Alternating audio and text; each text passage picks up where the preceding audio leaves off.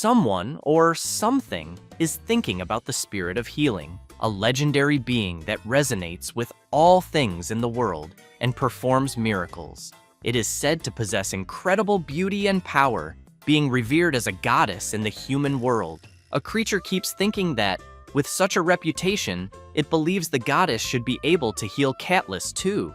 Then, it starts praying to the spirit of healing, whom everyone says can cure all the world's ailments. It pleads for the deity to appear and swears that, if she lends her power, it will offer a worthy price in return. With that, it starts shouting for the spirit of healing to respond, and a magic circle is created. However, a human appears instead, leaving the creature who was summoning stunned, as well as the human himself, who has no idea what's going on. The creature watches the summoning and wants to know if he is the supposed goddess of healing, thinking that humans really do have strange beauty standards.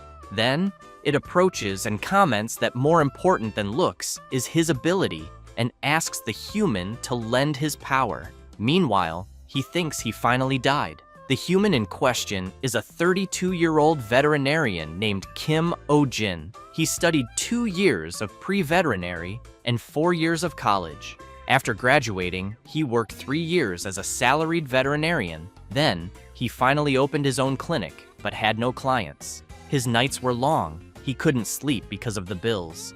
And just when rent and loan interest were drowning him to the point of considering suicide, he ended up being summoned to another world. After getting up, Kim wonders if he died of a heart attack while trying to sleep, but figures that dying in his sleep wouldn't have been a bad way to go. However, upon looking around and realizing he's in a damn freezing cave, surrounded by gold and jewels that seem to drag him into the fires of hell, and a giant, fierce, talking lizard bigger than an elephant, he concludes that he definitely went to hell. So he asked the creature in front of him what's going to happen to him now. The dragon explains that he just needs to treat his pet. Kim thinks that even after dying, he still has to be a vet, and so he's sure this must be hell. He also assumes the creature's pet must be a 3-headed hellhound. The dragon brings out the pet to be healed and asks the human to please cure him. This is Catless, a fruit bat. Kim immediately recognizes it as a bat and is very surprised. But just by looking at the little creature, he can tell it's unwell, it's skinny, and seems to have no energy. So, he switches to vet mode, picks up the little guy, and immediately wants to know its name, how long the dragon has had it, and when the symptoms started. The dragon says the pet's name is Catless, and that he's been taking care of him for about a week, and that apparently having a pet bat is trendy. Since he was the only one who didn't have one, he thought he'd try raising one too. He saw the little guy stuck at the entrance of a dungeon and picked him up. The protagonist can't believe what he just heard and thinks this is the second type of owner he hates most, the kind who irresponsibly gets pets just because it's trendy. However, he explains that Catless is really skinny and wants to know if the dragon has been feeding him properly. The creature says not really, because his pet barely eats, but emphasizes that he hunts fresh animals every day and gives their blood to his pet to drink, but it doesn't even touch it. Kim lowers his head and starts having flashbacks, realizing that the dragon also falls into the 5th type of hated pet owner, the one who doesn't research the animal they adopted. The dragon grows worried and wants to know if his pet has a serious illness and what he can do. Kim becomes furious and yells at the dragon, explaining that his pet is a fruit bat and can't drink blood, no matter how much the owner gives him. The dragon says that the other dragons told him they fed theirs with blood. The vet explains it's because the others are a different species, and that theirs are most likely vampire bats, while his is a frugivore species. He then says Catless can only eat fruit, and asks if the dragon made his pet starve for an entire week. By giving it blood it couldn't even drink. The creature gets embarrassed and tries to argue that it's his first time raising a bat. Kim goes crazy with anger and yells that this is Agdibrois. This is exactly why the dragon should have researched it, because if he's going to take care of a living being, he should at least have that minimum level of responsibility. He then yells even louder asking what the hell is up with the temperature. Because it's so cold, he thinks the poor bat might wake up in the middle of hibernation. The dragon explains it's because he's from an ice species. Kim adds that, in that case, he shouldn't be raising pets if he can't provide the right environment. The creature watches the protagonist and thinks that this was to be expected, because he believes the legendary spirit of healing really crushed him with his presence. Meanwhile, the vet really wants to know why the hell anyone would want to raise a creature just because it's trendy. The dragon thinks about telling the human, how dare he be so arrogant in front of a dragon, but knows there's no way to argue back. And looking at Catless, he wonders what the hell he's done for someone who claims to love nature. Because he knows that, no matter how small, the creature in front of him is still a life, and that, as the spirit of healing said, he should have taken responsibility. So he picks up Catless and tells him that, because of his selfishness and ignorance, he made him suffer. He apologizes and says he'll prepare fresh fruit for him right now and then return him to where he came from. The dragon thanks Catless and makes it clear that his pet's happiness is more important than his greed. Kim listens to all this and thinks that hell is more reasonable than he imagined. Then, the dragon thanks the protagonist for giving him that huge reality check and, as promised, says he'll pay the price for using his power. Kim asks that in his next life they let him be born as an oil-rich Arab prince, or reincarnate as a filthy rich villain heir. The dragon wants to know what the hell that means, and if it's some language from the spirit realm. The protagonist is puzzled and wonders what exactly is this spirit of healing the dragon keeps mentioning. Then, the dragon offers an item and says he will grant him a magical artifact imbued with his divine power, and that with it, the protagonist will be able to create whatever he wants. However, he warns that if he has bad intentions, he won't be able to use it.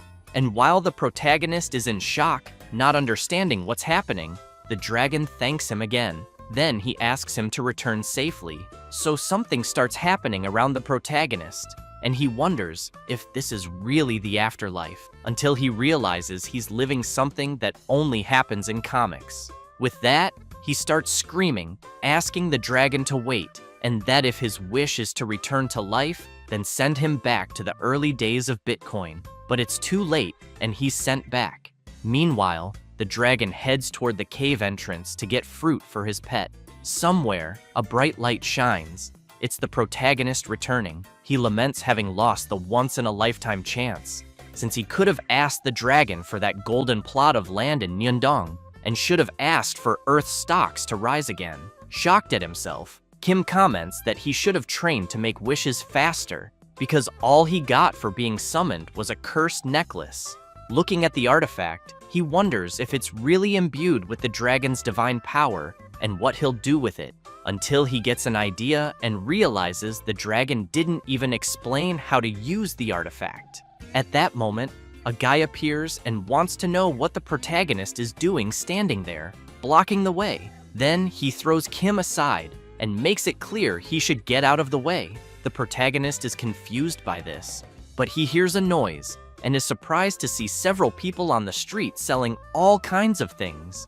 A man bumps into him and tells him to move out of the way. Kim touches his shoulder and realizes the bump was real, so he wonders if he reincarnated or if it could be possession. But he quickly remembers that the dragon said he would send him back home. At that moment, a girl calls out to the protagonist and asks him to buy some fruit, saying they're sweet, almost like honey. Kim walks up to her and asks where exactly he is. She wants to know if he's lost, because judging by his clothes, which are pretty weird, she figures he must be a traveler. She explains that this is the Belmore region, south of Baron Doyle's domain, but she emphasizes that there's not much to see there, although the inns and shops are all lined up, so travelers always stop by. That's why she wants to know where he's from. Kim is stunned, thinking the dragon messed up, but answers that he's from a very faraway place. She replies that he must be from some village at the end of the world, but just as she says that, both she and the protagonist turn around in shock. Several crates of apples fall to the ground, and a creature starts eating several carrots at once. It's a giant floppy-eared rabbit named Elizabeth, who overeats when stressed. People panic and run away from the huge creature. Kim wonders if it's really normal to have monsters walking around like that. The girl asks what he's talking about, but says the creature in front of them is Lord Melmore's pet bunny. Then she suggests he should run too while he still can. The protagonist turns around, confused by the term bunny, but the girl doesn't hesitate and runs off. Kim turns as he hears screams. A child is on the ground, crying for her mother, near the huge creature, who opens her massive mouth to try to eat the little girl. Kim gets extremely worried and wonders how the hell that's just a bunny. He runs off, thinking he's never heard of anyone dying from a rabbit bite. The creature is about to bite the child, but the protagonist gets there just in time and saves her.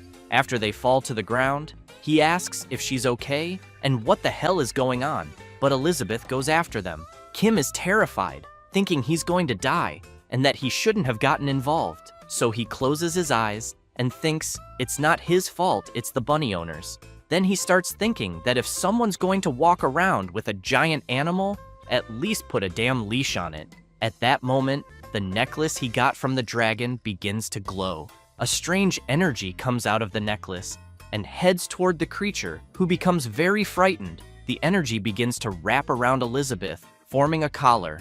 Kim tries to understand what's happening and realizes he managed to stop the giant creature. The people hiding see this and start wondering if the protagonist is some kind of mage, since he managed to tame the giant rabbit with a single move. A little girl asks her sister, the same girl who had been talking to the protagonist earlier, if he's some kind of wizard. She replies that she thought he was just a regular traveler. Kim is still confused, trying to understand what's happening, since he just thought of something and it ended up happening. Then, a man comes running and yelling, worried about his bunny. He looks at his servants and comments that they couldn't catch his pet, and because of that, makes it clear that everyone's salary will be cut. Then he gets excited and calls his pet for another walk. But he's soon shocked to see that his pet is tied up and immediately wants to know who tied up his Elizabeth. He then turns furiously when he sees the protagonist holding her. Then he wants to know what Kim thinks he's doing with his baby. Kim apologizes for restraining her without permission, but points out that someone almost died. The chubby guy hugs his creature and says there's no way his bunny would do something like that, and tells the protagonist to let her go and back off. Kim gets furious and tells the owner that if he's so sure, why doesn't he stick his head in her mouth, thinking this is one of those owners he hates most, ones who never admit their pets could do anything wrong. He then asks if the guy has any idea how strong a rabbit's bite is. He says she could crush his soft skull like a boiled potato.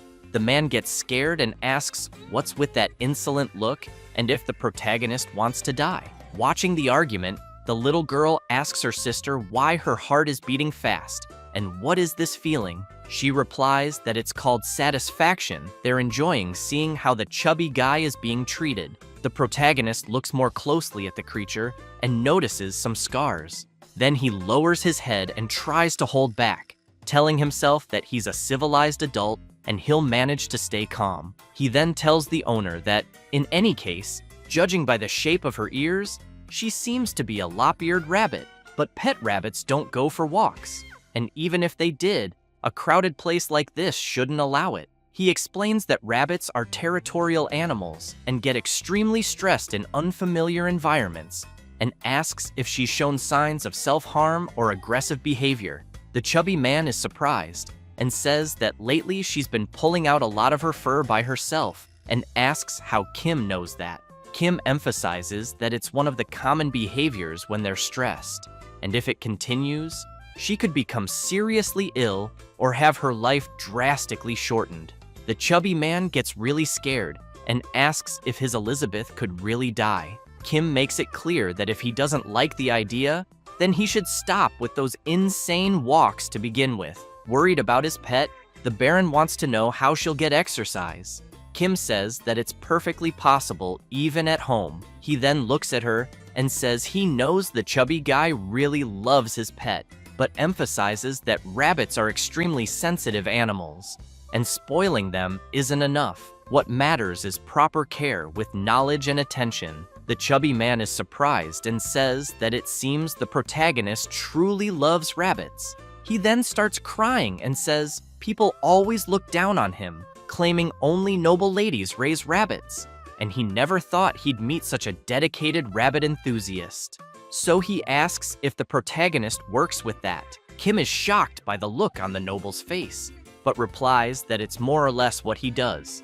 The chubby guy claps his hands and asks the butler to handle everything he brought.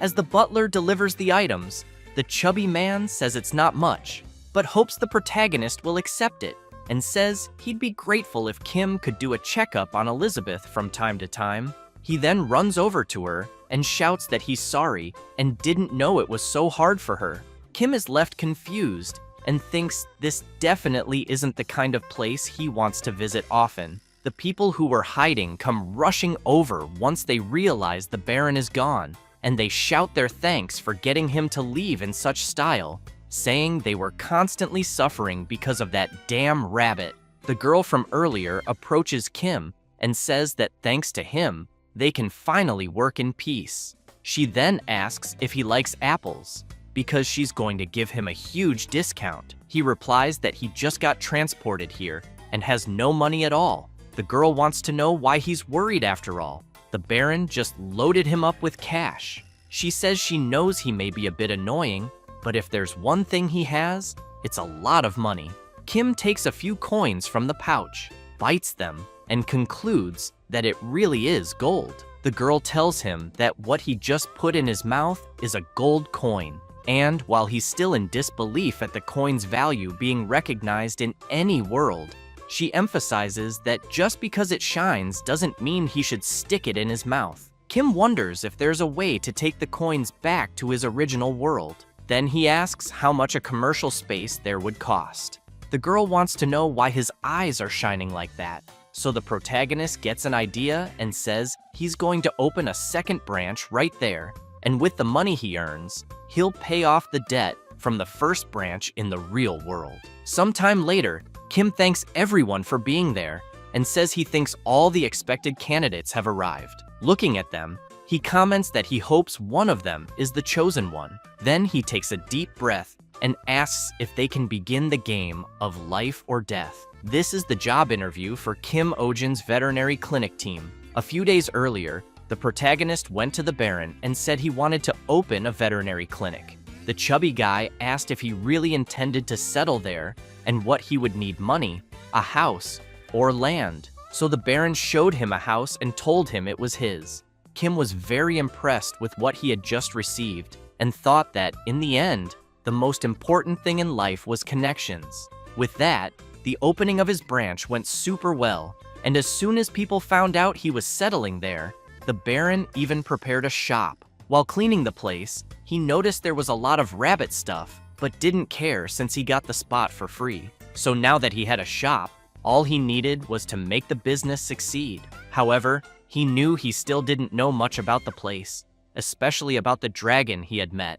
And because of that, he figured he'd need to find him again to return to the real world, since the dragon had said he would send him back, but ended up dumping him there. Then he started putting up notices, saying he needed someone who knew the region well and had knowledge of animal medicine. And so, back to real time, the job interviews began at the veterinary clinic branch. The first interviewee introduces himself as Thomas, the second son among 3 brothers and 2 sisters, born of a strict father and a kind mother. That's why he trained both his body and his character. Kim evaluates the first candidate and thinks he has no personality at all. The second interviewee says his name is Philip and that his family has worked with animals for generations.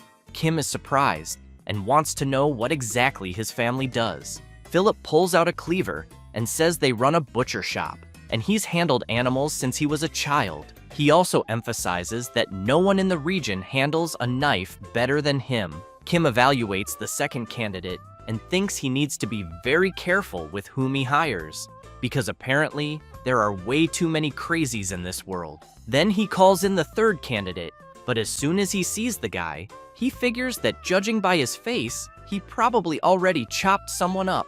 Still, he thinks he can't judge by appearance. So he asks the third candidate why he applied for the job.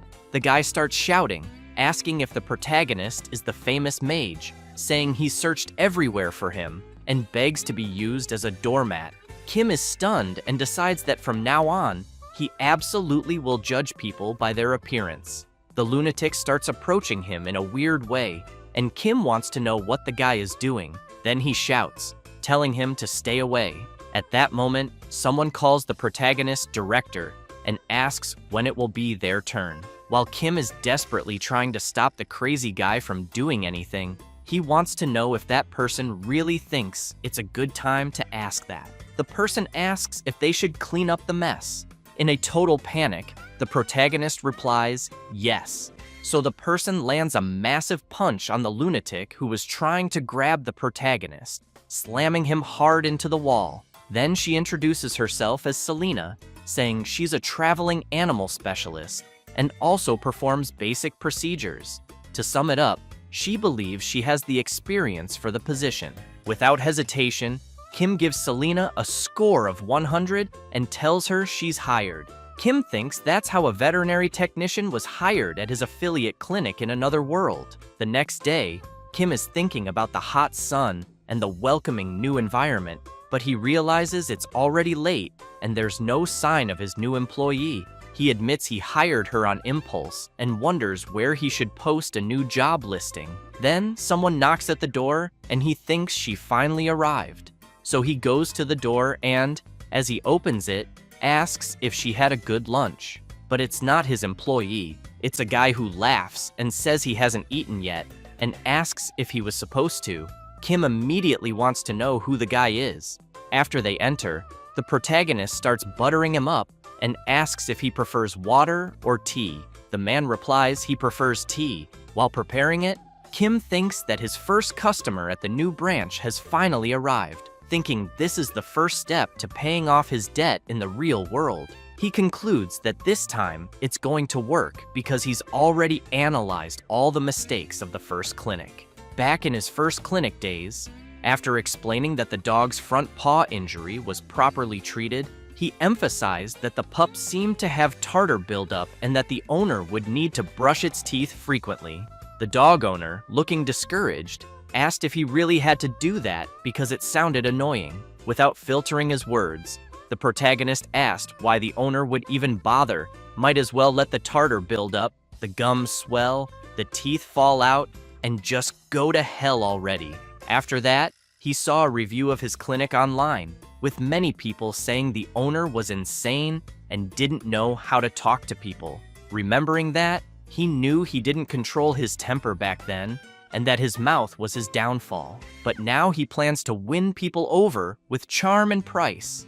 So he asks the guy in front of him where the pet is. The man shows that the animal is in his pocket and says his name is Pojak, and he's a lizard. Kim is impressed when he sees the creature. He reflects that he thought all animals in that world were nuts after that giant rabbit, but luckily, what he's seeing looks like a normal lizard. Then he tries to hold it in when he realizes the pet is in the owner's pocket and asks where the cage is. But his conscience, because of the debt, tells him to stay calm. Maybe the owner doesn't have anywhere else to put the pet. The guy yells, saying it's cooler to keep his pet in his pocket, which makes Kim furious. His conscience begs him not to react and just focus on work. The client wants to know why the vet is gripping the table like that. After calming down and thinking he finally managed to control himself, Kim asks why the owner brought Pojak and if he's sick. The guy says it's because his pet seems really weak and that he's also sensitive to cold. Kim explains that's normal for lizards. The client also says that when he grabbed the lizard's tail, it fell off. Kim holds back again and says that's also normal. The client says he'll trust the protagonist and asks him to make his pet healthy. Kim, seeing how the client is asking, suddenly remembers the dragon because it was in the same tone. So he thinks the real problem isn't the animal, it's the owner. Still, because he doesn't trust the owner, he thinks it's best to do a checkup. After picking up Pojak, he notices something strange about the creature's skin. Kim comments that it looks like Pojak has dysectisis, a condition where the skin shedding process doesn't go properly. The client asks the protagonist to be very careful when touching him, since Pojak is a bit aggressive, as he was picked up from the street. While Kim touches the creature's skin, it starts to get annoyed. Then, it fills its mouth with something, which leaves the protagonist quite confused, trying to understand what's going on. At that moment, Pojak opens its mouth, and a powerful fireball appears. Quickly, Selena shows up, grabs Kim by the shirt, and pulls him out of the way of the creature's fireball. She makes it clear that he almost got a face full of fire from a salamander, and that she almost lost her boss on the first day. However, Kim is pinned to the wall from the impact. Then he comments that maybe it would have been better to be hit by the fireball. After that, Kim concludes that, to begin with, he can't examine Pojak with bare hands, since, being a salamander-type creature, it spits fire when it feels threatened. While the protagonist wants to know if there's something like fireproof clothing around, Selena asks the owner where he got the salamander. The guy says he picked it up back on the mountain, that it was love at first sight, and he brought it right away. But he wants to know if maybe she's jealous. She replies no, but wants to know, to begin with, if it's not illegal to capture salamanders from there, since they are too wild to be kept at home, and their numbers are already low due to illegal hunting. The guy is completely shocked to hear that, and asks if that means he can't keep Pojak. Selena replies that, unfortunately, no, because it's illegal, as she mentioned, but she asks the owner not to worry too much, because she thinks that if they say they're just treating Pojak temporarily, people will probably let it slide, as long as the owner releases him back into the wild after the treatment. At that moment, the guy turns around, starts crying, and says he'll never let go of Pojak. Then he runs off. Kim is shaking with rage and wants to know what the hell is wrong with the owner. Selena guesses maybe he decided to leave. The protagonist looks at her with a sinister expression and says they haven't even started treating the animal, so he wants to know where the owner thinks he's going and why she just stood there watching. Therefore, he orders Selena to go after him immediately. She finds it strange, but replies that she will. Meanwhile, in the city, the girl is all happy organizing her fruit stand, since she knows the Lord's rabbit isn't around, and life has become more enjoyable. She thinks that as long as the creature is busy playing with the Lord, there's no way the stand will be wrecked anytime soon, until she sees several people running. Solana and the protagonist are chasing after Pojak's owner. They pass by the fruit stand, and Kim is already exhausted, begging them to catch the owner for God's sake. The girl realizes it's the guy from before. She turns and says she doesn't know what's going on, but this time, she won't get involved. The guy, while crying, keeps wondering why the veterinary clinic staff are still chasing him and whether they're jealous of his pet. So he shouts for Pojak not to worry, thinking this is also a test for them, but makes it clear that no one will separate them. Kim keeps yelling, saying the salamander needs to shed its skin and that the owner should stop. The chase continues through the whole city until Selena and Kim stop briefly, and he comments that the scumbag owner is really fast. She emphasizes that her boss needs to work out more. Then she asks if the salamander really didn't manage to shed. He replies yes and explains that, in addition, it already has 2 or 3 overlapping layers, so he thinks they need to be removed as soon as possible. Selena becomes serious and says they need to hurry and find the owner. Kim asks why she looks worried. She says that if a salamander doesn't shed, the fire builds up inside it, and when that fire reaches an unbearable level, it leads to uncontrollable rage. She points out that a salamander's rage is really dangerous and could even destroy the entire area. Kim gets worried and says they need to find him quickly to try to prevent a bigger disaster. Meanwhile, the owner arrives at a place and thinks everything seems fine there, and that those lunatics probably won't follow him there. He puts Pojak on the table and says they're safe now. He feels happy and thinks he needs to celebrate the moment with a beautiful song. But while he babbles, he doesn't notice his salamander building up a fireball, which keeps growing by the second, until it starts to emit a strong glow that catches his attention. He turns to see what the glow is, and an explosion happens. While on the ground, the owner screams in pain. As he gets up, he looks at the fire in front of him, wondering what just happened. Seeing his pet in the center of the flames, he starts shouting and asking if it was the one who caused all that. He approaches and asks if his pet is mad at him, but says that even so, he can't go around setting things on fire. As he reaches his hand toward the creature, it feels threatened again and quickly prepares another fire blast, scaring the owner. As soon as Pojak fires it, the owner thinks his pet couldn't be doing this, since they're family. But right then, Selena arrives and pulls the owner out of the way, and the protagonist quickly grabs Pojak, who's still releasing intense heat. Kim asks his assistant if the creature's fury targets people. She explains that Pojak has completely lost reason and emphasizes that if they leave things as they are, the fire will only grow stronger, so they need to calm him down. Kim starts shaking Pojak back and forth, trying to figure out how to do that. And just as the little creature prepares another attack, the protagonist thinks that if only they had a fire extinguisher. At that moment, the necklace he got from the dragon starts glowing intensely, and suddenly, a fire extinguisher appears in the protagonist's hand. He's surprised, but doesn't think twice and sprays it right in the creature's face.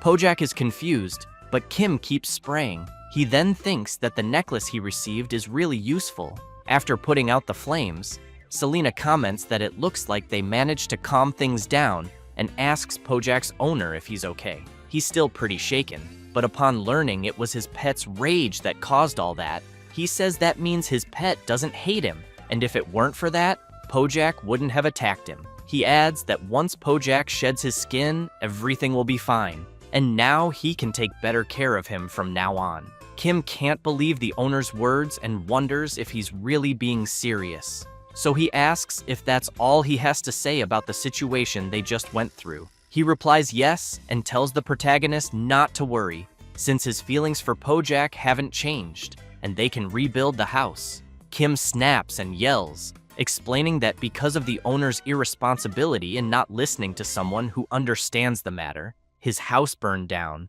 The neighbor's house could have burned too, and people could have gotten hurt. So he asks if everything turned out fine just because the owner is okay. The owner looks a bit embarrassed and explains that's why he said he'll take better care of Pojak from now on. Kim takes a deep breath and tries to hold back so he doesn't lose his temper. He then makes it clear that he shouldn't raise wild animals irresponsibly, since they have their own environment to live in. And besides, he emphasizes that bringing them in just because they're cute, without truly knowing the animal's ecology, he wants to know if the owner really thinks that's what love is. Because if Pojak goes into a rage again, he asks if the owner is confident he can handle the creature on his own. The owner gets really upset and can't say anything. Kim also states that life can't be sustained by affection alone. After the protagonist explains all that, some time passes, and in a certain part of the forest, he's impressed, saying that now that Pojak has shed his skin, he looks much healthier. Selena comments that the creature's appearance looks good too. However, they start wondering how the creature grew so fast in such a short time. Still very puzzled, Kim wants to know how such a big body fit inside the shell. Selena replies that that's the mystery of nature. Meanwhile, the owner is feeling pretty down, thinking about how much his pet has grown and that he probably won't need him anymore. Tears well up in his eyes as he thinks that his pet is returning to the vast nature that can embrace his existence. So he yells, telling his little one that he must be happy and that he's letting him go because he loves him. As the owner babbles, the protagonist covers his ears and begs him to stop doing that, or he'll mess with the creature's instincts. With that, Pojak runs off, and his owner shouts after him. The guy is disappointed, wondering how his pet could leave without saying goodbye. Selena tries to console him and tells him to relax, since salamanders don't understand the concept of ownership. She emphasizes that they probably just saw him as a food-bringing servant. The guy asks if that's supposed to be comforting, but they don't notice someone approaching. It's Pojak, who opens his mouth and starts forming a huge fireball. Everyone turns around, startled, but the creature turns his attack into a display of fireworks, which surprises his owner, the protagonist, and his assistant. The guy is thrilled by the farewell and says Pojak really is amazing. And with that, the first patient completed his treatment.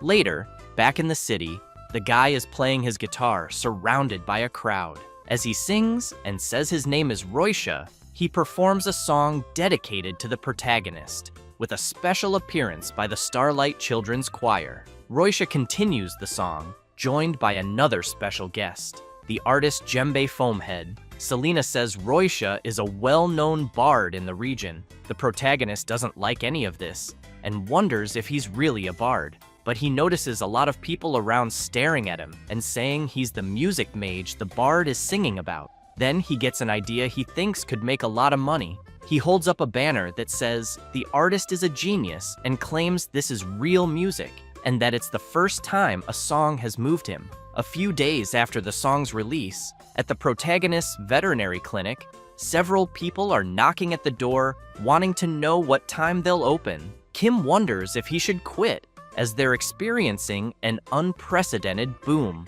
After several hours of consultations, there are still people outside. With an exhausted expression, Kim says the checkup is over and asks the client to return next week for a follow-up. Selena teases her boss's expression and says that before next week, she'll probably be preparing his death certificate. Out of his mind, the protagonist keeps saying he needs to earn as much as possible while he can. Selena points out that his lifespan is also being drastically reduced. Kim notes that it's already been a month since he arrived there, and that, thanks to the Lord, his second branch is a huge success. In the early days, he also struggled with so many clients, but after seeing how much money he made in a single day, he always kept calling in the next customer, even when the clinic was closed. Because of that, he concludes that what he's learned about the world there, while treating patients, is that even in this world, humans' best friends are dogs and cats, only some breeds are a bit different. After a long day of work, he starts feeling his shoulder, stretches, and comments that he's really tired. But Selena tells him they still have the last client of the day. Kim wants to know what kind of animal it'll be this time. Selena says it's a shaman and explains it was originally a hunting dog, but she heard it recently became popular as a pet. However, she also heard that because it's very aggressive with anyone except its owner, it has the highest abandonment rate. Kim says he sincerely wishes that all humans who want to raise pets just to follow trends would be eliminated. Selena goes on to say that the adult shaman reaches a human's upper body in height, and its claws and teeth are sharp enough to pierce a boar's skin, so she thinks her boss should be careful. When the client comes in, Kim thinks that just hearing about it already makes it sound like a ferocious breed. As soon as the client opens the cage, the shaman puppy, named Choo-Choo, known for its strong loyalty, comes out drooling. Kim looks at his assistant, and she comments that she forgot to mention the dog is only 3 months old. The client tells the protagonist that since the day before, the puppy has been limping and wants to know if it might be injured. Kim is confused, wondering where the puppy's legs are. He picks it up to check and thinks that, at 3 months, the puppy's joints should already be strong. Then he notices a small thorn stuck in its little paw. As he removes it, he says there was a thorn lodged in the paw, and that now the pup should be fine. He just needs to disinfect it. After that, the little puppy gets all excited and starts jumping around, and the protagonist thinks it looks like a ball of yarn, but is happy about it. His assistant notices. After the satisfied client leaves, the protagonist collapses and says it's finally over. Selena comments that he looked happy. Kim is confused and asks her to be more specific. She wants to know if he was happy because the puppy was cute or because the job was done successfully. Kim wants to know why she's curious about that. She replies that it's surprising to see him smile when money wasn't the main thing. He takes a deep breath and says that just for that day there weren't any seriously ill animals, since he believes the hardest part of being a vet is constantly having to face sick animals, and that when you love animals, the affection you feel becomes a burden. So he tried to exclude emotion and remain calm. But when he found out owners were abusing the situation, asking to keep their pets longer just to extend their vacation, he started yelling and being more aggressive with the owners. After thinking about it, he gets up and says they're closing and cleaning up quickly. Selena says it's already getting dark outside. Kim replies that it's because they had so many clients and tells her that if she wants to go home, she can, since the sun will set soon. Then he sees someone outside looking desperate. The man is shouting for the protagonist, begging him for help. Shocked, Kim asks if Selena can also do exorcisms. She grabs a broom and says maybe physical attacks might work. The man opens the window, startling the protagonist, then grabs him and runs off with him. Selena just watches, unable to believe what just happened. After the man takes Kim to a place, he keeps apologizing, then says he didn't know Kim wouldn't have the strength to climb a small mountain. Completely exhausted, Kim asks who the hell he is. The man apologizes again and introduces himself as Schwein, a public official who manages the territory. He starts banging his head on the ground and explains that the reason he came like this is because he heard Kim even managed to calm down the Lord's rabbit. So he wants to know if the protagonist could capture a lost dog. Kim is very confused, not really understanding the guy's request. At that moment, Selena shows up and replies that they're not an animal rescue organization. Kim agrees with her and emphasizes that a vet is someone who treats animals. Schwein looks disappointed and says he doesn't have anyone else to ask and is really out of time. Selena wants to know what kind of time he's talking about. He explains that about 2 months ago, this dog he's referring to settled on the mountainside. But luckily, that's the very place they were planning to build a path, and they tried to catch it themselves, but the dog is too agile, and the construction date is in 2 days. Kim asks what will happen if they can't catch the dog. Schwein says the army will be dispatched, and the moment they deem a rescue impossible, the army will eliminate the dog on sight. Hearing that leaves the protagonist stunned. Schwein begs for help and emphasizes that he really doesn't have much time. Kim is a bit hesitant to get involved, but still wants to know where the dog is to begin with. He points out that he's a vet and has never done any capturing, so he needs to at least see the dog to understand the situation. Schwein is happy and says the dog is just a bit further ahead. As the protagonist stands up, he says he's not agreeing to do anything yet, but for now, they'll just check it out. Meanwhile, Selena thinks her boss is definitely going to do it, so Schwein points and says it's that way, and that for some unknown reason, the dog hasn't left that area. After they arrive, both Kim and Selena are surprised, as the dog looks agitated. Kim asks if the dog ahead might be a shaman. She says she already mentioned it's a popular breed that many people adopt and also abandon. They watch the dog, and Kim thinks it's been 2 months since it settled there, and judging by its condition, it seems it hasn't eaten properly during that time. Then they hear a strange sound in the forest and get worried, wondering what it was. Kim takes a step forward, which angers the dog and causes it to lunge at him. Selena grabs Kim and Schwein and jumps away, saying it's dangerous and that they need to pay more attention. Kim yells that turning your back on an angry dog is even worse. Selena asks if he would have preferred being bitten to death. Kim looks back and says if she keeps running from the dog, it'll only get more agitated and keep chasing them. So he considers that they need to distract it and find another place. But then they're confused to realize the dog isn't chasing them anymore. Kim wonders why the dog isn't following and asks if she hadn't said it was a hunting breed. So he points out that an excited animal, especially a hunting dog, wouldn't just stop chasing from that distance. The dog returns to the same spot it was in before. Kim notices this and becomes intrigued. Selena says she has no idea what the dog is thinking. Schwein explains that the dog chases people away like that every time, which is why the complaints from the residents below aren't a joke. Kim starts thinking about it until something comes to mind, and he immediately wants to know what kind of complaints Schwein received. He says the complaints are about a vicious dog barking on the mountain and being dangerous, and that's why people want it captured quickly. Then the protagonist asks if, by any chance, anyone has been hurt because of the stray dog. Schwein answers yes, but after thinking a bit, says no, there haven't been any such complaints. Kim asks Selena if she had mentioned that shaman dogs follow their owners well. She replies that, as she said before, they're known for their excellent loyalty. Then she wants to know if her boss noticed something. The next day, they're in another village, the closest one to the mountain. Selena wants to know why they came there, instead of trying to catch the dog. Kim says they're now looking for the dog's former owner. She's confused and points out they don't have time for that. So wouldn't it be better to just catch the dog? They could simply put food in a trap cage to lure it in, since it looked hungry. Kim says clearly that the dog wouldn't be lured by food. Selena doesn't understand and asks him to explain. He turns to her and asks why.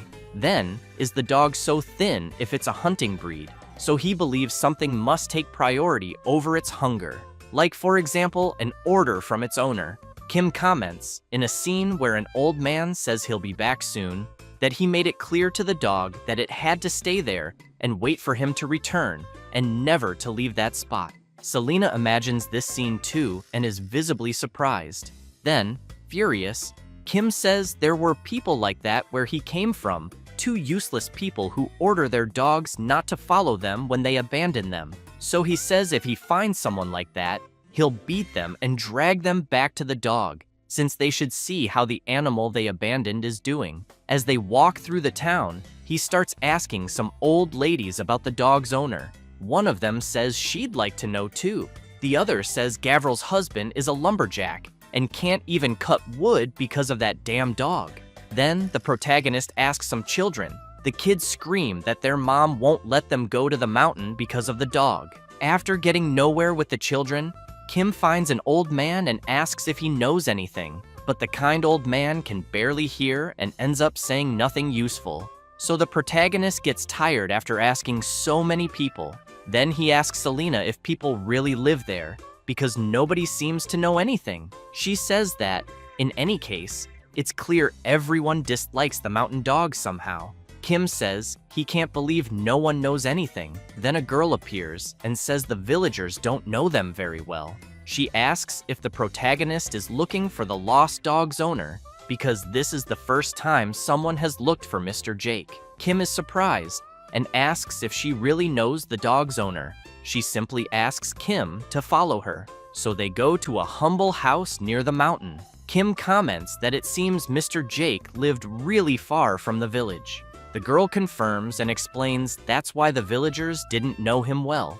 As she knocks on the door, the protagonist wonders if the man really lived alone with a dog in such a remote place.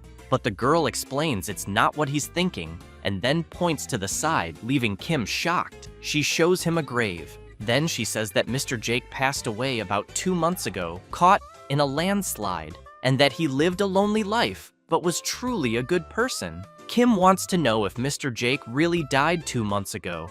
The girl confirms and says he had no family, so she had to take care of his funeral, and that even though everyone is cursing the dog's owner, the truth is that Mr. Jake didn't abandon the dog, he simply couldn't come back. Kim stands in silence, staring at the old man's grave. The girl also emphasizes that she tried to bring the dog back too, but it was useless. And if the protagonist is there because of the dog, she wants to know if he could help Max, which is the dog's name. Kim becomes thoughtful, then clenches his fist tightly, bows, and asks that Mr. Jake rest in peace. He then says he's truly sorry for the misunderstanding and that they will definitely rescue Max on Mr. Jake's behalf. After that, the afternoon arrives, and Schwein is nervous, wondering if the people in front of him weren't supposed to come the next day.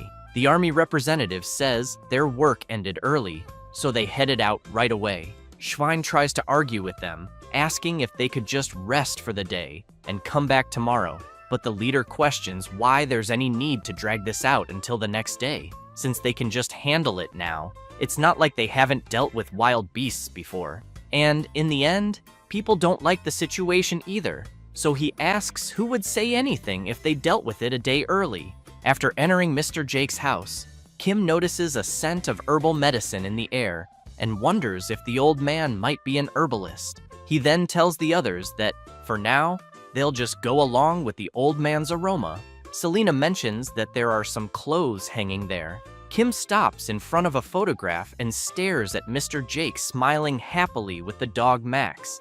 Thinking about it, he figures the old man must have really cherished his pet, which makes him want to find out what happened. Selena says that apparently Mr. Jake was searching for mandrakes. Kim doesn't understand and asks her to clarify. She points to a poster and says she's talking about the one on the wall. The protagonist gets a bit intrigued and thinks he might have seen something like that in a movie. Selena then asks if he's really never heard of a plant that screams. She goes on to explain that it's said to be hard to find and extremely difficult to harvest. But on the other hand, its price is so high that any herbalist would desire it. Hearing this, Kim becomes thoughtful and while looking at the photo, begins to suspect something. A little later, something catches Max's attention, making him excited as he realizes something. 2 months earlier, Mr. Jake had been in a small cave with the dog when it suddenly started raining. He made a fire to keep them warm until the rain passed. Max, with his fur soaked, was shivering from the cold, so Mr. Jake took a cloth and began drying him. He told his pet that he only brought him there as a precaution and, while drying him, asked him to stay still or he'd catch a cold from being wet. After drying the dog, Max jumped on Mr. Jake all happy, which made the old man smile too. Looking around, he commented that despite everything, it was a relief they found shelter from the rain, especially since he didn't know there was a cave in such a place. Then, as he turned, he noticed something, a glowing plant. As he bent down to take a look, he observed the light it emitted, the shape of the leaves, and concluded it was the mandrake plant he had been searching for. He was very impressed, thinking he'd never get to see one in person, only in books. So he considered going back home to get his equipment. The dog started trembling and growling, suggesting he wanted to go with him. But Mr. Jake made it clear he'd go alone since it wasn't far. He explained he'd be back soon and told Max to wait there. With a big smile, he emphasized that it was his lucky day. So, the dog stayed where he was told, while the old man went home to get his gear. However, while walking through the mountain, Mr. Jake heard a strange noise and looked up to see what it was. Unfortunately, that's when the landslide occurred that led to his death. The dog kept waiting for his owner. Days passed, and he always stayed there waiting, until one day, some people adventuring in the area found him. They immediately wondered what a dog was doing in such a remote place, and upon closer inspection, thought he had been abandoned by his owner. The girl commented that it was quite sad and asked if they should feed him. But as they got closer, Max became furious. The people got scared, said it was too dangerous, and ran away. After the adventurers left, Max returned to the same spot and continued waiting for his owner. Back in the present, Max smells something strange and soon hears footsteps approaching. It's members of the army. Schwein tries to reason with them that there's no need to rush, as it's already getting late and they need to find a place to stay. As they stand in front of the dog, while it growls furiously, the army representative asks if the others brought plenty of spare tranquilizer darts. They reply yes, since after all, it's a shaman breed dog. Schwein tries everything he can to stall the army representative and asks if he could wait at least an hour to do it, as he actually hired someone to rescue the dog. He then explains that when he looks at the animal, he feels like it has a story behind it, since it's a creature that hasn't harmed anyone so far. The army representative turns with a serious look and asks if Mr. Schwein really thinks they're there to worry about a dog's circumstances. He makes it clear that while he knows it might be a sad case, as Schwein said, his job is to keep the residents safe. With that, he points his weapon at Max, who lowers his head. The army representative cocks the weapon to fire, but someone arrives and puts a hand on the gun, stopping him from shooting. It's Selena who tells him he's being hasty and explains that she's there to rescue the dog, asking them to wait a moment. At that moment, someone approaches the dog, calling it by name. In Max's vision, he sees his owner, asking if he waited long, because he's there to take him home. Immediately, Max starts wagging his tail faster and faster, showing how happy he is to think his owner has returned. He starts barking joyfully and tries to play. But unfortunately, it's not Mr. Jake, it's Kim, disguised using some of Jake's belongings and scents. Kim apologizes to Max and says he's not the person he was waiting for. He then calls the dog to come home. Later that night, somewhere else in the forest, a creature runs in desperation until it stops to check if it's still being followed. And indeed, something is lurking and watching it. A sinister gaze emerges from the shadows, attacking the desperate creature fleeing through the woods. The next day, someone begs the protagonist for help. He's stunned by what he sees, and staring at the creature in front of him, comments that it's too fat to even move. The creature is a hamster of the floppier breed named Ping Ping. It has no specific features and makes a ping sound when it jumps. The owner picks up the adorable creature and tells the protagonist he's lying because Ping is skinny and has been sweet this whole time, and that he only eats 7 meals a day. Kim makes it clear that if his pet doesn't reach a healthy weight, it might develop a serious illness. He then asks for the next client to come in. It's Mr. Schwein, who immediately asks how the protagonist is doing. Kim reflects that Max came down the mountain to the village with him, but still couldn't accept his owner's death, and that everyone was heartbroken to see him refusing to leave the grave for a while. But fortunately, it seems he's opened up to the person who persistently cared about him. With that in mind, Kim wants to know why Schwein is there and whether something is wrong with Max. As someone places a box on the counter, Schwein replies that he's actually there because of an item. When they open the box, he reveals it's a mandrake plant. Selena observes and comments that it's strange for a mandrake to be exposing its roots above the ground, since they're usually buried deep in the soil. Kim thinks that the late Mr. Jake discovered the mandrake in front of him, and they decided to keep the plant as a memento. Schwein says that as soon as he transplanted it into a pot, the mandrake immediately ended up in that state. He adds that the plant started screaming day and night, and that he even tried covering it with soil, but it would always come out again. He then emphasizes that people around there can't go a moment without earplugs now, and more than one resident has had their eardrums ruptured. Selena comments that she's heard of cases like this, and that sometimes mandrakes are picky about their environment, and this seems to hate the current setting. She concludes that it must be very hard to deal with, and that it's truly a relief the mandrake is asleep right now, because once it wakes up, it'll be hell. With that, Mr. Schwein becomes desperate and begs the protagonist to please take care of the mandrake. Kim makes it clear that he's an animal specialist, and plants aren't his field. Schwein starts to panic and says that thing isn't a plant, it's a monster or a demon. Kim laughs and jokes that maybe Mr. Schwein should take the mandrake to a church instead of a hospital. At that moment, the plant starts to wake up. Mr. Schwein and his henchmen immediately run off, leaving the plant with the protagonist, who starts yelling for them to come back. Then, furious, he rants that he's seen people abandon animals before, but it's the first time he's seen someone abandon a plant. Selena removes the container that was keeping the plant confined and explains that, as she said earlier, mandrakes are very valuable medicinal herbs, not just the leaves and stems, but even the roots can revive the dying. Kim points out that it doesn't matter how valuable a medicinal herb is, what's the point if you can't control it? Selena notices the plant is waking up and warns Kim. The two of them cover their ears.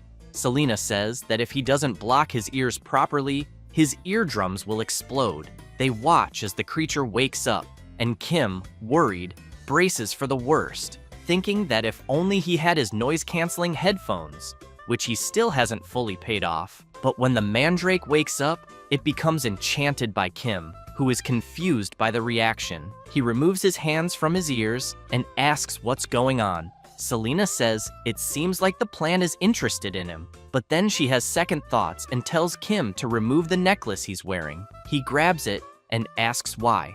As soon as the mandrake sees the necklace, it becomes even more dazzled and begins dancing passionately. Kim wants to know what the hell is going on.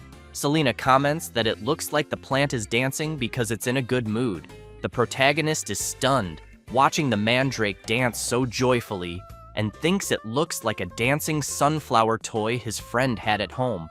Meanwhile, Selena keeps eyeing the necklace on her boss's neck. She asks him to keep the necklace visible and on his neck for now. He agrees, since he's never raised a plant before. After some time, night falls, and someone knocks on the clinic door. Kim starts waking up and wonders who the hell it could be. When he opens the door, he makes it clear that emergency night treatments come with a surcharge of up to 30%. The woman places her badly injured pet on the table and begs the doctor to please save it. Kim grabs a candle to get a better look and is alarmed, wondering if the poor animal was attacked by a predator. Judging by the deep wound, he thinks it'll be hard to stop the bleeding. Selena appears and says mandrake leaves have a powerful hemostatic effect. Kim quickly asks her to bring just one leaf, but the mandrake looks confused upon seeing Selena. Selena, noticing how the plant is staring at her, says it's probably better if he goes to get the leaf himself. Kim approaches the mandrake, confused and trying to understand why she can't just grab one leaf. As soon as she sees him, the mandrake lights up, excitedly dancing. She then plucks one of her own leaves and hands it to Kim, who watches in horror, wondering what on earth is going on. After applying the treatment with the mandrake leaf, he comments that it was incredible the bleeding stopped instantly. The woman begins crying with joy, thanks the doctor, and says she'll never forget this favor, even if she dies. He smiles and tells her the pet will need outpatient care for a while. So he walks back to his bed and thinks he can finally try to get some sleep. However, 30 minutes later, while sleeping peacefully, someone else starts screaming for help. When Kim goes to check, he finds another creature with the same type of wound as the last one. The protagonist observes with his friend and says the little animal was attacked by the same creature as before.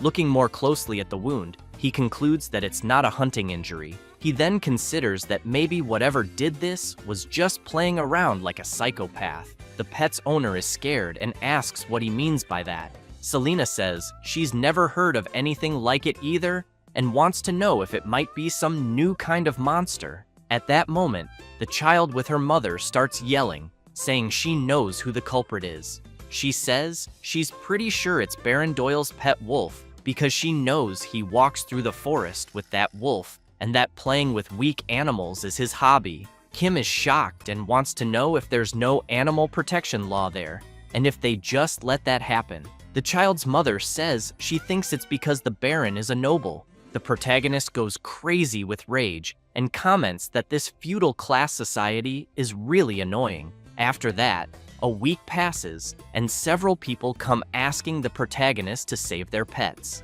Visibly exhausted from lack of sleep, the protagonist screams that he can't take it anymore and can't go on living like this. So he grabs a torch and goes out into the streets with several other people, calling for a class revolution and demanding that Baron Doyle show up to give an explanation because everyone there needs their pets to be safe. Kim starts shouting louder and louder for the Baron to appear, thinking to himself that he just wants to settle this so his life can go back to normal and he can finally get a good night's sleep. Then some soldiers appear. Their leader immediately asks who Kim Ojin is. He gets nervous, thinking they've identified the leader of the revolution and are going to punish him, but he's confused when they bow to him. The soldier says he will escort the protagonist to the castle. When they arrive, Kim sees Baron Doyle's wolf with the same wound as all the other animals he's treated over the past week. The wolf's name is Magma, a blood-fanged wolf breed with long fangs who really loves sweet potatoes. The Baron is in despair and crying, begs the protagonist to save his beloved pet, saying he'll reward him greatly if he does. Both Kim and Selena observe the wolf, wondering what the hell is going on. Meanwhile, back in town, someone is shouting, asking if people heard monsters have appeared in the western forest, and even the Baron's wolf was attacked. Some residents say they don't think it's a normal monster, and that they've even heard it's a giant beast.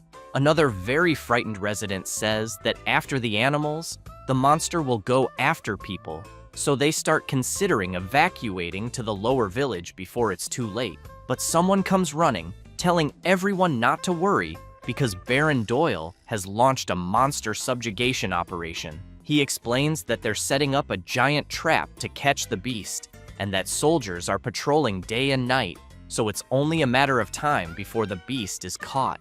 The people get excited and shout that this was expected from Baron Doyle, and that thanks to him, they'll be able to eat well again. But the Proto hates hearing this because he knows the Baron just cried and whined, and his subordinates handled everything. He remembers the Baron throwing a tantrum on the floor, begging his men to catch the beast that attacked his pet urgently.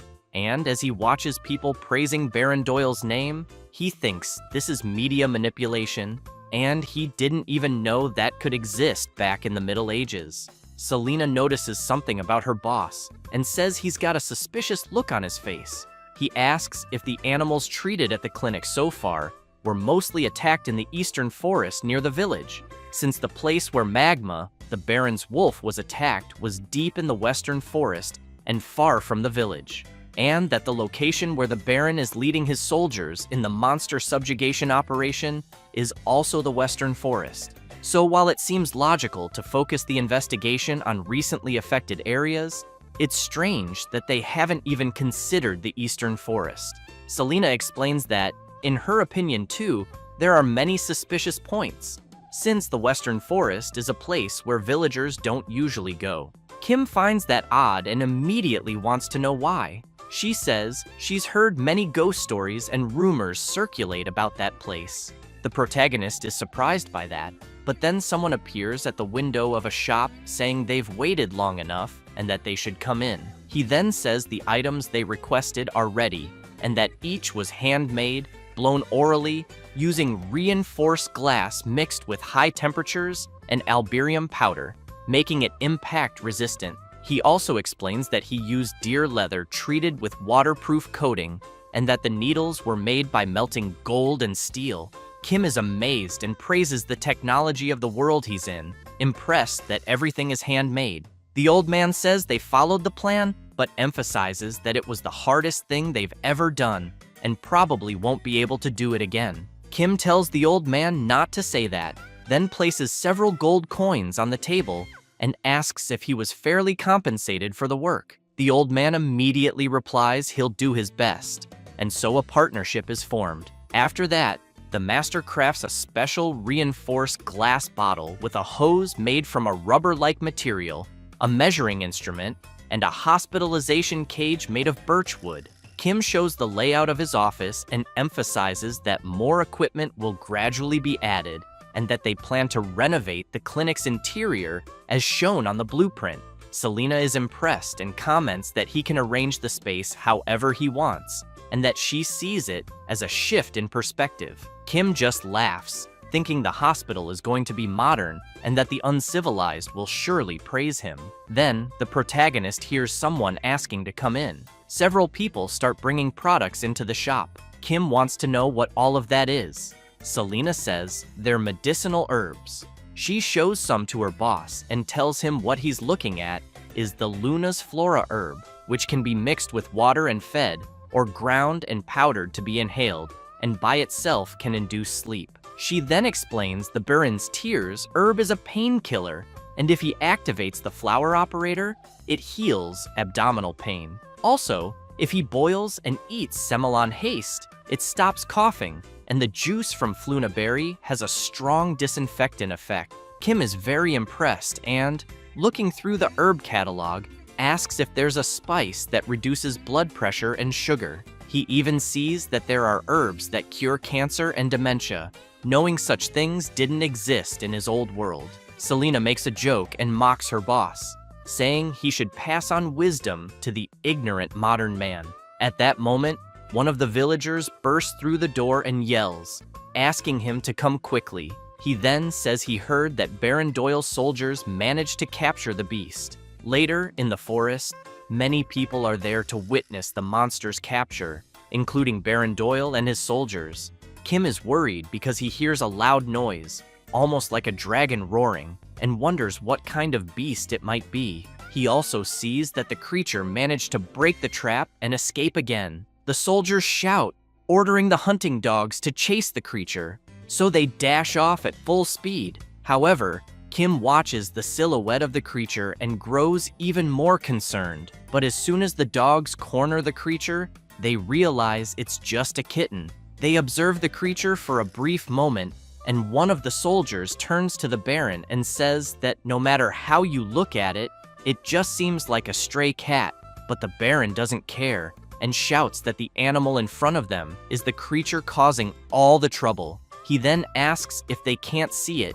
Even his wolf Magma is trembling in fear. Looking at the creature, he tells everyone to take a good look at the beast's wicked claws and teeth. However, the protagonist is in disbelief, thinking that no matter how he looks at it, all he sees is a super strong rich bully picking on a socially disadvantaged orphan who's often the target of bullying. Violence caused by self-defense. The Baron quickly orders them to throw the net over the animal.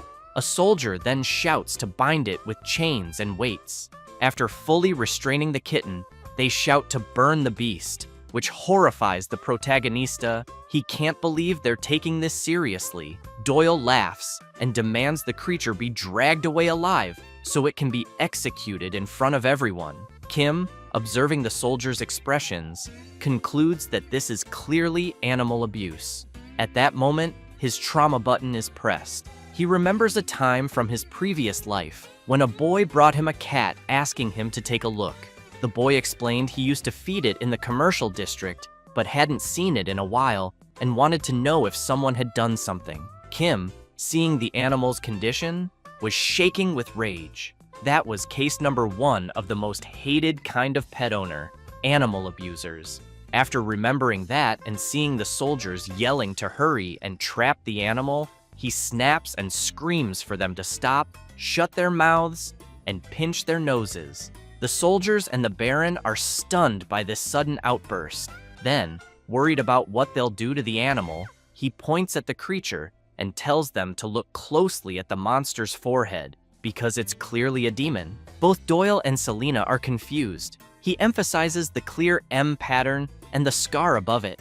Kim thinks to himself that he'll go full medieval, then keeps yelling that it's the mark of the great demon who will bring a global plague, the mark of Corona, the great pandemic. Everyone starts panicking, wondering if it could really be true. Kim explains that the first demon messenger who spread the plague was a small rat. A cat that ate many of those rats and accumulated magical power became an even stronger plague spreader than the rats themselves, and eventually showed up right where they live. He then gets serious and declares that the animal in front of them is the Corona plague. He explains that if the disease begins to spread, half the population there will disappear. The soldiers start shouting that they've never heard of such a thing in their lives. One of them turns to ask Baron Doyle what he thinks. The Baron asks the protagonist if it's really true. Kim answers yes and says it's something that happened where he came from, and that to defeat this demon, the entire world had to go to war against the plague.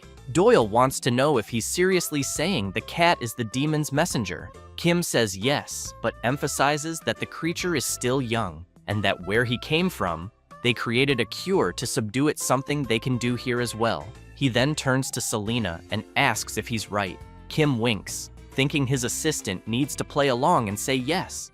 A bit awkwardly, Selena responds that it's quite possible, and that if they use the cat's blood and herbs, they might be able to make a cure for the epidemic. Kim waits anxiously for the Baron's answer, wondering what he'll do if this doesn't work. A soldier then comments to the Baron that this story is absolutely absurd. Doyle makes it clear to the protagonist that he has 1 week, and during that time, he must completely heal the monster and bring it to the castle, and after that, it will be executed in front of everyone. After partially resolving things, Kim returns to his clinic. A bit relieved, he admits he's really scared and thanks Selena, but comments that she seems better at lying than he expected. She replies that she never lied and explains that it's true that with the cat and the mandrake, they could make a cure. However, she knows one alone won't be enough, as they'd need to grind hundreds of mandrake roots. So she wants to know why her boss tried to save the animal. Selena says she put the kitten to sleep with pills for now, but thinks it'll be hard to deal with once it wakes up. Kim turns serious and says it's because the little animal isn't the one who attacked the village pets, as he recorded the symptoms and wounds of all the injured animals so far. The village animals all have similar wound sizes and shapes, but Magma, the Baron's wolf, is different.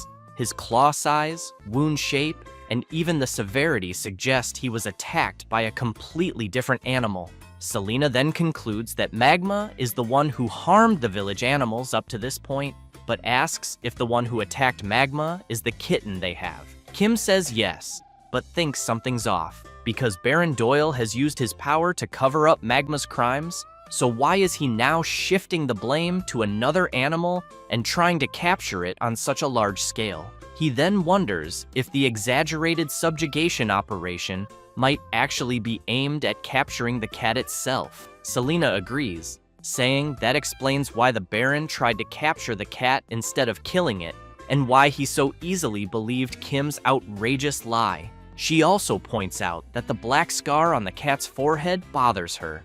It doesn't look like an ordinary wound, and it's odd that it has so many old injuries on its legs. Kim hears this and declares that he'll definitely do everything he can to figure it all out. Selena thinks that at first, she assumed her little boss was just a money-hungry vet, but now sees he's actually pretty impressive. But then she sees him petting the cat and wiggling his butt ridiculously, with a hilariously dumb face. Seeing that he won't stop, she's stunned and wonders if he's just a lunatic. After a while, loud noises start coming from inside the vet clinic. The people outside are scared, wondering what's going on, saying they've never heard such a terrifying sound before. One of the villagers shouts, asking if they haven't heard. He says he heard that veterinarian Kim is fighting a demon, and also that he's purifying the demon that causes the plague. People start imagining things, thinking the protagonist isn't just a doctor, but a wizard from another world. And so, public opinion in the Middle Ages is formed, with everyone cheering for the protagonist. Meanwhile, he's terrified, begging the just-awakened cat to start with just one spoonful, but the cat slaps him in the face. Kim watches the cat and thinks its temperament is really hostile. Selena notices something odd and asks her boss if the cat looks smaller compared to 3 days ago. Kim says yes, and not just the weight, the size of its body is noticeably smaller too. Selena says that's expected of a monster, and that maybe its body is shrinking due to magical exhaustion. But Kim gets upset and says that, magical power or not, the creature needs to eat something it hasn't eaten in 3 days. He explains that being hungry makes it angry, and getting angry burns energy, making it even hungrier, forming a vicious cycle of hunger and rage. Then he thinks, if only he had the demonic snack Zor in moments like this, until suddenly, he feels a strange pain in his chest and quickly notices his necklace, the one he got from the dragon, glowing. He's surprised to see something coming out from inside him and shooting straight toward the kitten, who, while furious, ends up being hit by the demonic snack Zor, and suddenly, he becomes completely docile. Kim takes the opportunity, picks up the little creature, and starts pampering it. Selena sees the scene and is stunned. Kim keeps spoiling the kitten, and while it quietly eats its food, Selena notices something. Observing the cat's forehead, she realizes that all her questions have been answered, and that the creature before them is not a cat. She then recalls the story of the Monoceros, horned lions, from the days when dragons were alive and mana filled the world. They were called divine beasts and revered as sacred beings. Wherever their horns touched, they brought water to dry lands and granted the blessing of light to dark lands. They were able to give such blessings because of the Monoceros heart, which had the ability to generate mana and possessed incredible powers. Furthermore, it was said the horn on their forehead was a sacred channel through which mana flowed, and that anyone who touched it would not escape death. And after the mana famine, the population of Monoceros decreased, and they began disguising themselves as small animals to protect themselves. But having never lost their pride as divine beasts, They were said to have never been tamed by anyone except one, the spirit of healing. So after the kitten eats several demonic Zor snacks, Kim tries to get it to use the litter box and succeeds. He gets excited upon seeing the little creature manage to do it. The protagonist, in this case, is the so-called spirit of healing. The happy kitten, on the other hand, is the legendary divine beast. Kim gives the kitten another demonic snack and praises it, calling it a poop machine. Selena can't believe what she's seeing. Meanwhile, in Baron Doyle's castle, he's taking a bath and becomes furious upon learning that the creature ate its meal calmly. One of his henchmen confirms and says that, while observing the veterinarian, he saw him cradling the creature like a baby, and it was purring and diligently eating something. Doyle says it sounds impossible, but then one of his guards appears and reports that the soldiers are getting restless and need an order. He then wants to know about the conversation he overheard regarding a demon's messenger and a plague, and whether the cat really isn't just an ordinary feline. Doyle says monoceroses are beings that cannot be tamed by humans, and that no matter how much power they've lost, they must never be underestimated. Because in the worst-case scenario, he believes these beings can convert the mana in their bodies into poison and self-destruction, and that power is truly immense, capable of bringing a plague upon an entire nation. He recalls the protagonist saying that it was something he really experienced in his world, and that the whole world had to fight the plague for years. He then reflects that it was said monoceroses never ate anything given by humans. With that, he thinks about the veterinarian and wonders if he knows some special method no one else does. The next day, at the veterinary clinic, the protagonist's new employee asks the pink fairy guardian to please come into the consultation room. She then explains that in the consultation room, they will measure the child's weight. Kim thinks to himself that this is how it should be done, recalling Selena's poor customer service, followed by violence toward a client at the clinic, and finally her requesting unexpected part-time leave. Not to mention the unauthorized absences on the last one. She said she'd be gone for a few days. As soon as he saw that request, he was furious, saying it was more than enough for just cause. So he urgently asked Pio, who lives nearby, to help him out for a few days, offering 2 silver coins per hour. He then realized she was very good with customer service, really liked animals, and had a diligent and proactive work attitude. So he starts wondering about the fluttering in his chest as he watches her performing Selena's duties, and that maybe he could even hire her as a full-time employee. However, that day, he notices something. Looking around, he wonders why everything is so quiet, since he knows that usually, with animals crying and fighting, the place is always noisy. But for some reason, all the animals and clients seem to be quiet. And while he keeps finding that strange, he doesn't realize it's all because of the cat on his shoulder, emitting a sovereign aura like a divine beast. The next day, Kim calls in the next client, and he immediately sees it's Ping Ping's owner. Upon inspecting the pet more closely, he wonders how this happened, since he remembers Ping Ping used to weigh only about 500 grams, but now looks like he weighs 10 kilos. Still shocked by the animal's growth, Kim wants to know if a hamster can really get that big. The owner looks confused and asks what a hamster is, saying his pet is a floppier. Kim snaps back to reality and remembers that people there don't know what a hamster is. Ping Ping's owner asks if the protagonist is seriously saying he doesn't know what a floppier is. Kim awkwardly says that's not it. Then Pio shows up, saying her boss is from another world, so the words he uses are different.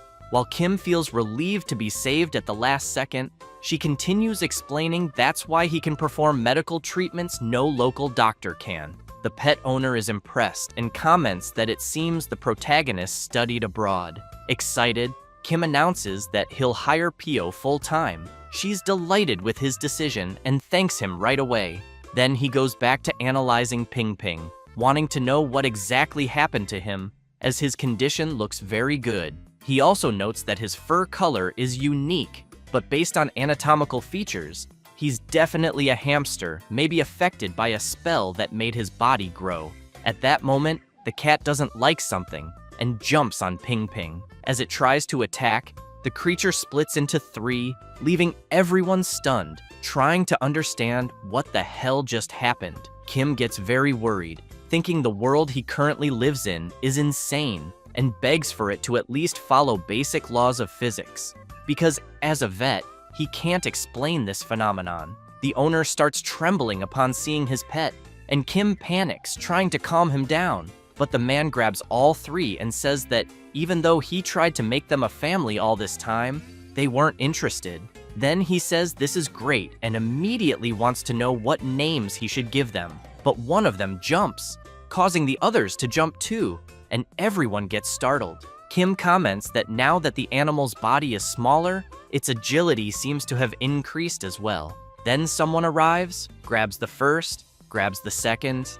It's Selena, and the third she catches with her mouth, saying the animal is not a floppier. She observes the little creatures and says they're bloobs, then quickly asks where the owner got them. He replies that he doesn't know either, and that he just got them as a gift from his father, but now wants to know if his pet is some kind of demonic creature. Selena says she intends to investigate that now, and as she places the little creatures into a cage, she makes it clear that they'll need to be hospitalized.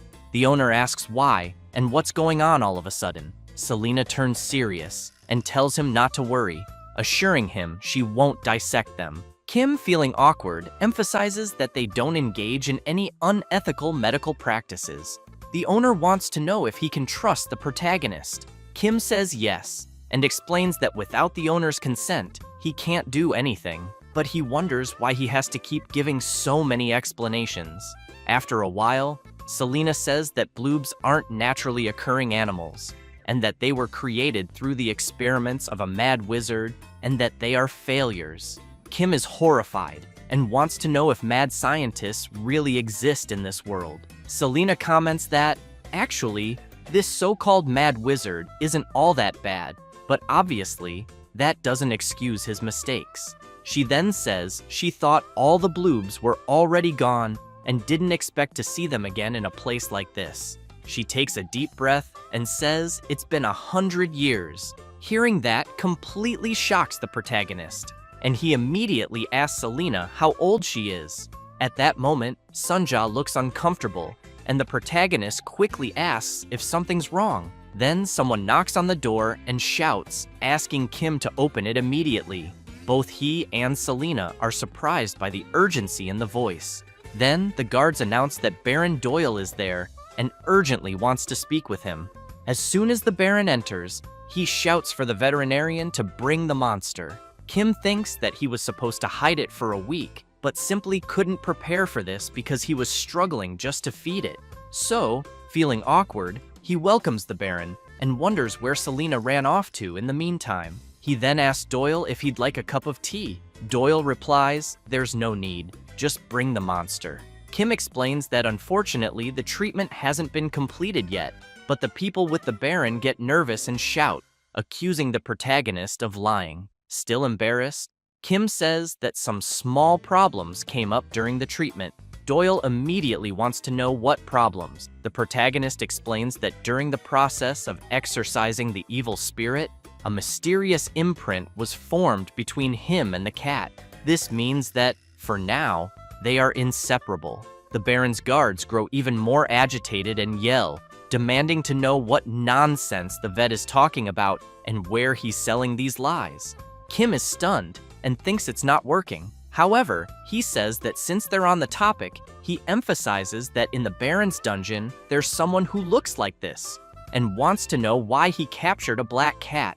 At that moment, Doyle is shocked and wonders how the vet knew that. Kim approaches the Baron and asks if he's secretly trying to get rid of this cat and execute another innocent one. Doyle becomes alarmed and asks what the vet is implying. The protagonist makes it clear that it wasn't Sonja who harmed the village animals in the first place, but rather his wolf. The Baron stands up startled and demands to know what nonsense the vet is spouting and whether he has any proof. Kim then pulls out a document and says the proof is right there. explaining that the wound marks detailed in the medical chart when compared with magma claws. But one of the Baron's guards grabs the medical report and tears it to pieces, which drives the protagonist mad with rage. The guard walks over to the black cat and says that now that the evidence is gone, he's going to take the monster. But Sonja slashes the guard's hand with her paw, cutting it. Kim starts to wonder what he should summon, whether it should be a steel transporter or a weapon to eliminate them all at once. He grips his necklace tightly, thinking about the possibilities.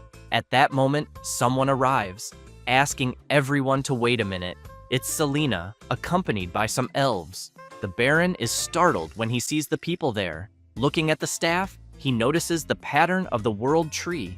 Observing the elf, he sees a mana circle on his forehead. He realizes it's the chief of the Supreme Inspection Agency of the Western Continent, Kalayan of the Etherean Order. He then bows and says it's an honor to meet him, but wants to know how the Sacred Order of Etherean could be in such a humble place. Kalayan explains that he came after receiving a report that a divine animal on the verge of extinction had been discovered. Meanwhile, the protagonist is amazed to see an elf for the first time, since he had only seen them in movies.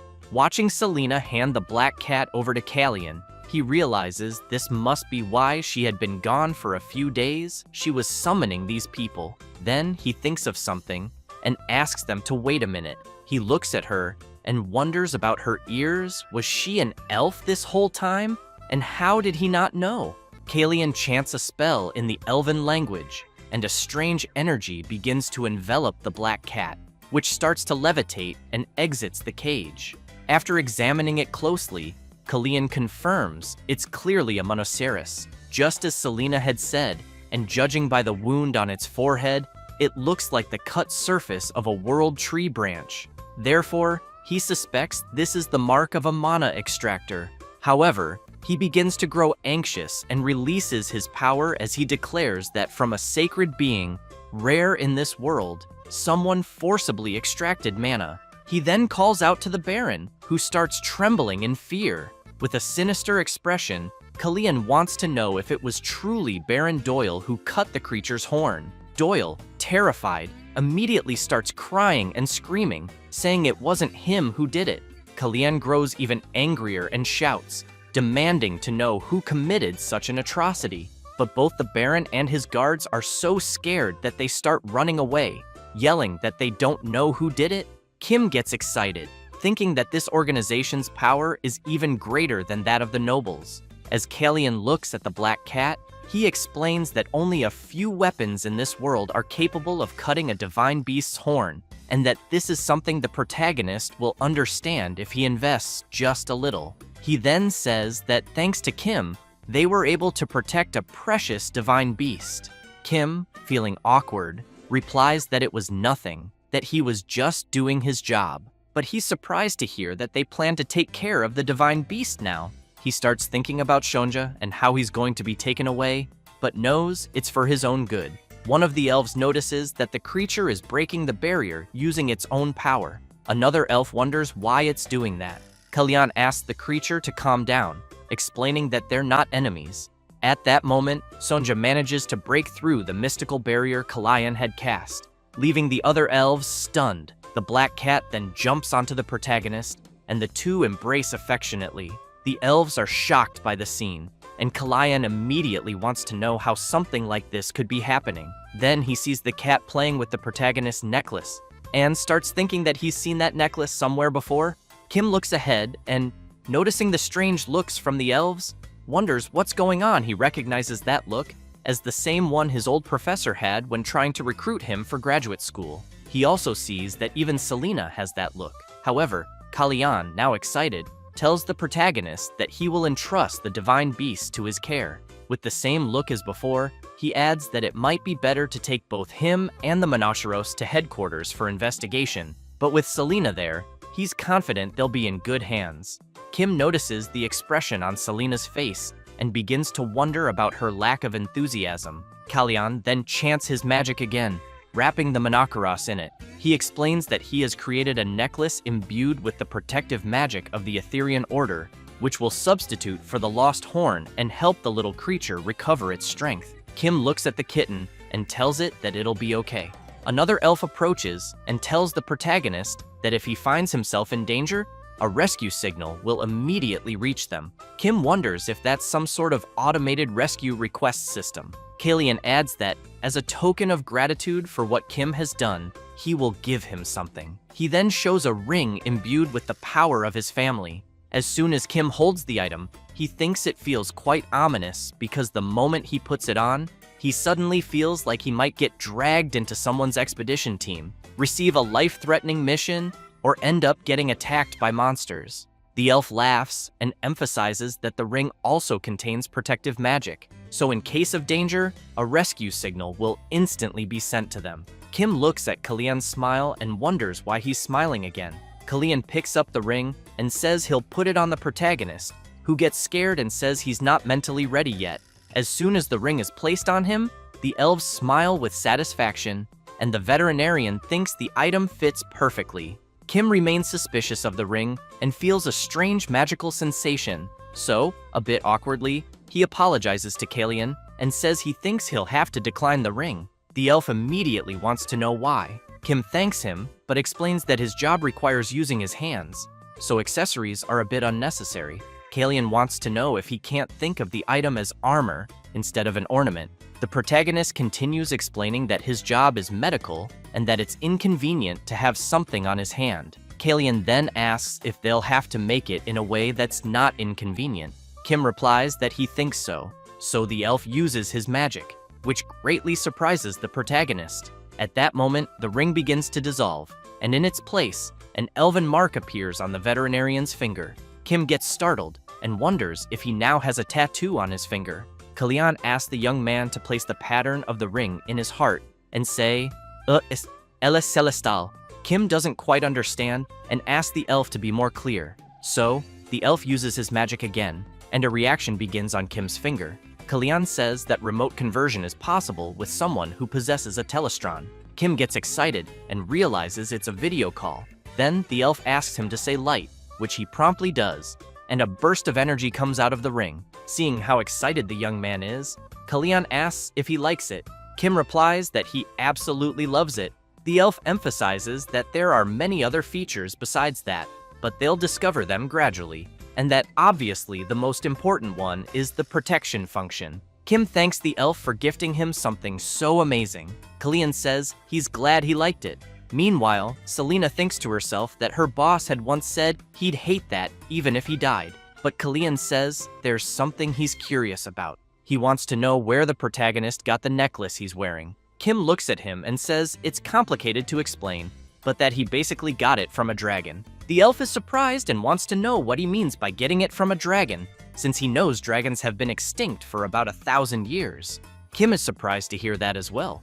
Very intrigued, Kalian asks if the protagonist has existed for 1,000 years. He gets embarrassed and makes it clear that's not the case, and says he assumes the elf has an open mind. He then explains that the dragon's pet bat was sick, so the dragon summoned a healer, and that healer happened to be him. After treating the dragon's pet, he received the necklace as a reward for his service.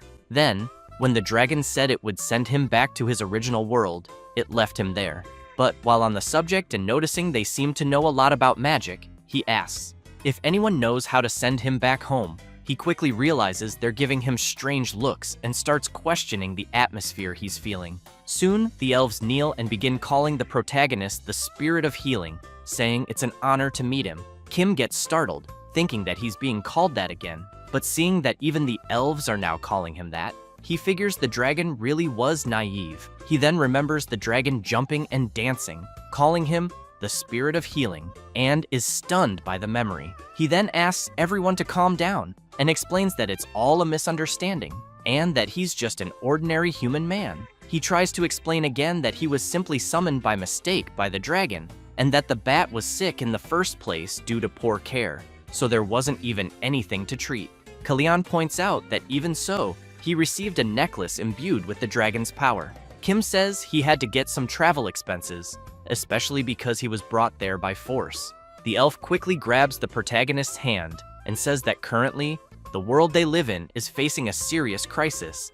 and asks if the protagonist has ever heard of mana. Kim, startled, says no. Kalian explains that mana is the sacred life energy that makes up the world they live in, and that the mana flowing from the Earth's source resides in all things in the world. The more mana that accumulates, like a dragon's mana reserve being 100 million, while a human's is only the larger the being, the stronger and more sacred it is. However, Kalian emphasizes that, starting with the extinction of dragons, countless divine beasts began to disappear. And with the disappearance of dragons and leviathans, even the world tree eventually started to wither. Because of this, he fears that if things continue like this, mana will soon be completely depleted, and the survival of the next generation is currently at risk. He then explains that the world's leaders, sensing the crisis, created an organization to develop countermeasures, and thus, the Etherean Order was born. Kim thinks it's like a UN environmental monitoring agency. Kalian places his staff on the protagonist's shoulder and says there's a legend that has been passed down in this world for a long time, in which the spirit of healing, who wears the power of the dragon around his neck, must save the world. Kim is completely stunned upon hearing this, but wants to know if the elf is talking about him. Kalian replies yes, and that they had been waiting for his appearance. The protagonist is in shock and asks them to hold on a second, because he believes there must be a big misunderstanding. However, the elves kneel, and Kalian makes it clear that from that moment on, his celestial family and the ethereal order will dedicate their lives to protecting Lord Kim Ojin, the spirit of healing. The protagonist is utterly terrified, asking them to wait and questioning if what they're doing is really necessary. He then starts thinking he's going crazy and quickly blames everything on that dumb dragon. The next day, Kim calls the next patient and reports that its nutritional status is good and there are no signs of any specific disease. The little creature he's examining is a flying fish named Lumi, a popular pet, but its owner wants to know why it can't fly. Kim says it's probably due to aging, since their average lifespan is 50 years, and hers is already 42. She agrees, but then shouts, asking if there's any way or method to slow down aging or make it fly, even temporarily. Kim says that's very difficult and explains that aging in pets is a natural process, and that she should accept and acknowledge it. She gets upset and says that, actually, her father has been bedridden with an illness since last year, and he loves watching the fish fly. Ever since he was confined to bed, the creatures also began to get sick, and eventually, one by one, they stopped flying. But she emphasizes that Lumi is currently the only one that can still fly. She then explains that Lumi was a creature her father especially adored, and he used to take it with him everywhere. In fact, she says she heard that when her father proposed to her mother, he gave her Lumi. Kim is shocked and asks if it wasn't a ring, but a fish, thinking it must be a joke. Selena calls out to her boss and says it's true, because in the past, proposing marriage with a flying fish was a worldwide trend. The fish's owner says that it's no longer like that, but until a few decades ago, it was said that flying fish could emit light from their bodies. She explains that the sight of flying fish soaring in flocks through the night sky was as beautiful as stars, which is why they were very popular at events and festivals. And that's why her father also took Lumi, who was struggling, and let it float in the night sky. The protagonist doesn't like hearing that people used animals for events, but the fish's owner continues, saying that's how her parents had a happy married life. However, a few years ago, her mother died of an illness, and her father also began to waste away. Now he stays locked in his room, caring only for the flying fish all day. She starts crying and says that some time ago, he said that if all these creatures became unable to fly, his own life would end as well. Kim starts thinking of the scene where a person watches a tree leaf and believes that if it falls, they will die too. Selena wants to know if they can't simply buy a new, healthy flying fish. But Lumi's owner starts screaming, begging the protagonist to make Lumi healthy again so it can fly, and to save her father's despair. Kim looks at the fish and thinks that it is healthy, just aging. Sometime later, Kim is thinking about the girl's sick father. She had been desperately screaming, asking for his help. He knew it was true that emotional bonds with pets affect health, but this was too much. He also remembers his previous life, with some clients sharing their stories, and he knew the problem was that there were too many negative cases. Then he also remembers the elves asking for his help, calling him the spirit of healing, until he wakes up startled and realizes he was dreaming about all those things. Looking at Shonja sleeping in front of him, he wonders what that dream meant. When he arrives at the clinic, he greets everyone good morning, but with heavy eye bags. Pio, also looking sleepy, says she didn't sleep well the night before either. She then asks if he was worried about the flying fish. She says it's so sad, because what the protagonist said was that the fish was aging, but she actually thinks it might be due to a lack of mana. The protagonist doesn't understand and asks her to be more specific. She says that when she was young, adults used to say that the flying fish stopped glowing, and they also said it was because the mana in the air had decreased, and if things stayed like this, the fish's ability to fly would soon vanish. Kim starts wondering if this could be something like environmental pollution, because it seems like the ecosystem in this world is being destroyed. Then he remembers again the elves asking for his help to save the world. But Selena makes it clear that it's not just the flying fish. She explains that the number of sick animals is really increasing, and they should assume that most are aging due to an unknown loss of ability, and that this is all a phenomenon caused by mana depletion. The clearest evidence they have is the Monoceros right there. Kim looks at Sonja and remembers that Selena had said Sonja was originally a lion, so he comments that Sonja's cat form is cute too, but he's really curious about his original form. Then he wonders if Sonja will still behave the same once he turns back into a lion, until something comes to his mind. He immediately turns and asks Pio what illness the flying fish's owner said her father had. She says she heard it was a disease where the bones weaken and break. Kim turns to Selena and wants to know what kind of medicine is usually prescribed for that kind of illness.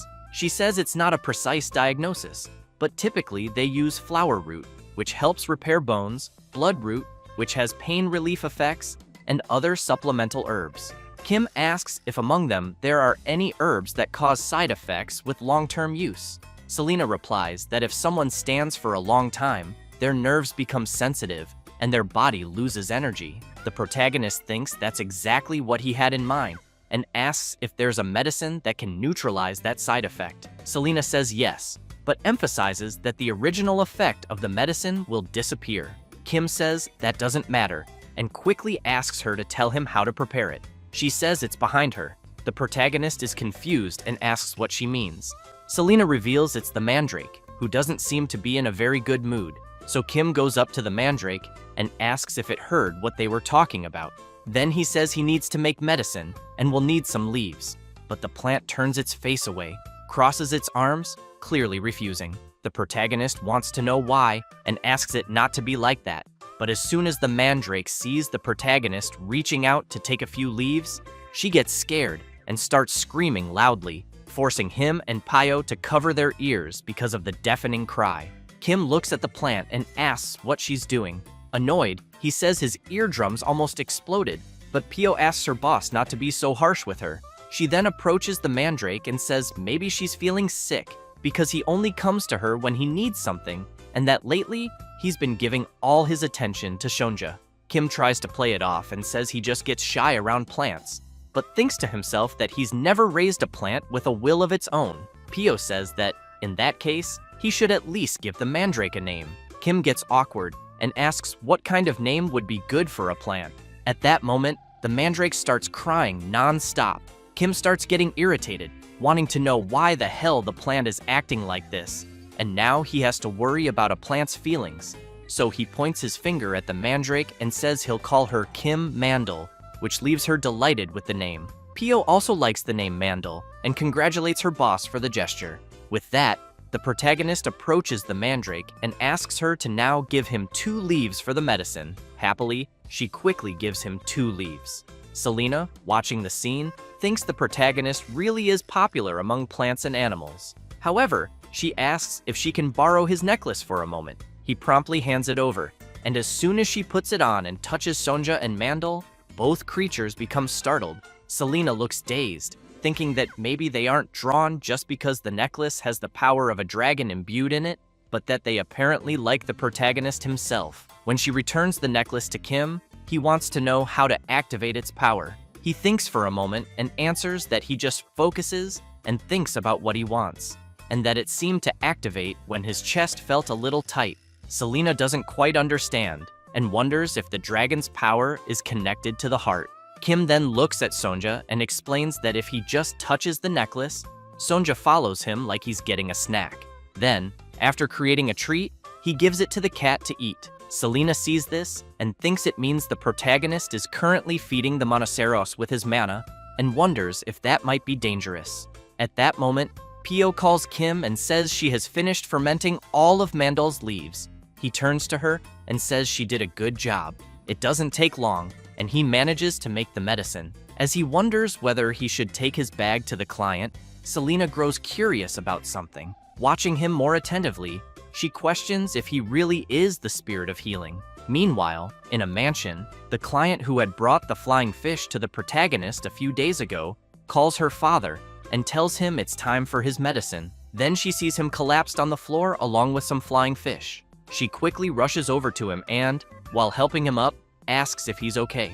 With great difficulty speaking, he says he's fine. She wants to know why he tried to get up alone. He explains that it seemed like Lumi wanted to look out the window.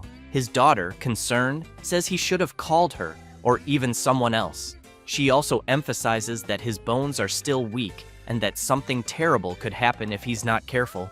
The old man takes a deep breath and says he thinks he doesn't have much time anyway, which makes his daughter even more worried. She wants to know why he keeps saying things like that, insisting that his illness can be cured. The old man calls his daughter and says that people don't die only from disease. He then explains that when all hope is gone, that's when someone truly dies. L'Oreal cries out for her father and keeps insisting, begging him to stop saying those things. But suddenly, the protagonist appears, opening the door out of nowhere, saying that what the old man is saying isn't true. People die due to incorrect information and wrong prescriptions about illnesses, and due to poor lifestyle habits and mismanagement. L'Oreal is surprised to see the protagonist, but her father immediately wants to know who he is. So Kim introduces himself and says he's a veterinarian, explaining that the reason Lumi can't fly isn't due to old age. He then points at L'Oreal's father and explains that it's because of the side effects of the medicine he's been taking. The old man is surprised and wants to know what the protagonist is getting at, since he's the only one taking the medicine, so why would Lumi experience side effects? Kim picks up the pet in his hand and explains that flying fish live on land, but he heard that they still have many habits from when they lived in the water. One of the most typical ones is preparing their food or favorite objects. In other words, the reason Lumi can't fly is because they consume too much of the medicine from the old man's hair and beard. As soon as he hears this, L'Oreal's father is astonished and says he doesn't think those little creatures lick his hair. But L'Oreal turns to him and asks if he didn't know. Every day, when he falls asleep, the little fish tidy up his hair and beard all night long. The old man is surprised and wonders if that's why his beard has always been so shiny. Kim says yes, and adds that he also treated them, so they should regain their strength in a day or two at most.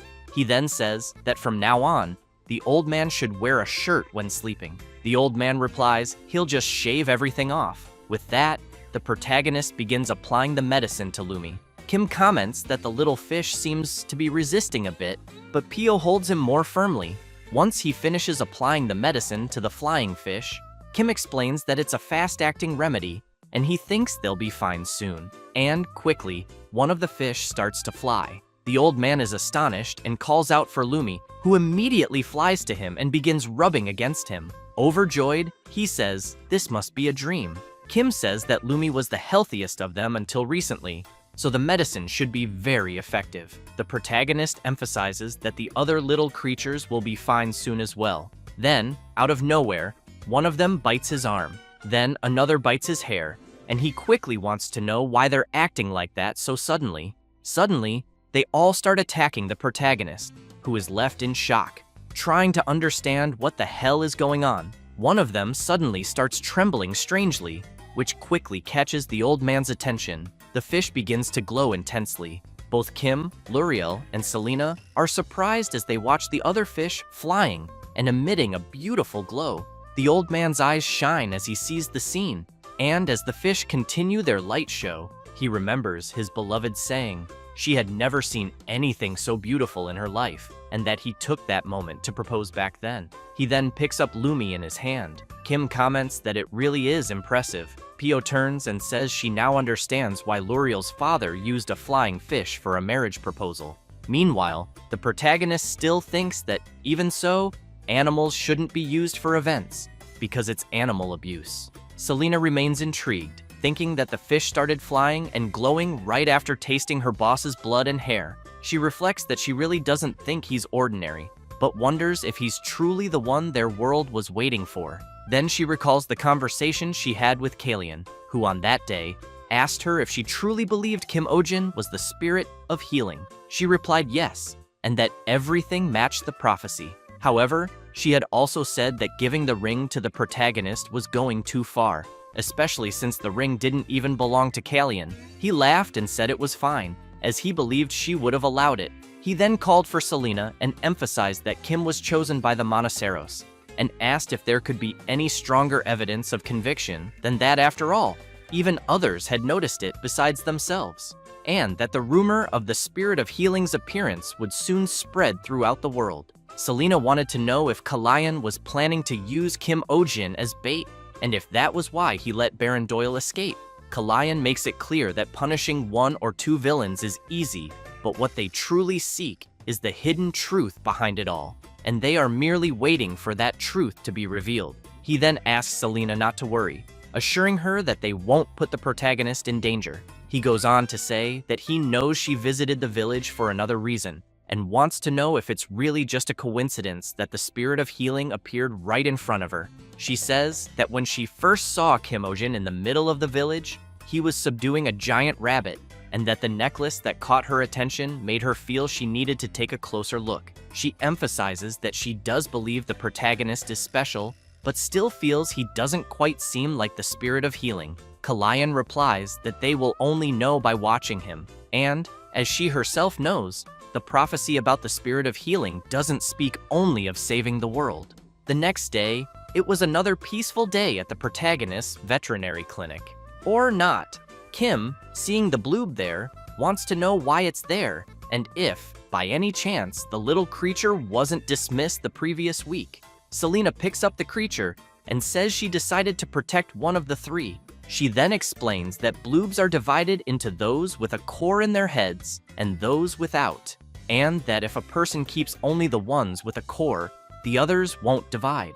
Kim points at the bloob and comments that this means it can divide. Selena replies, that's exactly right, but she emphasizes that the one in her hand is sensitive, and therefore, the protagonist should be careful when it splits due to stress.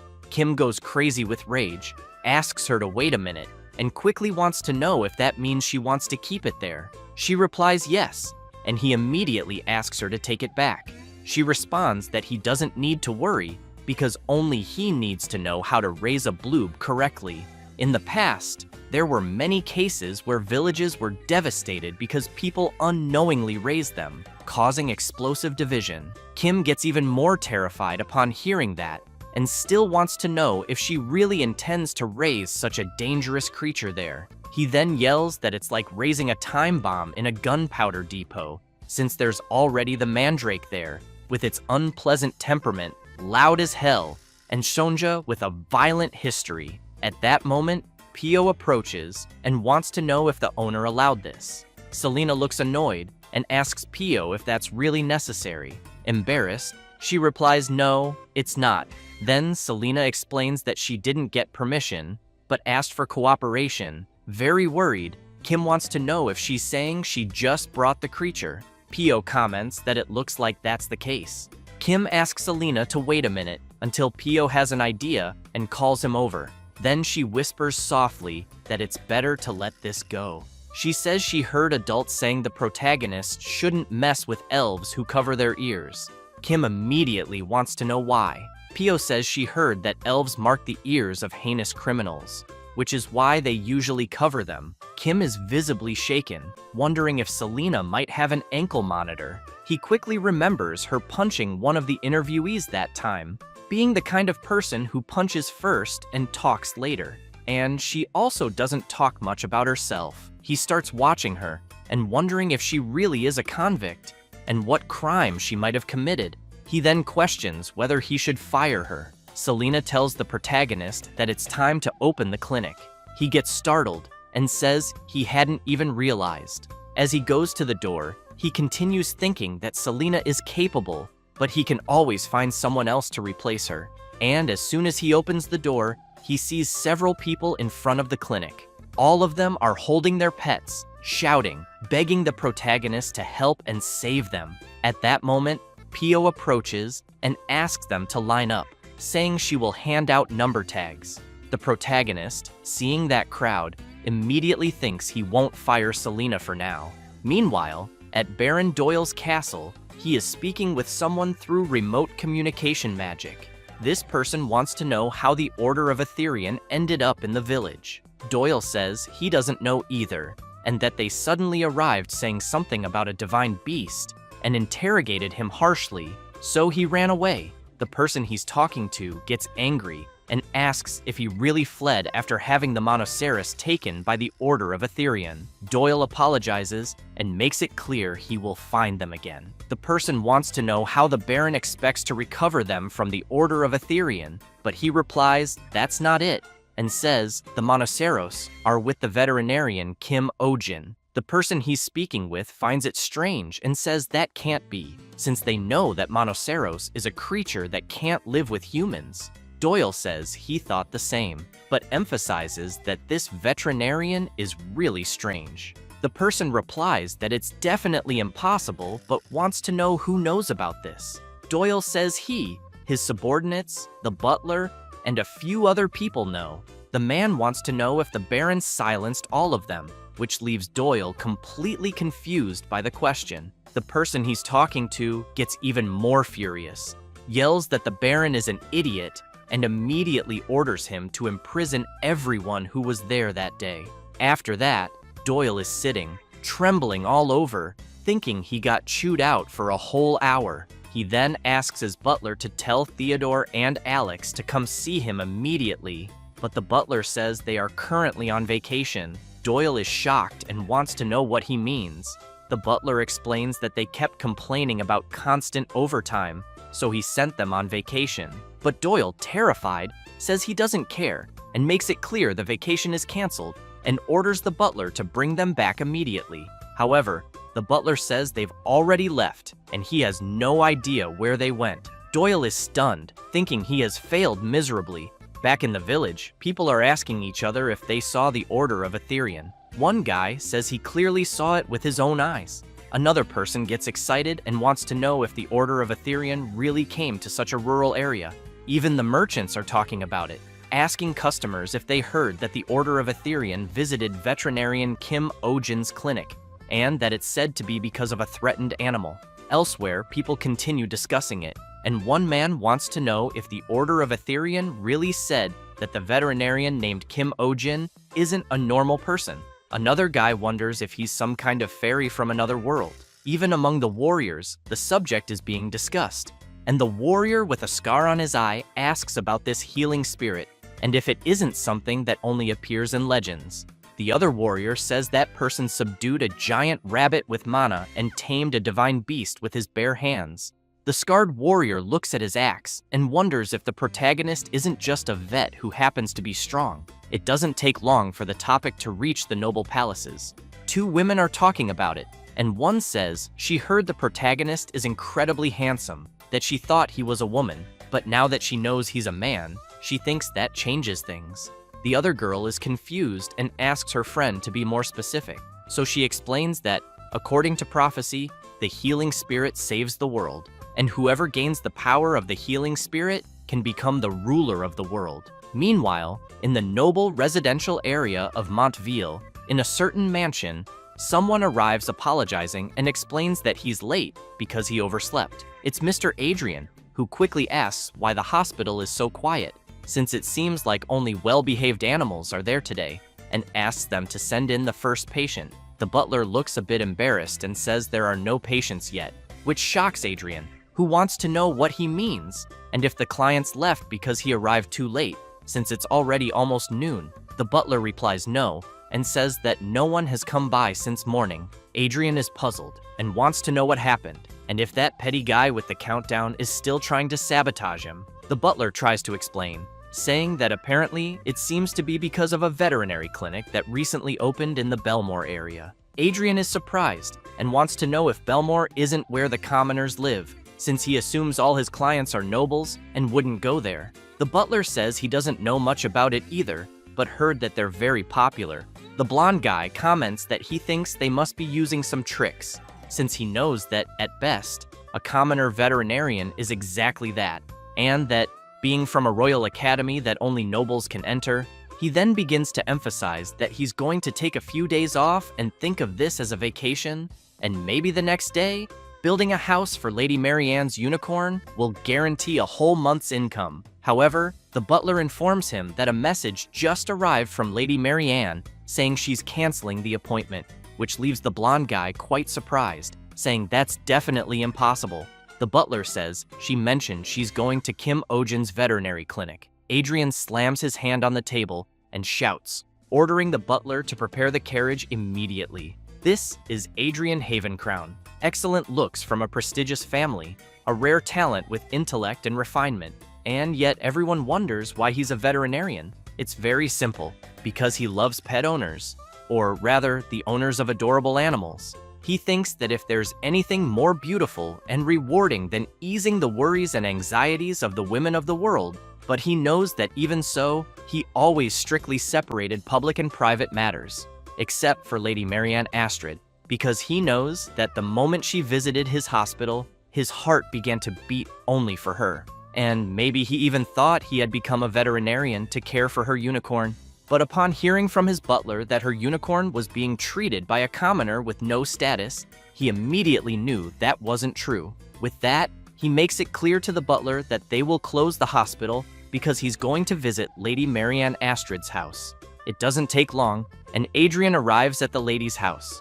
But her mother comments that it's unusual for Adrian to come by, so she wants to know if he can explain why he's there to see her daughter despite not having an appointment. A bit awkward, Adrian tries to explain that, as Lulu's primary veterinarian, he can't help but worry, and that, as she knows, Lulu is a very delicate child. He then emphasizes that if she entrusts such a precious child to a common man whose skills aren't even proven. However, Adrian is interrupted, and Lady Marianne's mother points out that the veterinarian her daughter went to see is not a man. She goes on to say that she heard the person named Kim Ojin is a woman. Adrian is very surprised to hear this and quickly asks if that's really true. The woman says that although she's a commoner, she heard her skills are excellent, and that she's also very beautiful. People even call her some kind of fairy or spirit. Adrian is quite stunned, but starts imagining how beautiful she might be. He begins to lose himself in his own thoughts, wondering if this veterinarian has a warm beauty with golden hair like the sun, or a cool beauty with dark hair. However, Lady Marianne's mother calls him out and says she's sorry, but everything she just said is a lie, and that she only wanted to see his reaction. She then orders the guards to escort him out. As he's grabbed and dragged outside, Adrian keeps yelling, saying he's not some lecherous man crazy for women. The lady's mother thanks the vet for trying to meddle. He keeps shouting, trying to explain, saying he only has dark intentions toward Lady Marianne.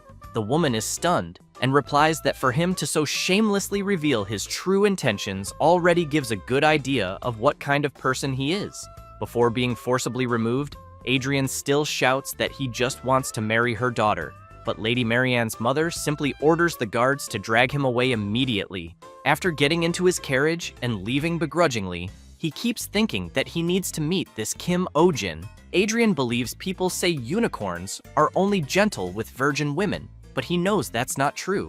He knows unicorns are picky about people because of their sensitive nature, and that, especially, the smell of blood or male sweat is something unicorns absolutely hate.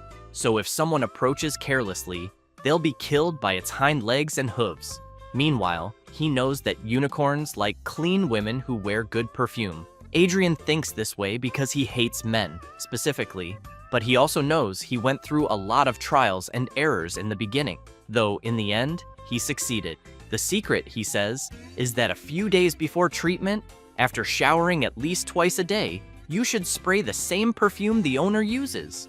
With that, he knows very well that a smelly doctor who doesn't even know what perfume is, if they get close, an incident will happen instantly, and that if he shows up with his new appearance, things will be different. Then, he will protect her unicorn for the rest of his life, and the two of them will live happily ever after. Lost in thought, he concludes that it will be perfect. He then starts laughing to himself inside the carriage. As soon as they arrive in the Belmore district, Adrian steps out of the carriage and quickly sees a crowd of people, wondering what's going on, until he hears some people amazed, saying it's their first time seeing a unicorn. Adrian thinks it's Lulu the unicorn and believes he's about to witness the veterinarian being humiliated in front of everyone. It doesn't take long before he spots the unicorn up ahead and thinks it's doing quite well, and that if this continues, he'll lose his temper. But the protagonist is riding the unicorn and having fun, which terrifies Adrian, who struggles to understand what the hell is happening. Kim, happy to be enjoying the ride, asks if the unicorn has always been this gentle. Seeing that, Adrian knows that's impossible. He remembers a time Lulu got mad even while under anesthesia. Lady Marianne also seems pleased and says it's the first time Lulu has let anyone ride her. The blonde guy remains stunned, thinking the protagonist must have used a trick, that there must be some other method involved. Then he spots Selena and asks what she's doing there, and if by any chance she's an elf, since he heard elves can use magic. He suspects that maybe Lulu is under a spell, which is why she's acting kind toward others, especially the vet. However, as soon as Selena tries to pet Lulu, the unicorn bites her arm. While Kim asks if she's okay, she just awkwardly stares at the bite mark. Both the people and Adrian are shocked to see that she reacted so normally. Kim quickly dismounts and makes it clear to Selena that horse bites must be treated immediately. So, Pio starts shouting for everyone to return. As soon as the clinic door closes, Adrian hears the people chatting, saying they wanted to see the unicorn a bit longer. Then he sees a tree and thinks he can't just go home like this. So he starts climbing the tree. As he climbs, he tells himself not to be underestimated, since he was the champion of the Royal School tree climbing competition for 2 consecutive years. Once he's up, Adrian manages to see what's going on inside the clinic. To make sure he sees everything, he pulls out binoculars and observes more closely. He sees the protagonist performing proper first aid, but wonders what herb is being applied to the wound. He also notices the bandaging method is pretty basic, just like a commoner's. But then something catches his eye. Seeing a mark on Kim's hand, he questions what that strange symbol is. Suddenly, he remembers something and realizes it's the mark of the Celestial family. Shocked, he recalls that Celestial is the most noble family among the elves. Now he's desperate to know why the emblem of such a high-ranking family is on a commoner's hand. Inside the clinic, Selena comments that she thought it was a light injury, but it seems the saliva contained poison. As Kim finishes the bandages, he says it's still lucky that it's only that. He then comments that maybe Lulu just didn't like Selena. Marianne feels sad and apologizes sincerely, saying she'll cover all the treatment costs. The protagonist turns and tells her not to worry about it, since it was their own carelessness. The lady wants to know if Selena also works there. He replies yes, and that everyone there is a veterinary assistant. In fact, they mostly prescribe medicine and do strength-based tasks. Marianne says she understands and figures that since the protagonist is a famous person, he probably thinks it's best to have a large staff. Judging by the new clinic there, she says it looks a bit small for him to fully showcase his skills. Kim gets confused and asks her to be more specific. She emphasizes that she thinks a bigger clinic would be better. He's stunned and thinks to himself that she hasn't seen his old clinic, since he remembers it as the worst commercial building on the first floor, no subway or bus stop nearby. The bathroom constantly broke. The heating didn't work well, and animal noise complaints kept coming in. Still, he starts acting like a victim and goes on about how, since the opening, he's been in the red with mortgage loans, credit loans, the amount of interest he paid per month, and how high the management fees were. Seeing him like that, Marianne says she's not entirely sure, but it seems like he went through a lot. She then remarks that people are foolish for not recognizing someone as wonderful as him. She asks him not to worry, because her eyes are accurate, that people just need to adjust to someone like him. and she thinks maybe it could be something like a clinic sponsored by her family, for example. He's confused and wonders what she's trying to imply. Then the lady approaches the vet and asks what he thinks. At that moment, the unicorn starts getting into it with the black cat. While the protagonist keeps asking Shonja to calm down, Marianne tries to hold Lulu back, wanting to know why she's acting like this. She hugs her and asks again why she's suddenly behaving this way. Selena finds it all strange and explains that, although unicorns are known for not liking humans, they tend to have good compatibility with animals smaller than them. She emphasizes that, especially with monoceros, since they have many traits in common and should feel even more affinity. The lady doesn't like hearing that and asks if Selena is implying that her Lulu has a bad personality right now. Without mincing words, the elf says that's exactly what she meant. Tension builds between the two, and the lady also wants to know if Selena has been this blunt and rude from the start. Selena replies that she doesn't think someone who cut the line without a reservation has the right to say that. Marianne gets truly angry and says she would never cut in line, then shows her numbered tags. Selena keeps picking on her, asking if she bought the tags with money.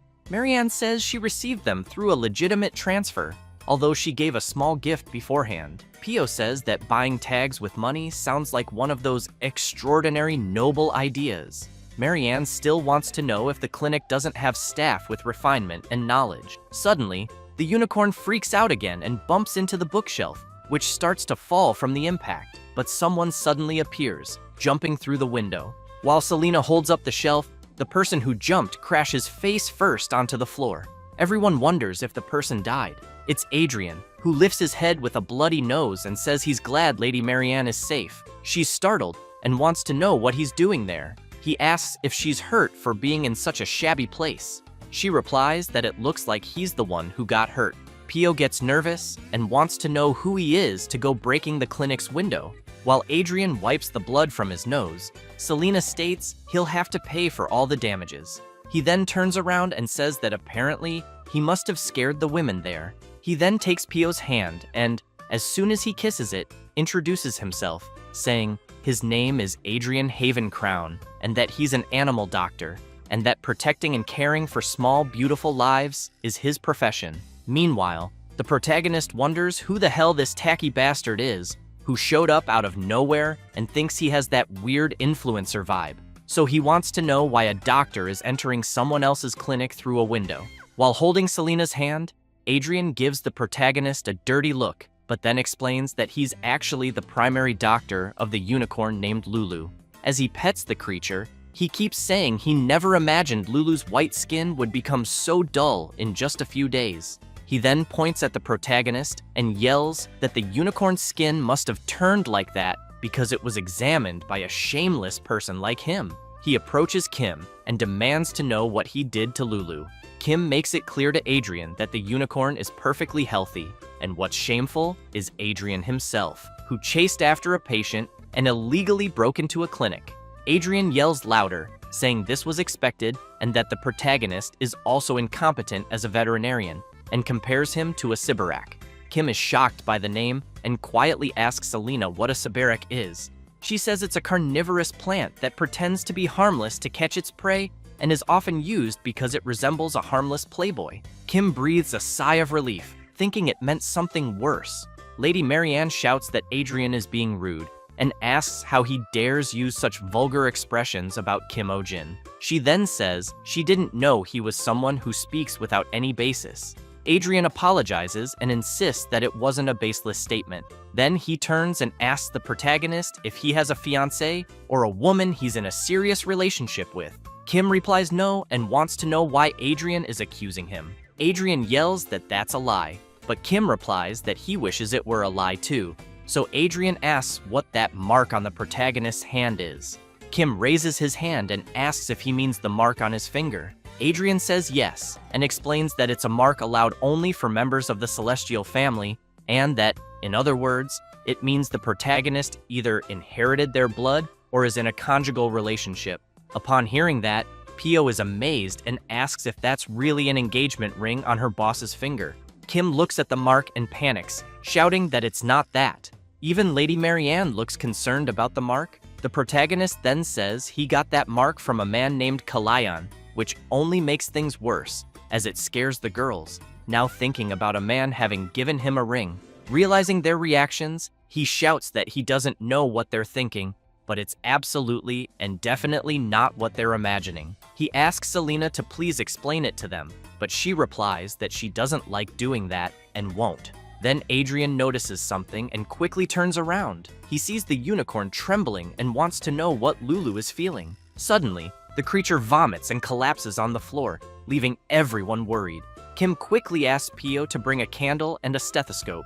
The protagonist thinks she was in great condition when he wrote her earlier, so he wonders why her condition suddenly worsened. As he looks into the creature's eyes, he can tell the response is normal, but her breathing is heavy. Even though it's not a severe respiratory issue, he doesn't think it's an emergency.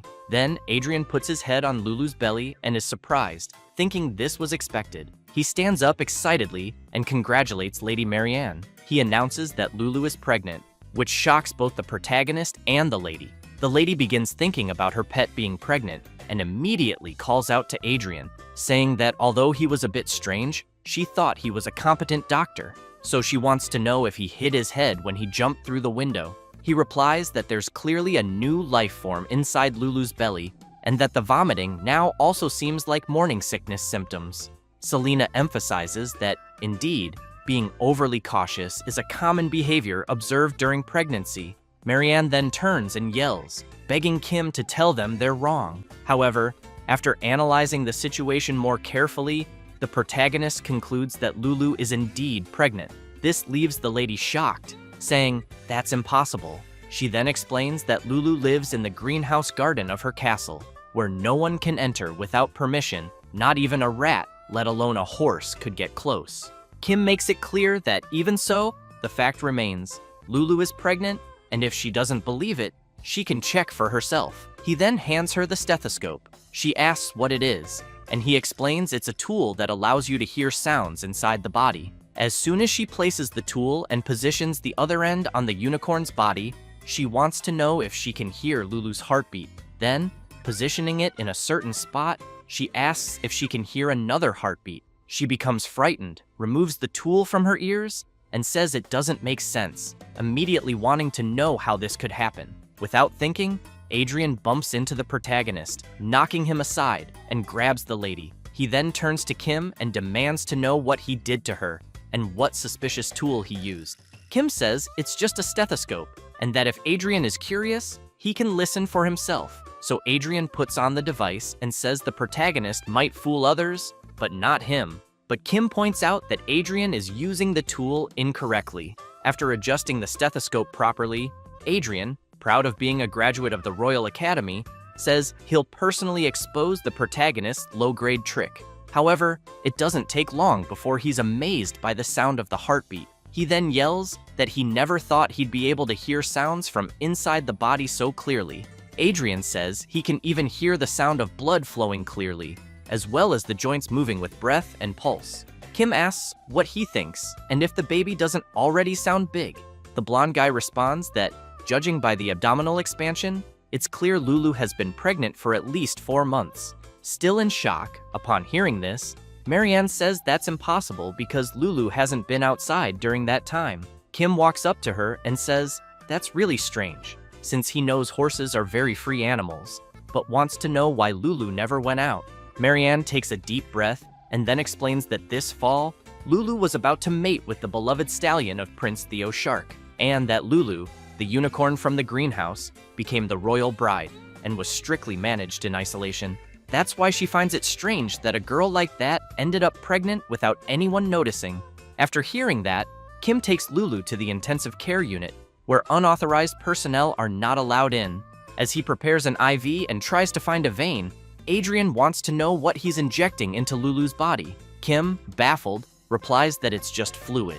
Again, the blonde guy is confused and asks what that is. The protagonist explains that Lulu is low on electrolytes and water due to the vomiting, and that providing nutrients directly into the bloodstream allows for rapid nutrient replenishment. Adrian is stunned by all this information. He starts yelling that it's amazing and that the treatment bypasses the digestive system, making it much faster and more efficient.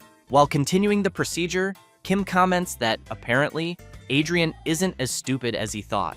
Meanwhile, Lady Marianne waits anxiously until Selena walks in, saying that either way, she thinks the mating with the prince's beloved horse would have failed because she knows unicorns are very picky. She then emphasizes that if a suitable partner doesn't appear, unicorns are stubborn enough to live alone for their entire lives. However, she adds that once every few decades, a normal horse chosen by a unicorn sometimes appears, and that the foal born from this union is said to become a legendary steed recorded in history, the ultimate hybrid horse, with a body entirely golden. Adrian asks if, in that case, it wouldn't be best for the lady to send Lulu's foal to the royal palace. He then says he'll explain the situation to the prince and believes he would likely be happy to receive such a rare creature as a gift. But Selena comments that it's not a very good idea, since the story of a unicorn hybrid becoming a famous steed is more of a legend, and with so few examples, its credibility is low. Besides, they don't even know who the child's father is. Adrian smiles and says that Lady Marianne's estate has many famous horses. He names a few: the fast and handsome racing horse Siegfried, the service horse with great stamina called Terran, the charming and popular Dolly, and lastly, Black Thunder, the stallion with the best endurance. That's why he thinks that if it's one of those, the child's bloodline is practically guaranteed. Marianne agrees with Adrian and says that since it happened, they need to come up with an alternative plan. She then turns and says that to do that, they need to find out for sure who Lulu's partner is. As Adrian tries to volunteer to help, Marianne turns to the protagonist and asks if he can assist her. The blonde guy can't believe he was so quickly ignored by her. Kim, a little embarrassed, wonders if he really should go find the baby's father after all. He's not a detective. The lady asks if he can't use that thing that listens to heartbeats, like before. He replies that no, you can't do a paternity test with a stethoscope. While she keeps pleading for help, the protagonist starts thinking of a way to get out of this. Then he looks at Adrian and wonders if the guy who's craving attention wouldn't be more useful. He adds that while he barely found out about Lulu's pregnancy using a stethoscope, Adrian already knew just by using his hands and ears. And he was also the only one who noticed Lulu's condition wasn't very good. More than anything, it was Adrian who came there so she could be his patient. So Kim thinks Adrian is the most suitable person for the task. Marianne admits that may be true, but says the protagonist doesn't need to make things so complicated. Selena explains that a pregnant unicorn, if separated from her partner, becomes extremely anxious and aggressive. She then asks if Lulu caused any commotion on the way there. The lady replies that she didn't. Selena also asks if that means the disturbance only started an hour ago, and how the lady got there. Marianne says, of course, they came by carriage, and that Lulu was in her carriage as well. Then she suddenly freezes, realizing something. She returns home and heads straight to the stables. The horse caretaker is feeding one of the animals and says they should eat well, since no one knows when they'll be off again. That's when Marianne, Kim, and the rest arrive. Lulu quickly notices something, which surprises both the lady and the protagonist, as they see the unicorn nuzzling and kissing another horse. Marianne is shocked and yells that this can't be happening. She quickly pulls Lulu's neck and asks if she's lost her mind, then demands to know how a precious girl like her could end up with a stray horse. The protagonist thinks this whole scene with the lady and her pet looks like something out of a daytime drama. At that moment, Adrian calls out to Marianne and says that even though his prediction was wrong, he knows that this horse is already Lulu's best partner. She's furious and shouts, asking if he's joking, and what a unicorn less than a year old could possibly know. But Kim walks over to the horse Lulu likes and says she already chose him as her partner and even had a child with him, so he believes the lady should let them be together. Selena also emphasizes that a pregnant unicorn becomes anxious and violent when separated from her partner. Marianne looks at her little creature, saddened, and wonders how this could have happened. Later that same day, a man is yelling at the old man who takes care of the horses, demanding to know how he could let a mutt carriage-pulling horse get near a precious unicorn. The old man apologizes and then says he truly didn't know and that he only rode the horse. never letting the two walk together. But the other man yells at him not to lie, saying he believes the old man wanted to use that mutt horse to make money and change his own life. The old man, frightened, starts shouting that it's not true and that he'd never think of such a thing. However, his boss doesn't care, keeps yelling that there's nothing more to discuss, and orders both to be imprisoned, the horse caretaker and the mutt horse, adding that he'll give them both a harsh punishment soon. Meanwhile, the maids are arranging some flowers, and one of them comments that the count is really cruel and that she believes Joseph Ajusi did nothing wrong. She questions how anyone can stop animals from falling in love. The others reply that they don't know, but prefer not to meddle in royal matters. Another maid wonders why they wanted to send Lulu to the royal palace. One comments that it must be because of the crown princess selection at the end of the year, as she heard Marianne is participating. The others ask if that means the unicorn Lulu was a bribe. The indignant maid remarks that she could have lived in royal luxury if everything had gone as planned, so she's curious how Lulu ended up with that carriage-pulling horse. Another maid says she probably takes after her owner, which leaves the others puzzled, wanting to know what she means by that. So the maid who said Lulu takes after her owner begins to say that, back in the day, Lady Marianne, but she's interrupted by the head maid, who arrives yelling, asking if they can't work in silence. Meanwhile, Marianne is still upset about what happened, until one of the maids calls out from afar, shouting for the lady. Lulu is vomiting blood from her mouth. Marianne quickly arrives, worried, asking what's going on. The maid says the unicorn couldn't eat anything because of morning sickness all day, and suddenly began coughing up blood while vomiting. Marianne immediately remembers Selena explaining that pregnant unicorns become extremely anxious and violent when separated from their partners. The lady, very worried, knows her pet is in a bad state, but wonders if this is all because she's far from that mutt horse. The maid, upset with the situation, says that if this continues, Lulu's condition could get much worse.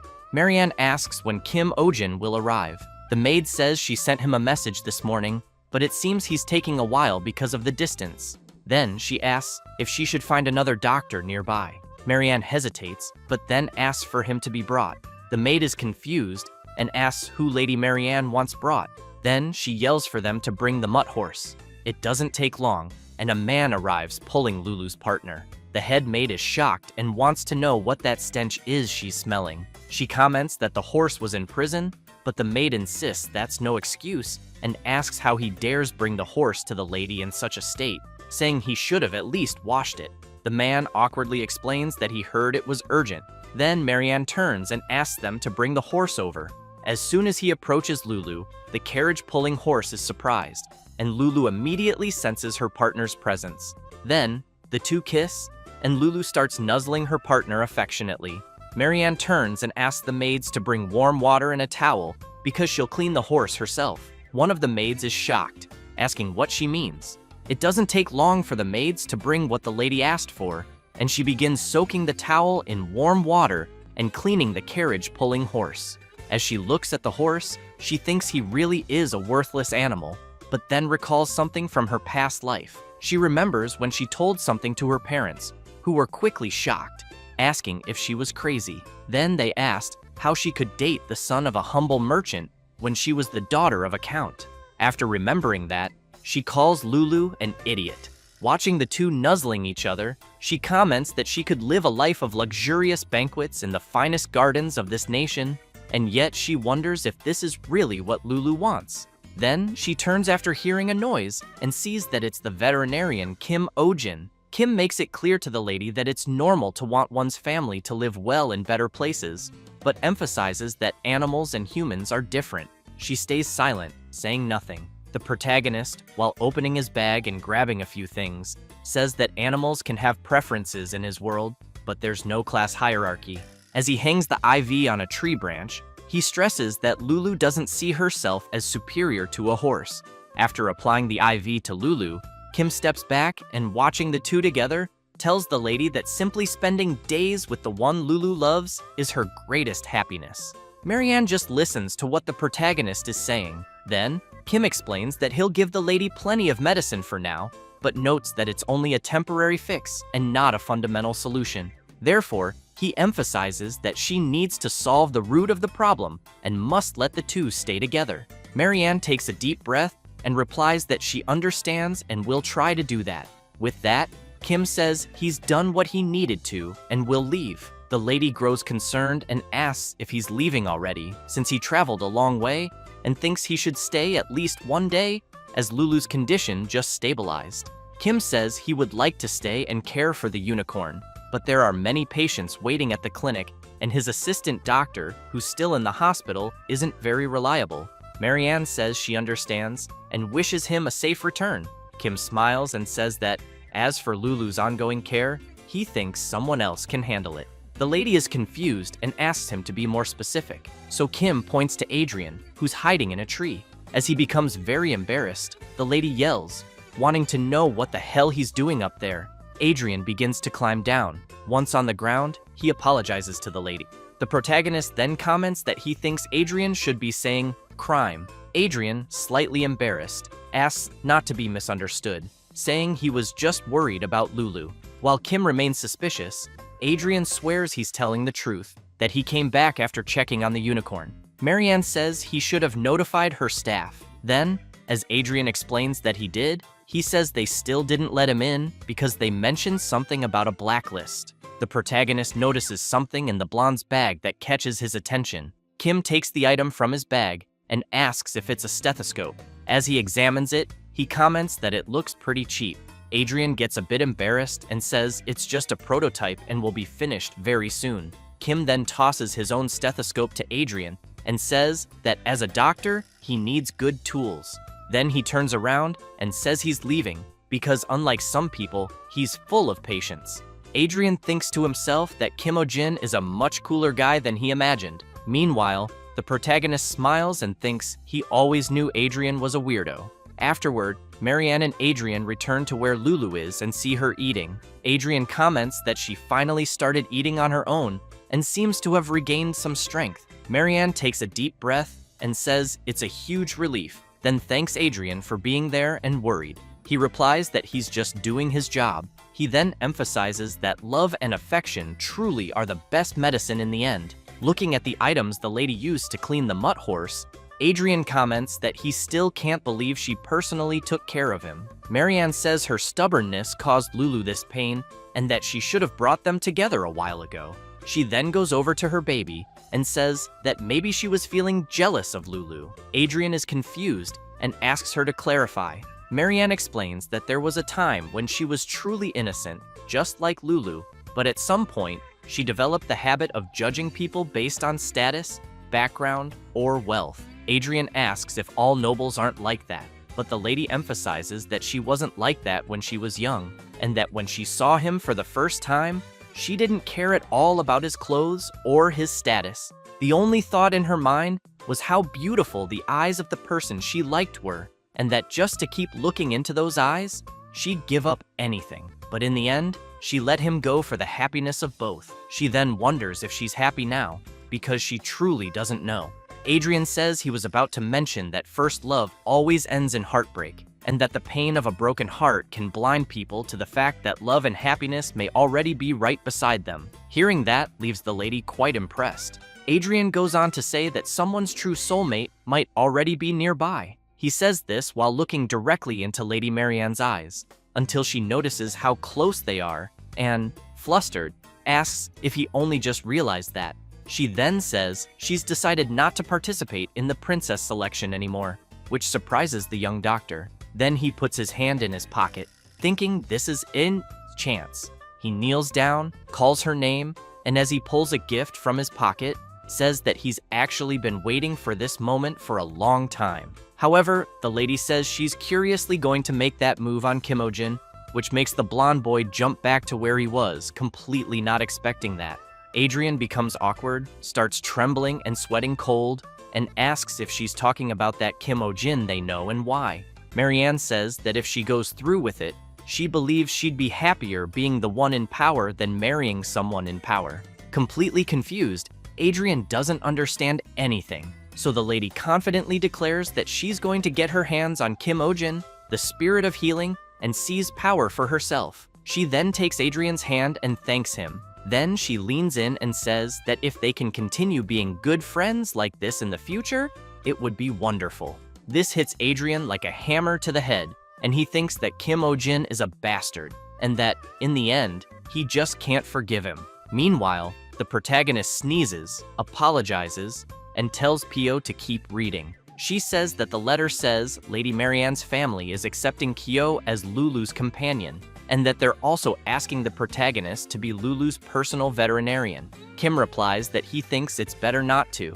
Pio is surprised and says they're offering 10 times the normal pay. While treating Shamir, a snake from the twin hydra species, the protagonist says he'd love to accept, but asks her to look at the current situation, then questions whether she thinks he can just leave the hospital. Pio laughs and says she gets it. Kim, while continuing his work, wonders how he's been doing this for an hour, and there's still tartar left on the creature's fangs. He imagines himself in a mine and thinks he's been mining for days. After a while Shamir's owners wait nervously for the treatment to finish, Kim asks Selena to spray some water on the creature's teeth. After doing so, she asks if that's enough. Kim says yes, and asks her to also bring anti-inflammatory medicine and cotton. He soon notices something stuck between Shamir's fangs, and when he pulls it out, realizes he found a ring. The owners are delighted and say the protagonist truly is a healer sent from the heavens.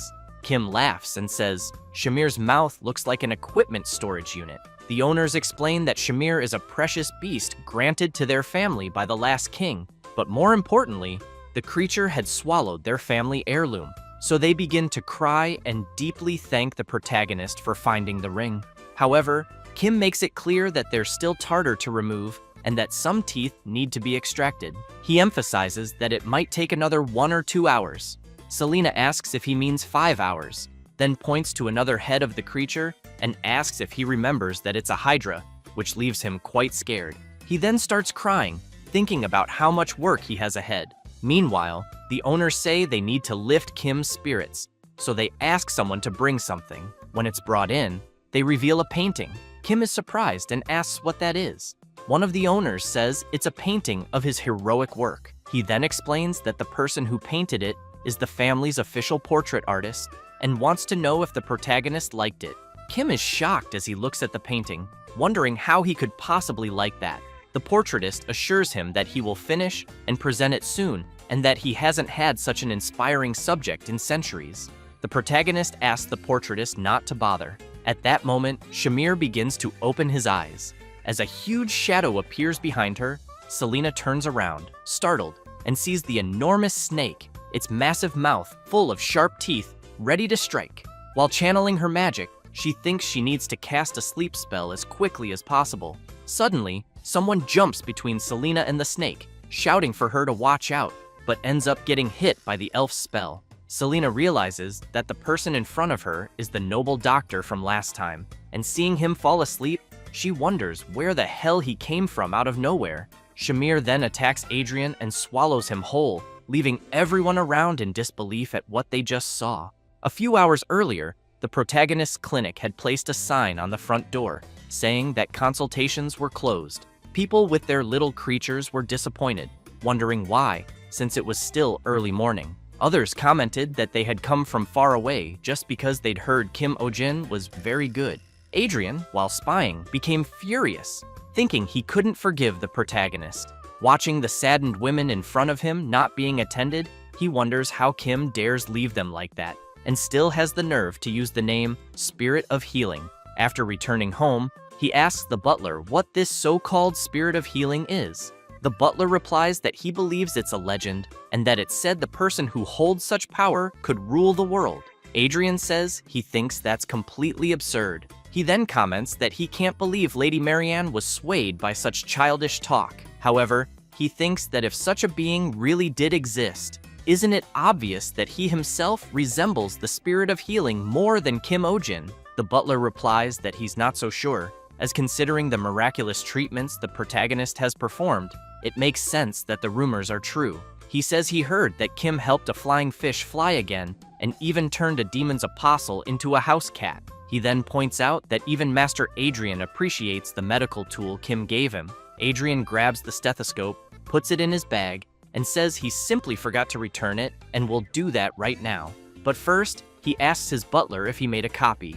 The butler says yes. So Adrian heads to the Belmore district, climbs a tree, and wonders why the hell he's up in a tree again. As he picks up his binoculars, he tells himself he's just gathering information about his rival. He soon sees the protagonist treating a twin hydra and is quite surprised. He thinks he's never seen one in person before, and now that he's seeing it, realizes the creature really does have two heads.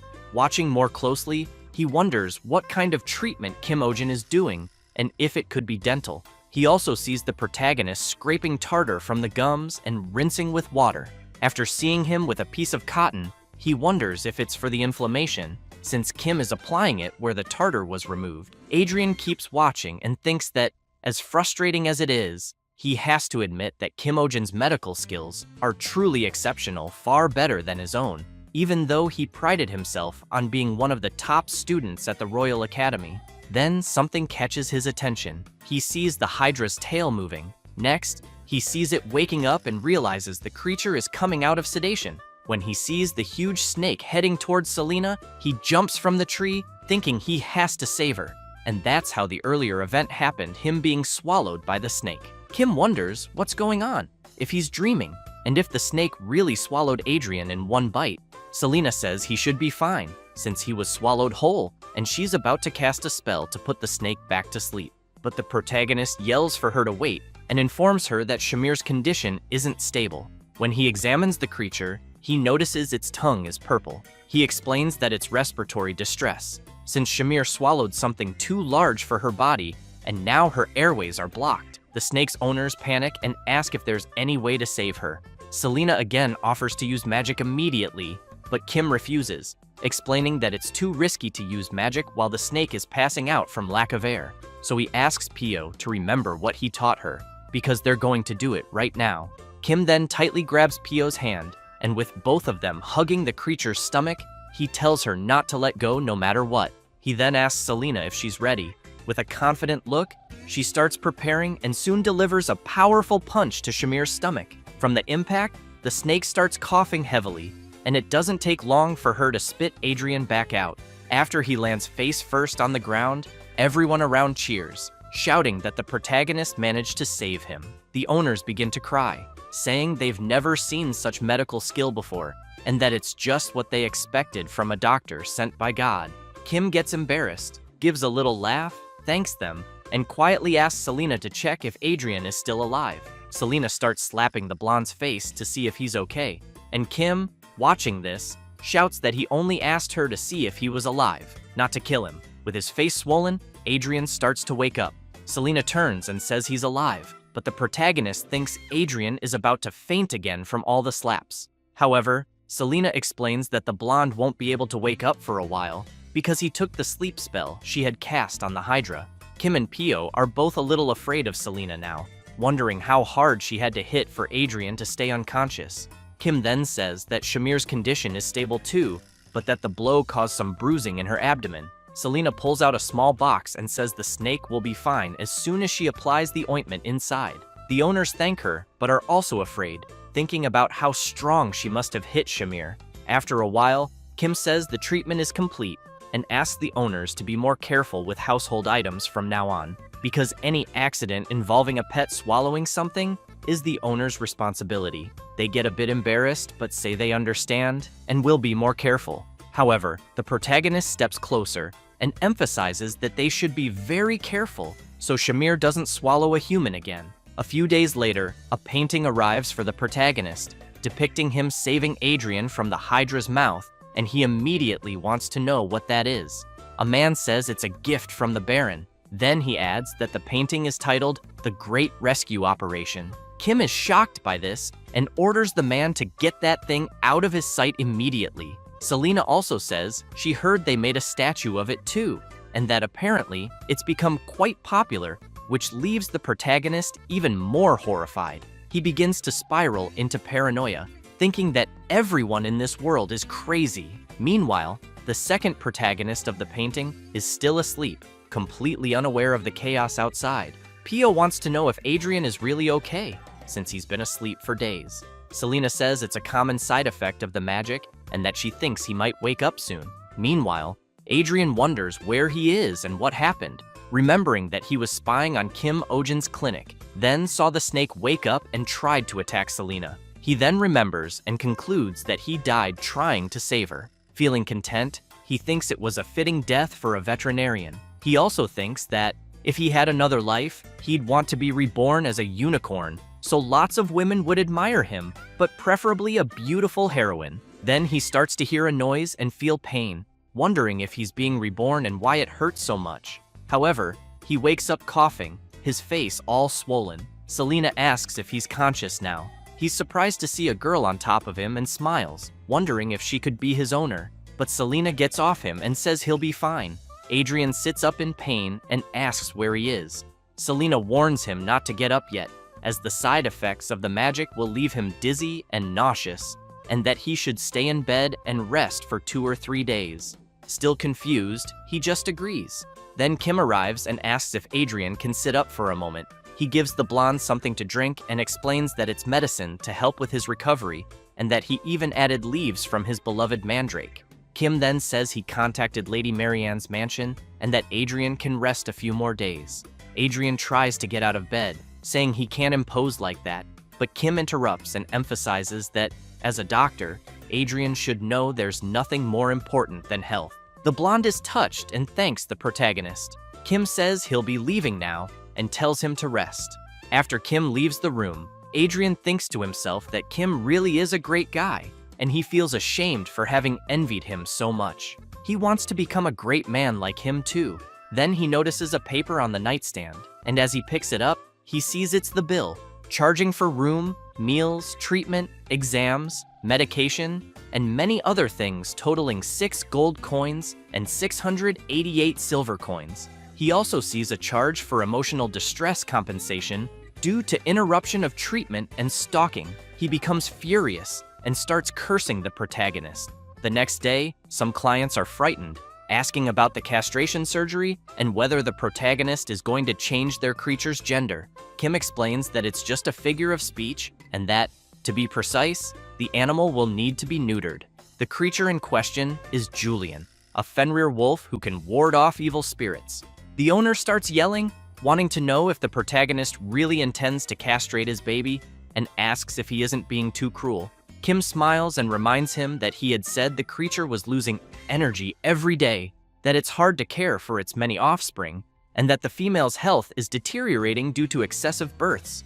Feeling sorry for his pet, the owner admits it's true but insists the creature is still so young. Kim then approaches with a sinister look and asks if the man wants to calculate how many more pups there will be in 5 years, and whether he realizes he might be committing a heinous crime by illegally selling Fenrir wolf puppies. The owner panics and says no.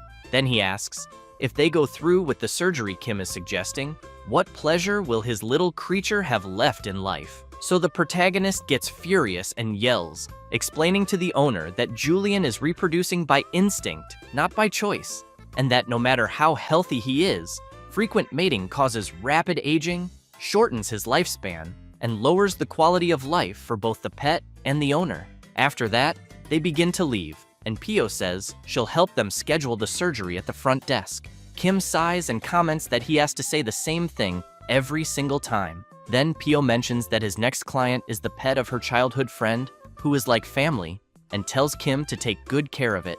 The protagonist laughs and says he'll do it with great pleasure. It doesn't take long before someone opens the door and politely asks to come in. She says she's there for a health checkup. Her pet, named Pop, is a large chicken that dances well. As soon as Kim observes the little creature, he's impressed by how shiny the feathers are and comments that Pop clearly looks super healthy. Pio pets the animal and says Pop is the biggest and healthiest of all the pets the protagonist has treated. Kim tells the owner that it seems she's taken very good care of the animal, but the owner, a bit upset about something, sighs and replies that yes. 20 minutes later, after the checkup, Kim is in love with the chicken and comments that, as expected, Pop is perfectly healthy enough to compete in a top-tier chicken contest. The pet owner yells, saying that Pop lost weight recently and she thinks something's wrong. Kim explains that it's not weight loss, it's just feather molting, but the owner keeps insisting that Pop even had a seizure while sleeping some time ago. The protagonist thinks the owner is clearly a hypochondriac, and she keeps insisting that yesterday Pop had a sore throat for no reason. Then she wants to know if he's sure it's not some infectious disease like a cold. Pio goes over to her friend and asks if Pop's throat often gets sore. Kim makes it clear that, up to this point, there's nothing abnormal and that she shouldn't worry too much. Unsatisfied, the owner replies, "Fine." Suddenly, Pio screams, calling the protagonist. She runs to him and says, "Pop disappeared somewhere." The owner arrives crying and says she stopped at the bathroom before going home, and, in that brief moment of distraction, her little creature vanished. Kim gets worried and emphasizes that he thinks the animal is still inside the hospital and that they will close all exits and windows first. Selena starts shouting that the clinic has a missing animal and tells everyone to stay in the waiting room for now. The patients begin to complain, with some saying that if they stay in one place too long, their pets get stressed, and others saying they need to leave soon. That's when Sonja appears with a powerful aura, and all the patients immediately fall silent in fear. After everyone searches the entire clinic, Kim wants to know if Pop likes or dislikes anything in particular. The owner, very scared, says she doesn't know and fears that, since they haven't found her yet, it might mean she left the building. Kim states that the animal isn't big enough to open a door or jump out of a window, so he's certain she's still inside. Then Pio remembers something and says, "Pop loves men." Kim agrees and points out that some animals prefer deeper voices. However, the owner says she thinks it's not just that, and that Pop is on a whole different level. She then explains that Pop is truly obsessed with men, and her nickname is Man Crazy Bird. Kim quickly realizes that's why the bird was snuggling him so much. Selena comments that, in that case, there's only one place Pop could be. She says it's a room where a man is sleeping, and when they go there, they find Pop cuddling with Adrian. Kim comments that Adrian really must be the bird's type. He then turns to the owner and asks why she did this. She is completely embarrassed by the question. Then she comments that she knew something was wrong from the beginning. However, Kim makes it clear that, as a doctor, he has met different kinds of people, but never someone like her, who was disappointed that her pet was healthy. And he knows that, no matter how fast a chicken might be, he finds it hard to believe it could lose track considering its small steps. And even more impossible that it would avoid people's attention, open a door, and come in. So the protagonist asks Pio's friend to explain. She gets very embarrassed but says she did it because she wouldn't be believed as someone like herself. But if it were a famous doctor like the protagonist, then she again says that Pop is sick and missing, and that she would believe him. Kim gets confused about someone believing him, but wants to know who would. Trembling in fear, the girl says it's Baroness Clays. So she shouts, begging the protagonist to please save her pet Pop, because if he tells the Baroness that it's healthy, he'll be hunted. Then she says there's going to be a hunting competition next week, and apparently the Clays household is hosting a banquet for an important guest. And there's a rumor that Prince Theo will also attend, and that the Baroness herself said that for that meal, they would make Pop, which leaves everyone shocked, unable to believe it. Pio gets nervous and yells, wanting to know if that Baroness is crazy and why the hell she would want to eat her friend's pet, especially since they have many other large chickens. The girl starts crying and says she heard they died of a contagious disease last year. Kim, still shocked to hear this, comments that there must be other ingredients besides chicken and asks why that Baroness is so fixated on eating Pop. A bit embarrassed, the girl says it's because large fire chicken is good for vitality, which shocks the protagonist even more. Then Pio's friend emphasizes that among the chicken breeds, Pop's is the most famous for its exceptional fertility and for laying many eggs, being a symbol of fertility. And that's why families with members in the main wedding city often seek them out. Kim gets even more stunned and thinks that these kinds of people are everywhere. People trying to steal others' abilities by eating them, as if that would work. Pio's friend highlights that the Baroness had her eye on Pop for a while, but now she's threatening to kick them off the farm if they don't hand Pop over. Pio starts trembling with rage and wants to know if the Baroness is really using their livelihood as leverage to take a pet that's like family to them, because if so, she can't forgive them. So the girl screams, begging the protagonist to say that Pop has a contagious disease. Then she emphasizes that with his diagnostic report, those people will have to believe it. Kim becomes a bit uncertain about it and soon says he's sorry, making it clear that he can't do that, which leaves both Pio and Selena in disbelief. But he explains that the moment someone falsifies a diagnosis, they stop being a doctor. Then he emphasizes that they become a fraud, deceiving others with the life of another being. Then he wants to know how he could treat other animals with pride again after committing fraud over someone's life like that. Suddenly, Adrian says this is all nonsense. So he wants to know if professional ethics are more important than someone's life. He also makes it clear that the calling of a doctor goes beyond a mere professional role because it's about saving lives. With that, he jumps out of bed and, looking into the protagonist's eyes, wants to know how he can still call himself a veterinarian after that. Kim says he'll assume he fakes a false diagnostic report about Pop, and that to be able to save her, he'd have to say it's a contagious disease strong enough to spread to humans. And then, at that moment, the poor animal would become a patient affected by a serious contagious disease. With that, he wants to know what would happen after that. So he makes an analogy with the close contact of the group, where the other animals that were in the same barn as Pop, what would happen to them? Therefore, he makes it clear that the barn could be shut down, and in the worst-case scenario, they could even request the culling of the animals. Then he looks at Pio and her friend and wants to know if in that case, he should tell them it was all a lie. He also wants to know, and if a contagious disease breaks out somewhere else, wouldn't people accuse that family about it? Kim turns to Adrian and emphasizes that the calling of a doctor is indeed to save lives, as he says. But if a doctor makes a choice that puts hundreds, even thousands at risk to save one animal, he wants to know if that person can truly be called a good doctor. The protagonist also makes it clear that if Adrian can't understand that, then he isn't qualified to be a doctor. After Kim says and explains all of that, Pio's friend quickly lowers her head, upset, and apologizes. After leaving the clinic, Pio is with her friend and asks her not to cry, saying she believes there must be a solution. The girl, crying a lot, wants to know how she could ever win against a noble and wonders if maybe she should just run away somewhere far with Pop. Kim and Selena arrive, saying she doesn't have to do that. Then the protagonist picks Pop up and says that he can't help her as a doctor, but he can help her as a fellow pet owner. Hearing that makes Pio and her friend really happy, so Kim asks the two of them to spread a rumor in Baroness Clays's house. Then he calls out to the person who's spying, asking them not to hide and to come out. It's Adrian, who is shocked at being discovered and wonders how Kim figured it out.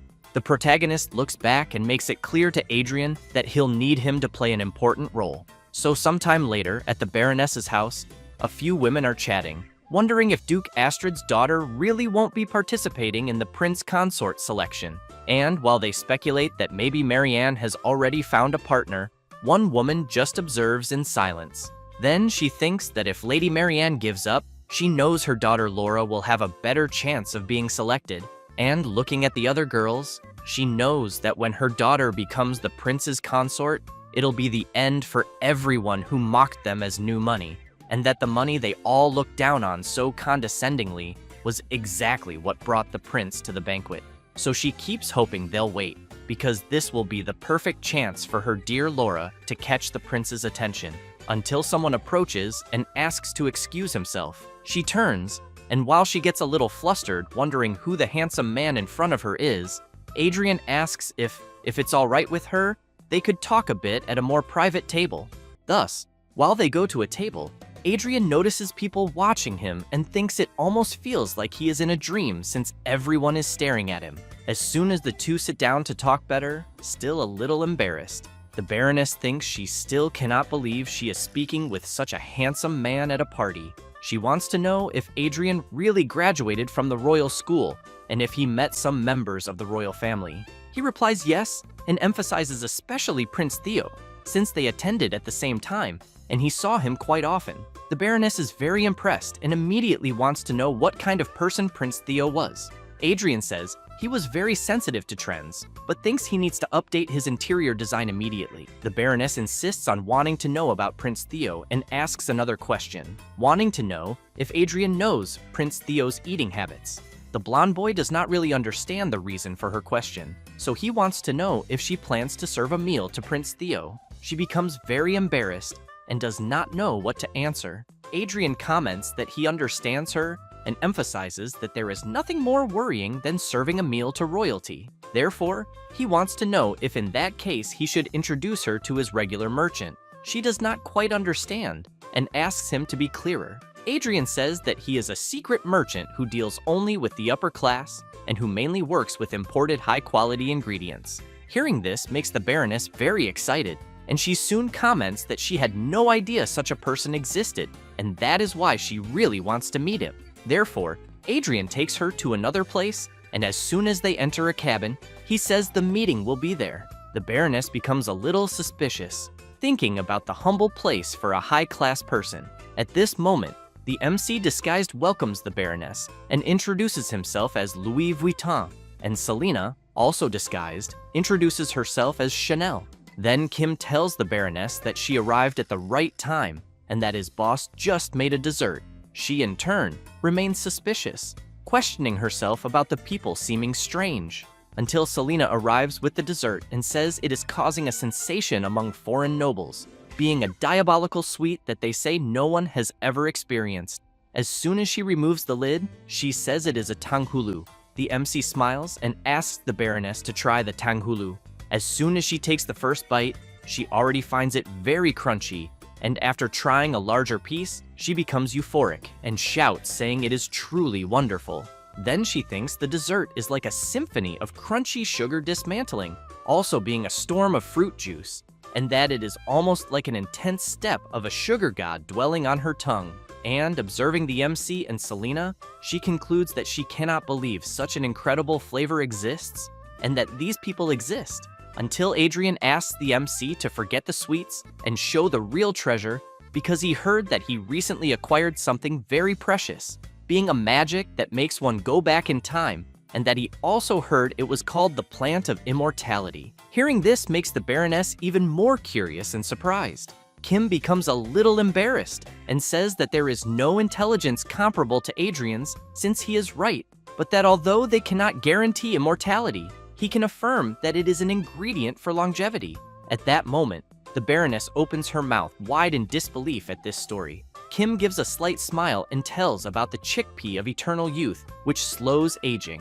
Then the MC says that if the Baroness cooks and eats it, the food will slow aging and reduce the risk of several diseases in adults, besides the chickpea also being effective for constipation and hair loss. The Baroness, very impressed to learn this, immediately shouts that she wants to buy them all. However, the MC makes it clear that he thinks that will not be possible. Then he says that due to the very limited quantity, all his current stock is already reserved. Adrian tries to convince Kim to sell to them since they are regular customers, but the MC stands firm in his decision and explains that he has his circumstances because the customers have already reserved and plan to present them to the prince. At that moment, the Baroness thinks of something, and soon after, shouts wanting to know if by chance one of those customers the MC mentioned has a daughter of marriageable age. While Kim asks how she knew that, he thinks it was already expected and that she is intending to become the prince's bride. Desperate, the Baroness shouts that she is willing to pay 10 times the reserved amount. However, the MC makes it very clear to her that he does not do business just for money, and that what they truly seek is the universal truth, love for humanity and health. Selena, in turn, sick of the MC's idle talk, comments that she has much to say, but for now, will hold back. The Baroness becomes embarrassed, thinking she ended up showing her nouveau riche tendencies to such admirable people, until Adrian keeps insisting for the MC to sell a little to them, and then wants to know if it is not also a merchant's duty, in an act of love for humanity, to give the products to the people who most need them. The Baroness is quite surprised by Adrian's attitude. Kim takes a deep breath and comments that he is right, and that is why he will make a special exception and sell this time. With that, the Baroness becomes very happy to see she achieved something grand to present to Prince Theo. However, Kim calls the Baroness and says he has a small condition. Thus, he explains that the reason the grain she is taking is called chickpea is not only because it resembles a chick, but because it contains the mana of the great fire hen, the ancestor and divine beast of the great fire chicken. Then he also emphasizes that he heard those grains have a strong attachment to their own species, and therefore, those who eat these grains should not consume any animal related to chickens for a while. The Baroness is completely shocked to learn this, and, very worried, wants to know what happens if the person eats it. Kim says that all the benefits of the grain she is taking will be reversed, resulting in rapid aging, several adult diseases, constipation, and lastly, partial hair loss. The Baroness cannot believe it, and, knowing she went through so many troubles to buy them, questions herself about what she should do and whether she should ask for a refund. Until Adrian, with the same thought as the Baroness, takes a deep breath and says he went through so many troubles to buy them, and therefore wants to know what he should do. Kim says his father often asks for roasted chicken dishes, and that he always thought it was something for virility. Then he starts laughing, and Adrian emphasizes that those old men no longer know what they are doing. The Baroness becomes awkward and replies that it is fine, but wants to know if roasted chicken dishes are not a bit old-fashioned. After that, already at the MC's veterinary clinic, after he tells Pio and her friend that the plan worked, they become very happy and grateful. Kim says it was nothing and shows a custom transport box for Pop and explains that it is made with the money they received from Baroness Clays. The girl starts crying and wants to know if the MC is really going to give it. Kim says they will be in trouble if she really loses Pop. While she thanks once again, the Mandrake becomes a little jealous of Pop clinging to the MC. Then, while the MC comments that if she needs help, she should call any time, the Mandrake spits directly on Pop. And while Kim wants to know if the girl would like to work there with them part-time occasionally, the atmosphere becomes tense between Pop and the Mandrake, until Pop tries to eat the Mandrake, and everyone is in shock wanting to know what is happening. After putting Pop in the cage, the MC makes it clear to Pio's friend that when she comes to work part-time there, she is not to bring her little pet. Then Kim comments with Adrian that he will pay a fee for his help, and that thanks to the performance, the plan worked and they made money. Thus, the MC hands Adrian 7 gold coins, who in turn wants to know if he will really receive that much. However, Kim emphasizes that after medical fees, lodging fees, and other expense, Adrian will be left with 312 silver coins, which drives him mad with rage at the MC, calling him a swindler and wanting to know if he is extorting money from him for trash treatment. He only calms down when hearing Selena saying that she was the one who performed the treatment, so he changes his mind and comments that it is no wonder her experience seems extraordinary. Selena makes it clear to Adrian that he should not underestimate the side effects of magic. He agrees and comments that after taking the medicine he received from her, he felt much better. She says she will give him 1 more additional prescription to continue taking. After a while, Selena asks the MC if it is really okay to let Adrian leave just like that. Kim becomes confused and asks why. Selena wants to know if he did not want another doctor at the hospital, since she knows Adrian's medical skills are not bad, and that he seems to work well with the MC. Kim becomes a little embarrassed and comments that there is some truth in what she just said. But for now, everything is fine, saying this while grabbing the bag of money he received, and Selena makes it clear that his greed for money has reached its peak. Meanwhile, elsewhere, while tea is being served, someone says that a hunting competition will be held there soon. It is Prince Theo Asheronus Elvania, 3rd Prince of the Kingdom of Elvania, who comments that he thought he would already have the monoceros in his hands. Then he asks Baron Doyle what happened. He laments and says he is still looking for opportunities, but emphasizes that there is never a moment when Kim Ojin's veterinary clinic is empty. Theo makes it clear that this method of waiting for a moment with no one around is low class. Then he says that what should be done is to make them proudly present it in front of everyone. Doyle bows his head and agrees with the prince's wise words, and emphasizes that he has been a fool all this time. Theo then says that the movements of the 1st and 2nd princes have been suspicious lately, since he knows that to subdue those irregulars at once, he needs the power of the monoceros. Then he emphasizes that if he does not ascend to the throne, Baron Doyle will also be in a bad situation. But while speaking, a creature keeps making noise in the background. With that, He becomes furious and shouts, wanting to know if Baron Doyle cannot silence his little pet. He becomes very frightened and quickly apologizes to the prince, but explains that it is time for his little animal to eat. While Prince Theo tries to calmly drink his tea, the wolf keeps making noise, and the Baron's butler tries to calm the creature by telling him to try eating a cucumber, but it ends up not caring at all. Then, while someone approaches with a portion of chickpeas, the butler keeps trying to calm it by saying he will give it an apple when they arrive at the mansion later. But as soon as the wolf sees the food, it quickly jumps, and as it tries to eat, it ends up scaring the man who was bringing the chickpeas. With that, Prince Theo is astonished to see his food thrown into the air, and as soon as he sees Baron Doyle's wolf eating the chickpeas, he begins to tremble with rage. Thus, he goes to the Baron and asks him to leave immediately. Back at the MC's veterinary clinic, Pio is telling the client that the Fenrir surgery was completed, but emphasizes that many accidents occur when they fall after waking up from anesthesia, and therefore asks the client to please watch the little animal carefully for a while. The old man is happy and begins to cry upon learning that his baby will be fine. Kim asks the man to return next week to remove the stitches. Having said that, he calls the next patient. It is Pio's friend with her little pet. Kim is surprised to see her, but wants to know what happened with Pop this time. As soon as they place the animal on the examination table, Turna says that it is not Pop, but rather her younger brother, Cheap. Kim comments that then it is no wonder he is not clinging to her neck. Turney continues saying that lately, Cheap has been sleeping all the time and coughing. The MC, after observing the animal for a bit, comments that maybe it is just a cold, but that it also seems Cheap has slight muscle weakness. Thus, Kim asks Tern to give the prescribed medicine once a day and feed him with warm water with dissolved brown sugar frequently. She thanks the MC and makes it clear that she will do that. However, the next day she returns saying to the MC that there was no improvement in her little animal and that somehow her dog also got sick, and that is why she brought both together. Kim, after briefly observing the animals, asks Turney if she is sure the symptoms are the same, because he thinks that if they are, it seems contagious.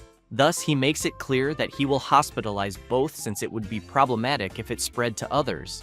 After that, the next day, Tyrna appears crying and saying that all the other animals are also showing the same symptoms. Kim becomes intrigued by this and questions himself if this can really happen in just one day, and whether by chance the animals live in different places. Until a target comes to his mind, and observing the other patients there, he thinks that most of the patients in the clinic showed the same symptoms, so he questions himself if it could be not just a cold, but an outbreak of an infectious disease. Thus, he shouts, asking all patients to please cover their noses and mouths and not touch anything with hands that touch the animals, and that everyone should wear gloves. Pio shouts next, informing that animals with symptoms of cold and lethargy go to the second floor and that all other animals should stay on the first floor. After some analyses, Kim says that the symptoms themselves are not severe, but emphasizes that the problem is that there is no improvement even with medication, and that he cannot predict if it will worsen. Selena emphasizes that it is also problematic that it affects all species indiscriminately, so she makes it clear that if this continues, she fears that at this rate it will spread widely in a short time. With that, a few days later, faced with several people crying for help, Selena thinks that her words have come true. Kim apologizes to the people and says that there are no more vacancies in the clinic and asks them to please go to another hospital. Some people shout, saying that all the other hospitals are already full too. Hearing this leaves the MC very worried, thinking that the situation is worse than he imagined, until the Lord who owns the giant rabbit arrives shouting, asking the MC to please take a look at his Elizabeth. Kim looks at her and immediately wants to know how a pet that stays indoors can catch an infectious disease. So he asks the Lord if he took her for a walk somewhere. He replies no and explains that he has been playing with her at home, but emphasizes that for some reason Elizabeth was bored, so he bought her a friend and fears that this is what brought the disease. Kim cannot believe that the Lord actually bought a turtle for the huge rabbit. Then, he apologizes and makes it clear that he cannot examine her. The Lord becomes quite impressed and asks the reason. The MC says that the clinic is already full of hospitalized patients.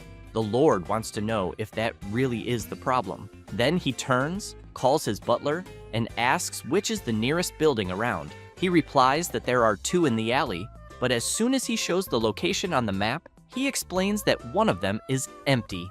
While the Lord says that he will lend the MC one of his buildings, he keeps thinking that the Lord who owns Elizabeth seemed to be just rich. But in the end, he is a real estate magnate. Thus, very moved by the Lord's idea, he wants to know if he has ever considered adopting a person. With that, the MC ended up operating a temporary annex. Then, very happy, he breathes a sigh of relief and comments that at least one problem was solved. However, he soon realizes that it is not quite like that, because now that he has 2 places to treat patients, he knows that by developing the medical team and treating patients alone in 2 places, this absolutely will not work.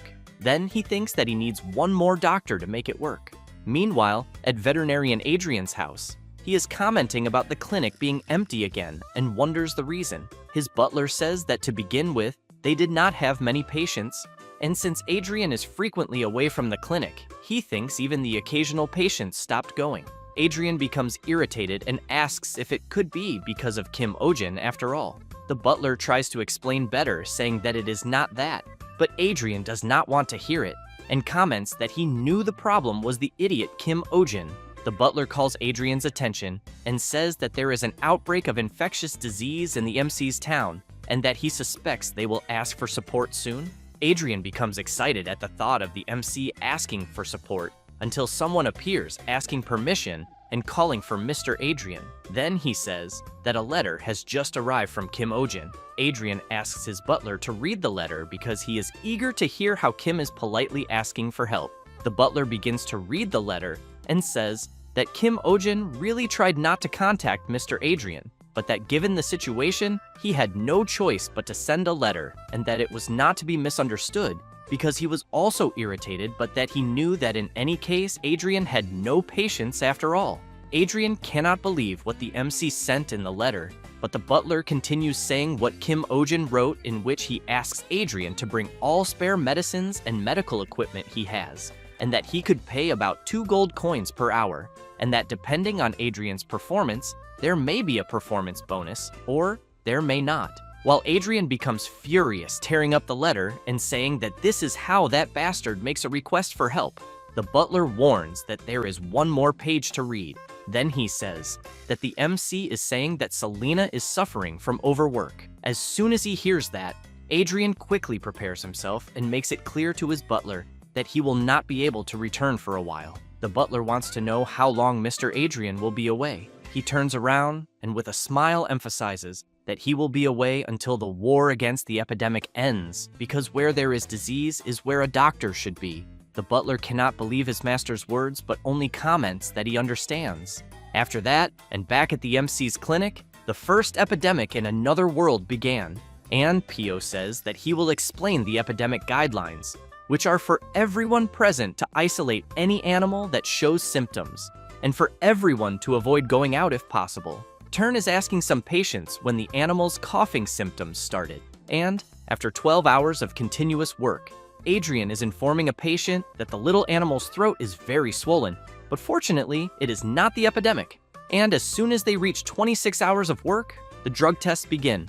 Kim, with his 18 hours of continuous work, is exhausted, as is the whole team from endless overtime, until someone brings Max to the clinic. The MC begins to observe him and is upset to see him in such a state. Mr. Schwein says that he has 2 more and that somehow he ended up taking care of the hunting dogs. The old man emphasizes that they should participate in the next hunting competition. Along with Max are Silva, a Draco dog with speed characteristics, and Mir, a very shy dog. Schwein takes a deep breath and laments that the hunting competition is approaching, precisely when the epidemic began. Turney warns Kim that the hospitalization ward is already full, but he replies that it is fine because they will open more spaces.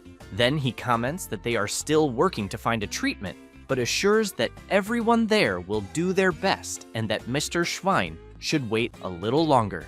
With few alternatives at the moment, he replies that it is fine and thanks the MC.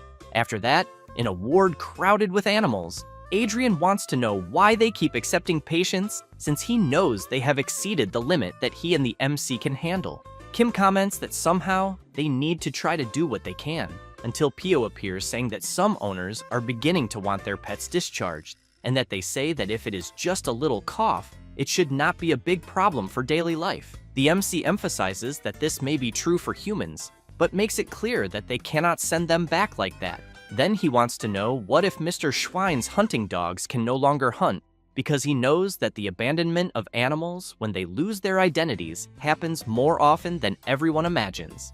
Pio and Adrian are quite surprised to hear this, but the MC continues saying that Mr. Schwein is a good person, and that therefore he probably would not do that. But they do not know about other dog owners, but that this does not apply only to hunting dogs, but to all animals. Besides, the longer the animals stay sick, the more it disrupts daily life, and then people will not want to reduce their dependence, and voiceless lives are often easily ignored. After that, night falls, and Kim is thinking that he tried to create antibiotics using the power of the dragon necklace, but that for some reason they all failed. So he thinks that in the end, the necklace is not omnipotent, until Selena approaches asking the MC to stop doing that, because she knows that excessive use of the dragon's power necklace can strain his heart. Then she emphasizes that being empathetic will not solve anything since the epidemic seems to have more complex reasons. Close to entering a state of madness from not sleeping due to the workload, Kim wants to know if it is that mana problem again, because he thinks that maybe he should try to learn to use magic, and that he should also study alternative medicine. Selena wants to know how long he has not slept. Kim says it has been exactly 3 days in a row, but while he was going to say that he is still fine, Selena hits him on the head and puts him to sleep in bed. 5 hours later, he wakes up startled, wanting to know where he is and who he is. Tern is glad to see that he woke up and brings him some things to eat and regain his strength. Kim is quite impressed to see freshly fried eggs and bacon. Turney says that it was Pop herself who laid the egg and that he knows it is not fertilized, but that it is full of nutrients. Kim is a little reluctant to eat after knowing that, but changes the subject and wants to know where Pop is. Turney says that she is at her house, and the MC asks why.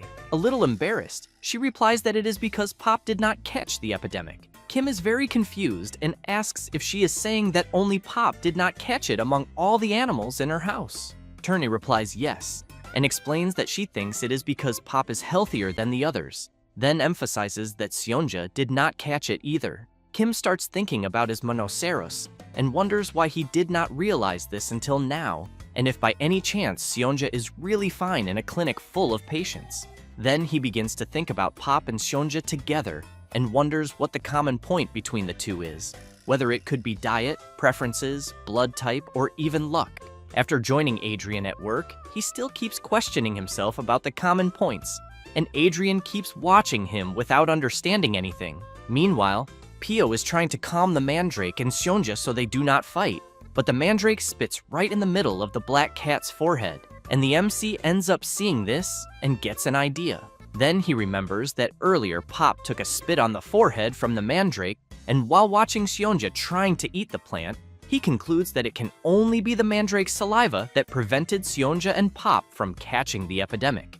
Therefore, they collect a little of the clean saliva from Seonja's face, place it in an observation container, add an experimental plant contaminated with the saliva of an infected patient, and if the gray experimental plant turns green, they will know it was a success. With this, they start shouting happily upon discovering that they created a cure for the epidemic. Kim and his whole group start crying with joy and captivating the mandrake. But while the plant remains suspicious, Kim emphasizes that the problem will be mass production, since he knows that even if it is saliva, it is still plant sap. Selena wants to know if they could squeeze the mandrake, but the MC emphasizes that this is very inhumane. However, Selena goes to prepare something while considering the possibility of diluting the saliva in water, and, as soon as she finishes the preparation, places the glass near the mandrake, which only keeps looking suspiciously. The plant begins to smell the straw, and, as soon as it starts drinking, it falls in love, and while it keeps drinking, Selena tries to take advantage of the distraction to grab one of the leaves. Then, she squeezes the leaf, and soon sap begins to drip. Kim is very impressed to see how much they managed to collect in an instant. Then, he wants to know what the hell Selena gave the mandrake. She says that she mixed water with sugar that the mandrake likes, with the nutritional solution used to grow herbs, and, in the end, added a diuretic. Both Adrian and the MC keep observing the suspicious yellow color of the liquid in the container and begin to imagine that it can only be what they are thinking, since Selena said she added a diuretic to the mixture. However, Kim does not care, and while preparing something, comments that medicine is medicine and that he will start making the cure immediately. The next day, Pio is happy to see that Max's cough stopped and that his strength returned. Kim is glad to know this, and, while petting the dog, comments that Max did well to overcome the epidemic. And, after a while, the MC is applying the cure to one of the patient's animals, and, as soon as he finishes, asks Pio if it was the last vaccination. She replies yes. Kim comments that then he will just write the dosage prescription, until at that moment, someone starts knocking hard on the door. It is Baron Doyle and his henchmen, shouting that they are there to arrest the MC.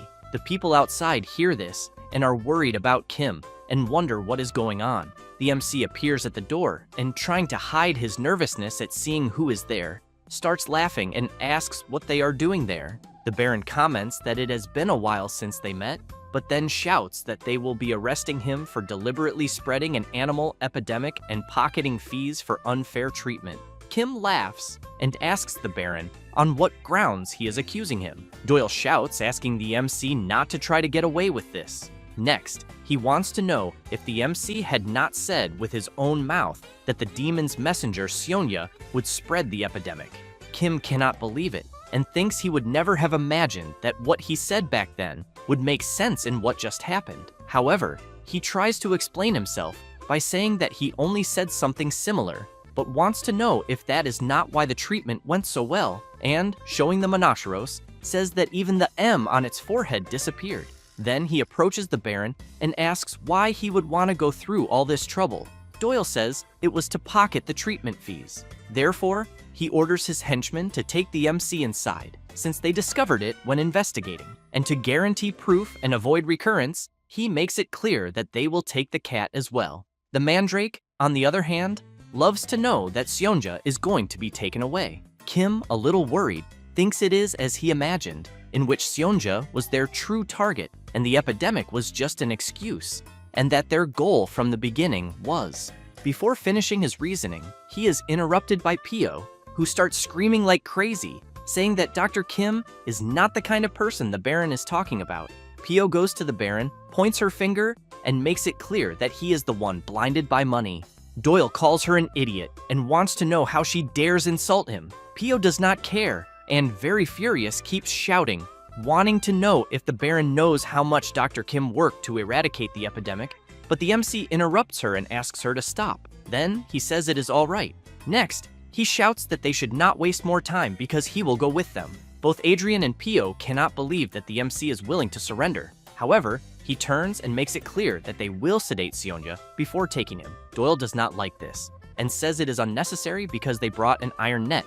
Kim emphasizes that he will by no means let them take Sonja in an iron net and that the Baron knows Sonja is not exactly docile, because if he gets hurt, it will be very problematic for both. Doyle takes a deep breath and says fine, and asks Kim to do it as quickly as possible. As soon as they put Sonya on a table, the MC asks Selena to give the sedative. Then he quietly tells her that when he gives the signal, she knows what to do and that he will be counting on her. Selena snaps her fingers, and with an unfriendly face says she is already ready.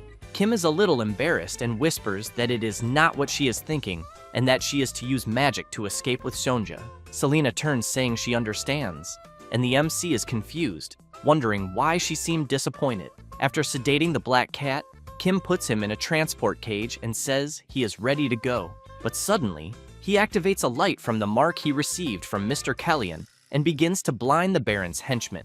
Therefore, he shouts, telling Selena that it is her chance and to use the magic. However, she does not care about magic and punches one of the henchmen right in the face, and the other two with a strong elbow and a kick right on the chin of another. And as soon as they fall to the ground, she takes Sionja and runs out of the clinic. Doyle is furious and shouts, ordering his henchmen to go after her because the cat is more important than the MC. Kim says that the true face of the Baron is being revealed.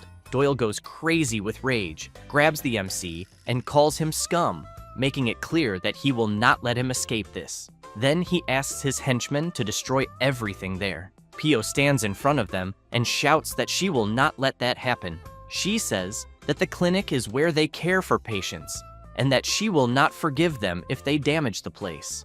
One of the henchmen, very irritated, wants to know what she will do to stop it. However, Adrian stands in front of Pio and asks the henchman to stop what he is doing right now and, with a sinister look, makes it clear that if he dares lay a hand on a child, he will not let him go unpunished. Kim thinks that Adrian could have done this before. Therefore, the Baron says that there are many eyes there and orders his henchmen to just take the MC. Pio is worried, but Kim says it is all right and that he will be back soon. Then he makes it clear to her and Adrian that he is counting on them to take care of the clinic while he is away. Next, the MC keeps thinking about Selena and hopes that she takes good care of Sonia. After this confusion, two women start commenting to each other that they think that animal epidemic that was recently spreading was caused by Dr. Kim Ojin, and one of them wants to know if the other is saying that it was the doctor who was supposedly fighting a demon, and the other replies that apparently yes, until more people approach, and one of them comments that they heard the Baron will hold a public trial soon. Meanwhile, the MC, while being taken, sleeps and continues recovering his sleep after days of overtime. But as soon as they arrive, the Baron's wolf starts barking and he shouts asking the MC to wake up. Kim slowly starts waking up and, sleepy, wants to know what is going on. Doyle shouts asking the MC to tell him where he hid the cat and the elf. Kim, while yawning, replies that he would not know, but thinks that apparently Selena escaped safely. The Baron wants to know if the MC, an insignificant being, would like to feel a little pain. Then he says that his wolves have been bored lately, but Kim is surprised by something, since Magma, the Baron's pet wolf, seems to be suffering from something. And quickly, Doyle wants to know what is wrong with his wolf's posture. The MC says that apparently Magma has a stomachache and wants to know if he showed any unusual symptoms lately. Doyle agrees with Kim and says that his little animal had not been feeling well since early. Kim wants to know if the Baron can be more specific about how the wolf is unwell. Doyle says that Magma is lethargic and that there was blood in his urine. At that moment, as soon as the MC hears this, he shouts saying that he needs to examine the animal immediately. However, the wolf does not like Kim's approach and starts growling at him, but the MC tries to calm him down, saying that it will be just a quick look. And so he calms the creature and, after touching its body, discovers that it is a hernia. Therefore, he wants to know how the Baron did not notice this. Then he turns and makes it clear that he needs to operate as soon as possible, because he thinks that Magma's life will be in danger if they do not do this. The Baron is very scared, not believing that his little pet is in danger. After a while, outside the Baron's castle, someone is lurking. It is Selena and Shonya with his grown horn. She asks Yonja to calm down because she is sure Kim is safe. Meanwhile, inside the castle, the MC is shouting, asking to take Magma to a clean room immediately and to prepare the listed tools and medicines because the surgery will begin. While Kim completes the anesthesia and disinfection, Doyle is apprehensive, waiting for the surgery to end. The MC continues doing his work while the Baron's henchmen assist him with the tools. However, one of them asks Doyle to wear one of the aprons they are using. He is a bit reluctant about it since he knows it is a maid's apron, but his henchman explains that the MC said it is to prevent infection. Then Kim asks to check Magma's temperature and to prepare the administration of more anesthetic in 5 minutes. While Magma remains sedated by the anesthesia, the MC asks one of the henchmen to sterilize the forceps used. Doyle continues worried about his pet until the MC shouts asking to close the door because the wind is coming in. They quickly close the door. Outside, a man wants to know if they can really trust the MC, and another stresses that he probably doesn't have good feelings towards them. Then he emphasizes that he has never heard of the disease called hernia that he mentioned. Doyle comments that it is not like that, and leaves the man confused, trying to understand what the Baron is trying to say. Then he turns and, looking at a portrait on the wall, says that Magma's mother died with the same symptoms. So he wonders if his pet is suffering from the same disease. He thinks this while staring at the portrait of Angela, Magma's mother.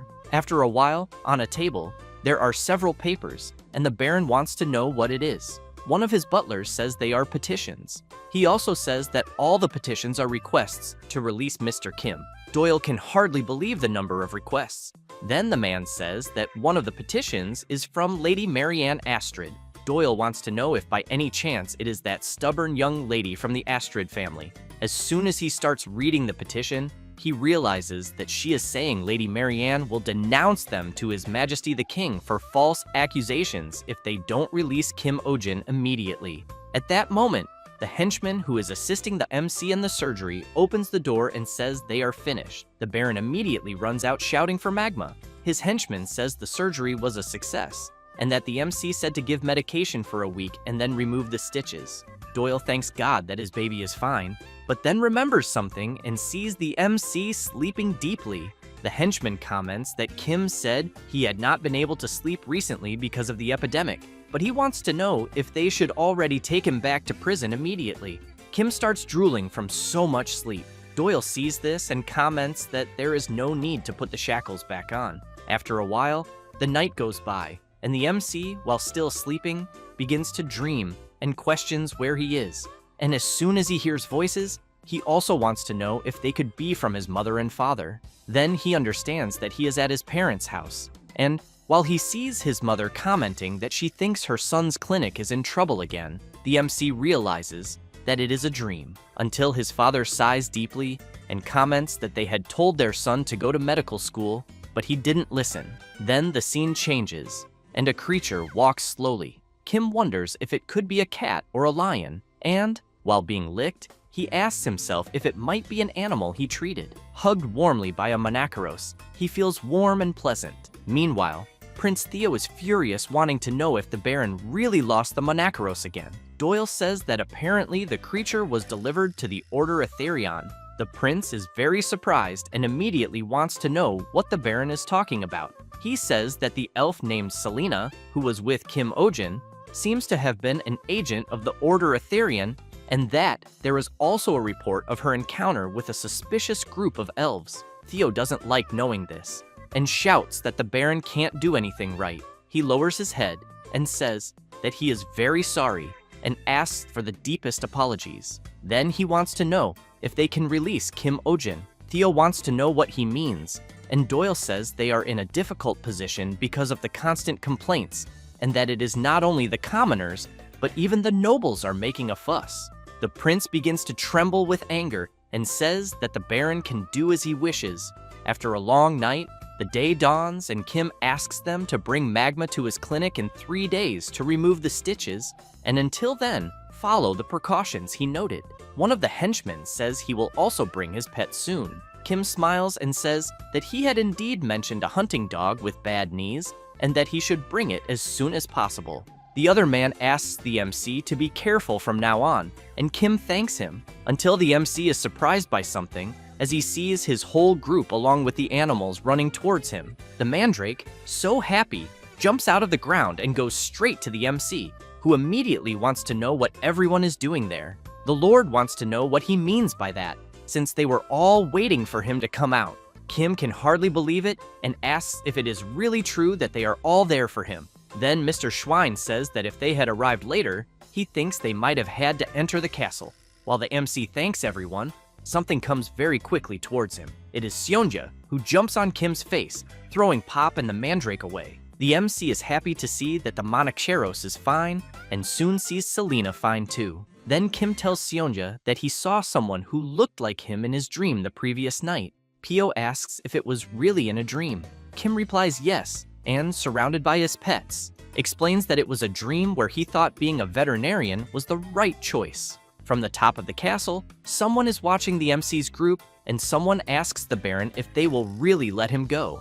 Doyle does not answer, but his butler says that he also saw that thing in Kim Ojin's cell the day before, and on that day, they were very surprised, just like Sionja, who quickly ran away as soon as he was seen by the humans. The Baron's butler, very surprised, continues saying that he is sure the thing they saw that day had a horn and disappeared in an instant, but that it clearly was not a common animal. However, Doyle turns and says that he has no idea what his butler is talking about, so he wants to know what really was in Kim Ojin's cell. The man cannot believe that the Baron is pretending not to understand. Doyle makes it clear that they did not see anything that day, and then thinks that Kim Ojin won. With that, A few days pass, and the Baron is extremely furious when he sees the bill for Magma's surgery and shouts, wanting to know what ridiculous amount the MC charged. Then, thinking about him, he concludes that he really cannot forgive him. Meanwhile, at the clinic, someone is saying good morning to Miss Selena, and Kim wants to know why the guy is there again. It is Adrian, who arrives saying that he brought the herbs Selena had mentioned before. She comments that it must have been difficult for him to find that in this season. Adrian says that there is nothing he cannot obtain for her, so Selena gives him a list. She begins to observe the herbs that Adrian brought and sees that there is Sprincia, Morning Dew, and even Gentria seeds. And while she comments that they are all in excellent condition, especially the Sprincia, something jumps onto Adrian's hand and quickly leaps somewhere else. He is startled, commenting to the little creature that it is not food, but a precious medicine. However, as soon as he reaches out to grab the herb, he ends up getting bitten and then receives an attack right in the middle of his face. Then he becomes furious and shouts, saying that he heard that pets look like their owners and that, as expected, all the creatures Kim raises have bad behavior, but Selena makes it clear that Bloop is her child, which makes Adrian a little embarrassed, commenting that it is no wonder the little creature has such a sharp eye for herbs. However, Bloob does not like Adrian much and keeps staring at him. The blonde boy wonders if the little creature actually just smiled. Selena puts Bloob in his cage and Adrian keeps thinking about what he just saw. Meanwhile, Bloob, while chilling inside his cage, thinks about his name Ping Ping and that he is a Bloop, a sacred and special being, and that there, in the clinic, a place where hundreds of animals go every day, there are two holders of power. He, Ping Ping, who claims the herb room on the second floor as his main territory, and Seonja, Kim Ojin's right hand and the highest authority of the clinic. Well, he thinks at least superficially, since he knows that certainly Seonja is physically stronger. However, no matter how strong Seonja is, he knows that he cannot mess with him carelessly because of the division core inside his forehead, since the moment someone annoys him, he multiplies exponentially and causes calamity. Then he thinks that when they first met, Seonja instinctively felt the danger and immediately attacked him, but quickly revealed his power and made everyone tremble in fear. However, he knows that after that he was welcomed by Selena, the true power there, and began to appreciate life as one of the two authorities along with Seonja. After that moment of reflection, someone is shouting for help. A patient arrives saying that his son was run over by a carriage and his little creature is not breathing. The other patients in the clinic are surprised, wanting to know if the person did not arrive too late. Kim, as soon as he observes the little creature, realizes that the airways are clear, so he calls Pio and asks her to time at 1-minute intervals and inform him. Therefore, the MC starts doing chest compressions, followed by mouth-to-mouth, and as soon as he goes back to doing chest compressions again, the people around want to know what the doctor is doing, since they have never seen anything like that before, until the little creature suddenly starts coughing.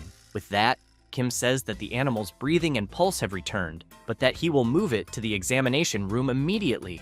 People cannot believe what they just saw, as they thought the little creature was dead. Ping Ping, just observing all this commotion, thinks that the MC really is someone extraordinary to bring the dead back, and that now he can clearly see why Selena made him her subordinate. At that moment, Kim asks the mandrake to let him borrow a leaf. While the mandrake is moved by the MC's request, Ping Ping thinks that he had forgotten her, Seonja's servant, and as soon as the plant gladly hands over one of her leaves, Ping Ping knows that she is a medicinal plant cultivated there, but finds it very amusing to see her doing such pathetic acts. However, the mandrake realizes that she is being watched by the Bloop and puts on an unfriendly face. Ping Ping realizes that she did not like being watched, but wonders what she will do if he keeps staring at her, and then thinks that she is really insignificant. After that, later, Ping Ping is running on his wheel, and as soon as he stops, all tired, he thinks that the daily training is complete. Then he jumps until he reaches the top of a shelf and knows that there is his stronghold, and that it is a tribute to Kim Ojin, offered as a sign of loyalty, since it has a view of the entire interior of the clinic, being located in the best place, with the most comfortable temperature and humidity. However, he is extremely shocked, because the place he most desires is destroyed. Then he begins to wonder who dares to commit such an atrocity, but it doesn't take long for him to notice something. and he sees the mandrake laughing suspiciously while holding on to the top of the window. Thus, he becomes furious and really wants to know how she dares to do this, since he has in mind that after receiving several awards for recent development of medicines, she became able to move freely outside the pot. Therefore, still very furious, he thinks that just because she learned to take a few steps with her pathetic legs, she thinks she forgot her place and dares to challenge him. Then, while jumping, he thinks that he will immediately establish who is in charge there. He then tries to land a kick on her, but the mandrake defends the attack and throws Ping Ping back. He does not like this very much, because he knows that thanks to medicinal herbs, not only did the plant's body grow, but also its durability improved a lot. However, he thinks that no matter how much she fights, she is still just a humble plant. Thus, he jumps high, and this makes the mandrake very worried. And while he lands a kick on her pot, he knows that when she loses the pot to return to, she will simply wither and die. The pot falls from the shelf and shatters completely upon hitting the floor, scattering all the soil. The mandrake cannot believe it and begins to cry as she sees her home completely destroyed. Ping Ping watches her from above and thinks that this is the difference in level between them. However, the mandrake turns furious, and Ping Ping thinks that this is not a good thing, since he knows that the plant has a secret weapon, a sonic attack that can easily rupture eardrums. So he prepares himself, thinking that she will use the attack, but realizes that his arms cannot reach his ears. But as soon as the mandrake tries to unleash her secret attack, nothing happens. Thus, Ping Ping starts laughing and thinks that she not only lost the pot, but also her voice.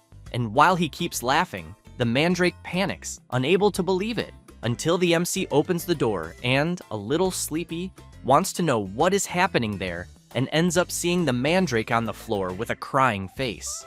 Kim picks her up and realizes that her pot broke, then begins consoling her, saying that everything will be fine, until something comes to his mind, and looking at the plant, he comments that he understands. That said, he says that it is already time to replant her, since he has in mind that the mandrake, which recently received quite a bit of super growth serum, had its height increased by an incredible 1.5 times. Therefore, the MC takes a new pot and says he had prepared it, a new spacious home. Then he says that the inside was carefully filled with layers of top quality soil, and that to finish, he used a premium organic nutrient service. Kim gets excited, claps his hands, and congratulates the mandrake on the new home. However, he sees that she is very weak and discouraged, and immediately wants to know why she is like that. He tries to play with her, but the mandrake is very frail. The MC wants to know if she didn't like the new home. Selena notices this and decides to pull one of the plant's leaves, which makes the MC quite scared, wanting to know what Selena is doing. Kim immediately prepares for the mandrake's scream, who in turn gets irritated for having one of her leaves pulled out without permission. But when she tries to scream, nothing happens. And while the plant feels embarrassed for not being able to scream, Kim says that apparently she going out of the pot so often lately made her lose her voice. However, he emphasizes that she doesn't need to feel so hurt in her pride, as they already replanted her and her voice will return soon. After that, the next day, the mandrake is even more withered and almost lifeless, and the MC, as soon as he sees her, gets very worried, wanting to know why the plant is aging so fast, as he fears that if she continues at this pace, she will completely wither and die. Selena wants to know if by any chance the fertilizer wasn't enough until Pio appears shouting, worried about the plant. And as soon as she goes to the mandrake, she wants to know how the MC can be so ignorant as to have completely changed all the soil in the pot, and if by any chance he never dedicated himself to agriculture. He feels embarrassed and replies that apparently Pio must be from a cold city. Pio explains that the soil is like blood and flesh for plants, and that humidity, microorganisms, and nutrients live together. Therefore, she makes it clear that the MC, by changing the familiar soil for new and unknown soil, caused a rejection reaction. Pio gets even angrier and shouts warning that if she had arrived a little later, she's sure the mandrake would have withered to death. Kim falls to his knees on the ground and keeps apologizing non-stop and asking what he can do to help. She replies that there's nothing they can do except let the mandrake overcome it with her own willpower. Then, she starts removing all the plant's leaves to prevent moisture loss. After pulling them all off, the plant looks even more embarrassed. However, Pio places the pot in a place with good ventilation but covers the area to block sunlight and prevent photosynthesis. While blocking the window to prevent sunlight from entering, the MC tells the mandrake that all of this is for her own good and that she just needs to wait a few days. Night falls, and where the mandrake is being kept, she notices that more of her leaves are falling, so she starts to cry. However, someone starts to approach very slowly, and the plant quickly notices it. It's Ping Ping, who with one of the mandrake's leaves and a mischievous look, keeps staring at the plant, who in turn gets very frightened. The little hopping creature starts eating one of the mandrake's leaves as if teasing her. However, someone appears and catches Ping Ping. It's the MC, who says he was wondering who kept stealing the medicinal herbs and wants to know what kind of rodent eats things like that. After taking the leaf out of the little creature's mouth, he wants to know if she realizes how precious the mandrake's leaves are. But Ping Ping doesn't like that, jumps from the MC's hand and bites the finger of his other hand. While Kim tries to pull the rodent away, Xionyia quickly approaches and strikes the little creature with a paw. However, due to the blow it took, Ping Ping activates the multiplication core on her forehead. Kim becomes very frightened and shouts, asking the little creature not to do that. Then, while shouting that he'll do anything for Ping Ping not to divide, his dragon necklace glows intensely, and a power shoots out from it, hitting Ping Ping squarely. A strange reaction begins to happen, and then the power from the dragon necklace manages to remove Ping Ping's division core. Kim is frightened, wanting to know what the hell is happening, until, as he steps back, he bumps into a chair and ends up falling on his butt. The power starts ricocheting everywhere and goes straight toward the poor mandrake, who just stares at the power coming her way. Kim screams, worried about her. However, as soon as she is hit by the power, she instantly recovers from the state she was in and becomes radiant. Taking advantage of the beautiful moonlight outside, the plant makes a little scene, which leaves both Ping Ping and the MC wondering what the hell the plant is doing. The next day, after Selena observes a bit of what happened the previous night, she says that it's a normal plant cell division. Then she explains that the energy from Ping Ping's division core came into contact with the mandrake, causing abnormal cell division, and that's why her body instantly recovered and became even stronger. Pio is happy to know that the plant will be fine in the end. Meanwhile, Selena looks at Ping Ping, picks him up in the cage, and asks the little creature not to be sad because his core is safe. And while giving him one of the mandrake's leaves to eat, she points out that he'll recover soon once he regains his energy. Then Selena becomes intrigued by something and, thinking about her master, reflects that, as expected, the division core he created is truly excellent. Next, Pio says there's a scary ghost story in the Western Forest known as the Tale of the Legless Beauty, and that, although she appears to be a beautiful woman with long hair, in reality, they say she's a man-eating monster with vicious teeth. Without hind legs, she crawls on her front limbs, appearing when she hears a baby crying. And some even say she's the vengeful spirit of a yokai who went mad after losing her child. Kim grabs Xionyia tightly and, terrified, asks Pio to stop, saying she should say something that makes sense. She insists it's true. Kim says that no one has seen her, so he thinks it's a lie. But Selena says she has seen this woman in the forest. The MC becomes even more scared, wanting to know if she's joking, and Selena says she saw her in the Western Forest the previous week. Then she explains that there were traces of something crawling on its front limbs all over the place, and that thanks to that, there were fewer people around, so she could gather herbs comfortably. Then Kim becomes even more frightened when he hears a strange sound, and on the other side of the door, the sound grows even louder. Both Pio and the MC are terrified, and Selena comments that it seems like someone is there. But as soon as they open the door, they see the dog Max with something in his mouth.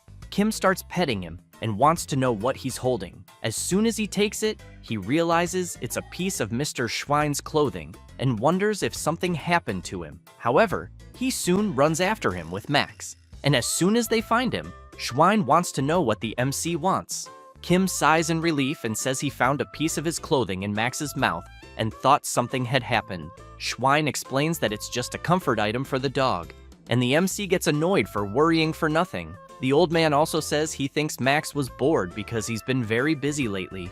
Kim wants to know if Schwein is working that late at night, and he says there's a situation going on, asking if the MC can see the net on the tree in front. He replies that he can. Schwein says there's a kitten trapped inside the net, and Kim becomes confused, asking the old man to be clearer. He explains that recently, hunters have been getting close to the western forest and have set up nets like that everywhere, and that young animals keep getting caught.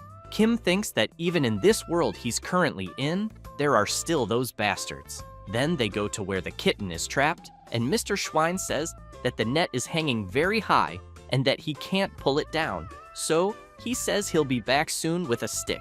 Kim says he understands and that he is worried about the kitten's health. Then he notices something strange and, seeing some marks on the tree, wants to know what they are. Schwein is impressed and says he thinks they're scratches, as if something had clawed at it. Kim looks to the side and sees some footprints around the tree, commenting that they're quite peculiar, almost as if an animal with only front paws had been crawling. He says this while thinking about the monster Pio mentioned. Then he wants to know why the old man is suddenly making crying sounds, so he tells him not to joke about it because he really hates that kind of thing. Schwein starts sweating nervously and replies that he's not making any sound. At that moment, a creature with sharp teeth approaches and begins moving toward them. Both the old man and the MC get scared and scream, saying that the legless monster has arrived. However, as the creature gets closer, they see that it's not the monster the MC was imagining. Then he realizes it's just a fox, and that apparently the animal injured its hind legs, which is why the footprints were dragged. Then, from inside the net, the creatures trapped there begin to make noise, and the fox reacts to it, quickly trying to climb the tree with her claws. Kim notices that the creature is reacting to the kitten's cries. The fox tirelessly continues trying to climb the tree, and the little animals trapped in the net start moving, causing the net to sway from side to side. Kim comments that at this rate they're going to fall, and it doesn't take long for the net to come loose. The MC prepares himself and jumps, grabbing the net with the little animals inside. As soon as he sees they're safe, he feels relieved. However, he notices something and sees that it's not just a kitten there. There's also a fox cub that already seems to be dead. At that moment, the fox appears behind the MC with bloodshot eyes, and he turns around, very worried. Seeing the furious creature, he thinks he let his guard down, but a vial is thrown and hits the fox, spilling something over her. Kim realizes it's a tranquilizer that quickly knocks the fox to the ground. The MC sees it was Selena's doing, and she wants to know if he's hurt. He is very happy to see her and thanks her several times, but wants to know what she's doing there. Selena says she was curious about the creature they mentioned earlier, but in the end, it was just a celestial fox, which is known for having a cry that resembles a woman's voice. Kim wastes no time and quickly starts treating the creature since she's in bad shape with many wounds. When he touches one of the fox's paws, he sees there are also bullet wounds on the hind legs and thinks that's why the creature was only using the front ones. Selena comments that apparently the fox gave birth recently since her teats are swollen, but there are slight traces of nursing, suggesting she hasn't been feeding her young for a while. Kim becomes intrigued and wonders if the fox cub that was caught in the net was her child. The night before, in the middle of the forest, someone stood before a fox cub complaining that it would be better if it were an adult fox. The other hunter says that even so, he thinks a white fox is rare, so it must fetch a good price. Then one of them notices something, and the mother fox of the fallen cub appears. She quickly charges at one of them, who becomes very frightened, but several shots are fired. One of them, badly injured, says he thinks he got lucky and tells his friend to get out of there. The fox returns to her cubs, and one of the little creatures becomes very alert upon noticing that its mother has returned. However, her hind legs are completely injured from the gunshots she took. But even so, she doesn't stop from picking up her cub to take him away. Once they reach a safe place, she places her cub on the ground, and he begins to nurse. The fox feels happy to see that her cub turned out fine in the end. However, as the night went on, because of her injuries, the fox ended up falling asleep. From the bushes, a kitten emerged, and the fox cub went up to it, and the two began playing together, until the fox cub stepped on a trap that instantly caught them both. Because of the noise the little creatures made, the fox woke up. The cubs, while trapped in the net, kept making noise, and the fox started sniffing around to find where her cub was. Then she heard him making noise and realized he was trapped high up in a tree. The fox, remembering what happened the previous night, wakes up startled and immediately prepares her claws. But the MC grabs her and asks her to calm down. However, she bites his arm, but soon calms down because the MC just applied a sedative to her. He tells her to stop moving, or her wounds will open again.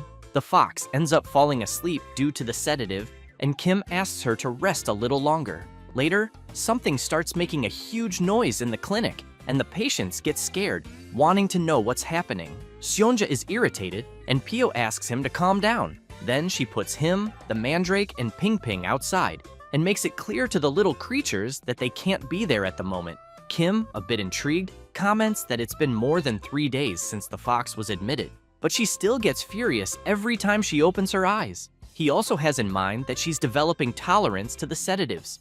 Pio wants to know if the fox doesn't realize her cub is dead, thinking that maybe that's why she keeps looking for him. Kim replies that no, and that he thinks she must already know because the cubs seem to have been dead for at least 3 to 4 days.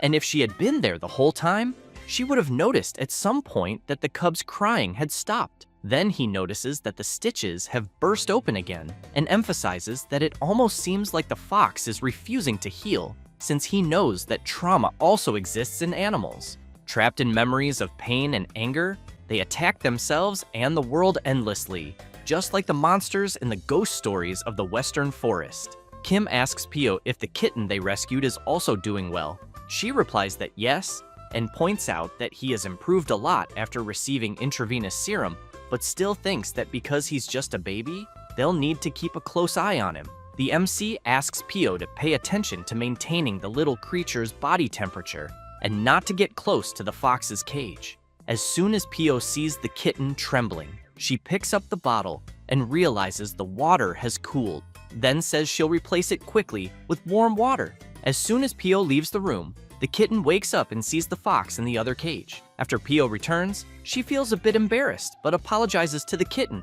and says she was delayed warming the new water. However, she sees that the cage is empty and the door is open, so she gets worried and starts shouting, wanting to know where the little creature went, until she sees that the kitten went into the fox's cage and is nursing. So she starts shouting for the MC, who at that moment was attending to another animal. Pio says that the kitten went into the fox's cage, and he becomes very surprised. Then he thinks that this is really bad, since he knows that in the fox's current state, she would definitely kill the little creature. Meanwhile, the kitten is calmly nursing from the fox until she begins to wake up, and the MC rushes at full speed to the room where they are being observed. At that moment, the fox fully wakes up with an unfriendly look, but the kitten continues nursing peacefully. Then the MC bursts through the door, very worried, but ends up seeing the fox crying and licking the kitten. Everyone is astonished by the scene they are witnessing, since they're seeing the creature that was once furious now tenderly caring for a kitten, as if it were her own cub. After a while, the kitten is running with something in its mouth, and Pio runs after it, shouting that the little rascal is running away with his glove again. However, the kitten goes straight to the fox, who looks at Pio with an angry face, and he awkwardly says that he will get the glove later. A little later, while watching the fox and the kitten, Kim comments that it is quite amazing, because before the fox's wound kept getting worse, but now it is starting to heal, and apparently she is no longer having nightmares either. Pio says he thought the fox would never be able to use her hind legs again. The MC emphasizes that fortunately the nerves were still alive, and that it is nothing short of a miracle.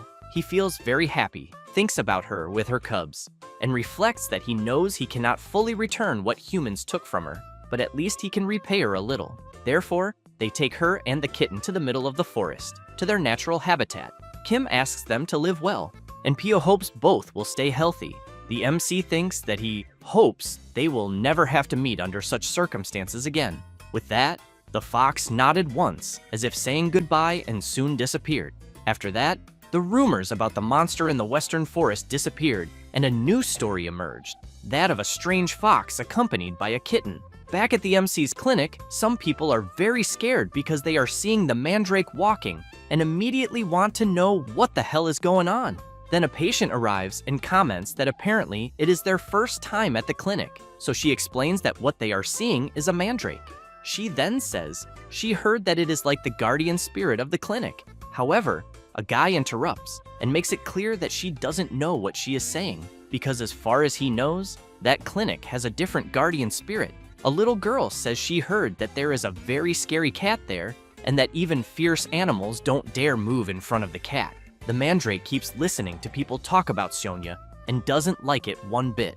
Then it goes to where his food and water are, grabs the bowl, and throws it high into the air. While striking a proud pose, people want to know how it dares to knock over the food bowl of the true boss there. The mandrake feels embarrassed and doesn't notice something that just arrived behind it. And as soon as it turns around, it gets very scared because it sees Sionya glaring at it angrily. The plant prepares to release its scream, and Sionya takes a deep breath. However, he starts coughing like crazy, almost as if he had swallowed a ball of yarn. People get worried, wanting to know what suddenly happened to the cat. Sionya coughs so much that he ends up vomiting, and the vomit hits the mandrake squarely. While the plant lies knocked out on the ground, people wonder if the cat really vomited. Then someone comments that it is just a hairball. It is the MC who explains that cats usually clean themselves by licking their bodies, and that the dead hair that enters their bodies during this process clumps together and is expelled through defecation or even vomiting. The poor mandrake feels desolate hearing about it. Then Kim grabs a brush and says that he has been too busy to brush Sionja's fur lately, as he knows he should give him a good brushing after all this time. However, an hour later, the MC, terribly tired and covered in fur, finds it very strange because it never seems to end. He then comments that at this rate, it might be possible hair loss, and that if it continues like this, Sionya might go bald. Then, when he turns the cat over, he sees a mark and says that it can only be baldness. But upon closer inspection, he thinks it can only be what he is imagining, suspecting it to be a fungal dermatitis. Kim becomes worried and thinks that he still calls himself a veterinarian, yet he didn't even notice that his own cat had a skin disease. Therefore, he quickly goes to a drawer, grabs a hair trimmer, and thinks that he prepared it for a day like this, being custom made by the best craftsman in the city. The tool in question is the world's first manual pet clipper, and while he begins trimming Sionja's fur, the MC apologizes and emphasizes that it is necessary for the treatment. However, Sionja feels something strange and jumps up, which ends up scaring the MC. Upon landing, the cat becomes furious and growls. Kim is frightened and questions whether Sionja really growled at him. Then both stare at each other, and the MC thinks that normally, in a situation like the one he is facing, a pet owner should take a step back to maintain the trust of their animal. But at the moment, he is not just a pet owner, but a veterinarian, so he knows that a doctor must never back down in a battle of wills with an animal. He then thinks that he has awakened the spirit of the brave doctor, and, while trimming Sionja's fur, says that he is doing well. However, as soon as he passes over the cat's bald spot, Sionja growls loudly in pain. The MC apologizes and comments that it will be over soon. Kim thinks that in cases like the one he is dealing with, he needs to act quickly, because the more pets hate it, the faster he must finish. Until a glow begins to emerge from Sionja, and the light becomes even stronger, leaving the MC astonished. The glow completely illuminates the entire clinic, and as soon as it fades, the MC is holding Sionja in his arms, and, completely terrified, questions what the hell just happened. Then he sees a magic circle over the table, and Mr. Kalyan appears. He calls for the bearer of the Celestian blessing, raises his staff, and emphasizes that according to their alliance, he, Kalyan Celestane, responds to the call of the MC, who in turn doesn't understand anything. Both stare at each other for a brief moment. After that, and after Kim explains everything to Mr. Kalyan, he says he understands and asks if that's really what happened. The MC, a little embarrassed, replies yes, and apologizes for calling someone so busy. Kalyan says it's fine, and that he believes he can help with the problem, then explains that Sionja's circular hair loss is not a skin disease, but a sign of shedding. Kim is confused and asks Mr. Kalyan to be clearer. He explains that monoceros go through several periods of rapid growth, and that during each of these periods, they lose fur all over their bodies. The MC still doesn't understand anything and comments that he can't comprehend. Kalyan emphasizes that during this period, monoceros must purify their bodies in the Lake of Sable, and that if they do not do so, the lost fur may never grow back. Kim imagines Sionja without fur, and is completely shocked. Kim thinks about the baby he raised with love, the idol of his clinic, then wonders if he could really go bald. Kalyan emphasizes that it is not a major health problem because it will take a long time for Seonja's fur to grow back again. At the same moment, the MC yells wanting to know what place this is because they need to leave immediately.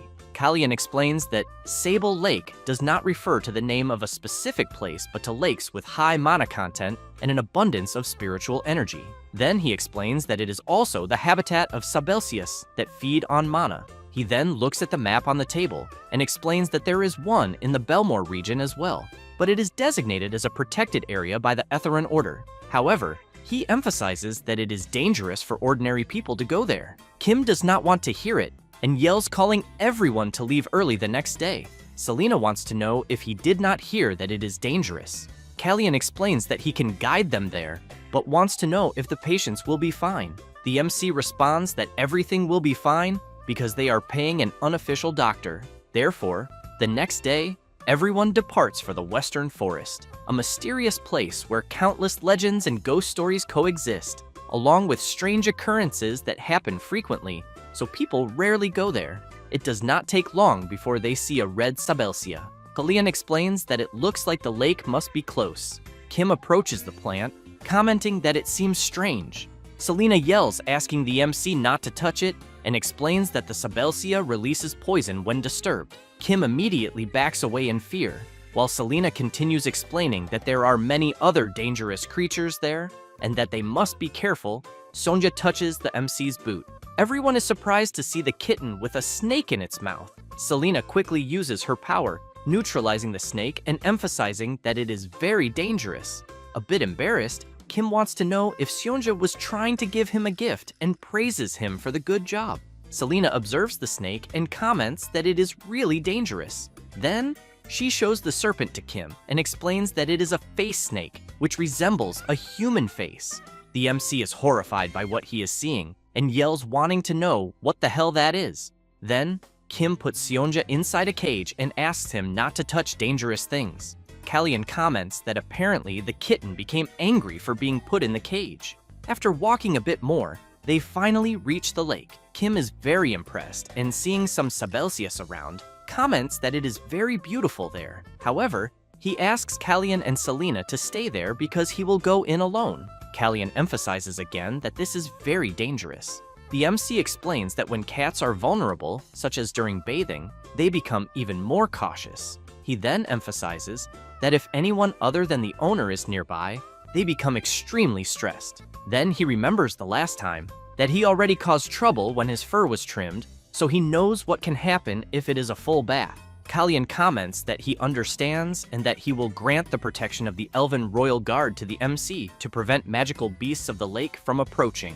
With that said, he raises his staff and, calling upon the water spirits, asks them to answer the call of Celestian. Then he recites a chant in the Elven language, which leaves the MC very surprised, finding everything the Lord Kalyan is doing incredible. As soon as the chant ends, Kalyan transforms the MC into something that resembles an aquatic creature and emphasizes that now, nothing can touch him. Kim, seeing that he looks visibly ridiculous, just hopes to lose consciousness. Then, he goes to Seonja and calls him. He then takes a delicious cat treat and yells saying that it is all for him. While the kitten eats the food, Kim praises him for the good job.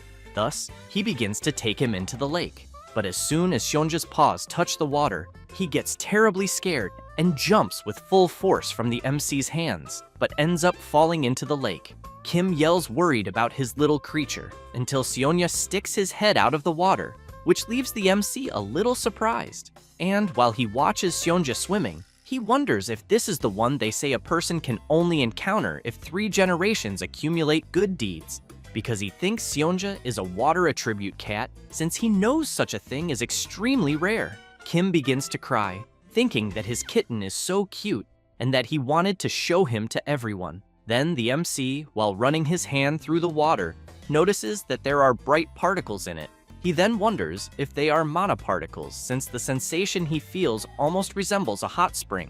After thinking about this, his eyes fill with tears as he thinks about how much he misses his beloved civilization because there he had barbecue, his beloved draft beer, and refreshing, delicious milkshakes. But he also has something else in mind as he watches the other creatures in the lake, and even Seonja having fun. He knows that, in reality, he would never be able to see a scene like the one he is seeing now in his former civilization. So without wasting more time, he grabs a brush, calls Seonja, and comments that they will stop playing and wash him now. As soon as he scrubs a lot of fur comes off. He becomes scared, wanting to know if this is really good, because it seems like Seonja is even shedding his skin. When he drops the soap into the lake, he quickly tries to grab it, but he accidentally places his hand on a sabelsia because he remembers Selena saying that these plants release poison when disturbed. He quickly lets go of it, but the plant emerges from the water and sprays its toxin right in the MC's face, who then begins to scream and worry until he becomes confused about something and, looking around, realizes he is somewhere else. Then, he becomes frightened and yells, wanting to know where he is and what happened. At that moment, a creature places its paw on the MC's shoulder, and he becomes even more frightened when he turns around and sees a lion beside him. Looking directly at the creature, he wants to know who it is. Kim notices that the lion has a horn, and, while scared with the lion so close, wonders if it could be the legendary Monoceros. However, the creature gives a big lick to the MC's face, who in turn tries to understand what is happening, but soon concludes that he must be dreaming. But when more creatures appear and surround him, he wants to know why the dream feels so real. While he thinks that being loved by a lion is like winning the lottery, he becomes surprised by something because he sees a Monoceros cub there. Then, he thinks that Seonja looked like that before his horn was cut off. As he pets the cub, he wonders if Seonja's horn will grow back. However, he hears someone saying that it will depend on him, so he turns to see what it is. And seeing someone hidden, he wants to know if someone is there, and if by any chance it is a person. But he ends up being grabbed by one of the creatures, which starts pulling him by his clothes. Kim wants to know why the creatures are acting like that all of a sudden. And when he notices that one of the Monoceros has black skin, he thinks that somehow it seems very familiar. Then the MC slowly wakes up, and Kallian wants to know if he is okay. Kim asks what just happened. Kallian explains that he passed out after inhaling the Sabelsia's poison. Then he makes it clear that if it were not for the protective barrier he placed, he thinks the MC might have been in serious trouble. Kim wants to know if Seonja is okay, and Selena responds that the kitten is safe. The MC becomes excited to see that his little creature is fine, and Kallian explains that Seonja dragged him out when he lost consciousness. Kim becomes surprised to hear this, and Kallian, laughing, explains that the MC was floating thanks to the protective barrier. Kim hugs the kitten and comments that he would never have imagined that he, the guardian, ended up being protected. However, he realizes that Seonja seems a little bigger, and his fur is also longer and shinier. Then, he picks up the kitten and yells, saying that the hot spring is really incredible. As they head back, Kallian wants to know if the MC really said he saw Monoceros in the dream. Kim answers yes, and explains that it was in a place similar to an ancient castle, and that there were many Monoceros. Then he emphasizes that now that he has thought about it more, he thinks he had a similar dream in prison before, with a black Monoceros like Seonja. Selena comments that it was probably the real Seonja. Kim is surprised and wants to know if what she is implying is that it was not a dream. She responds that she somehow forgot to mention it.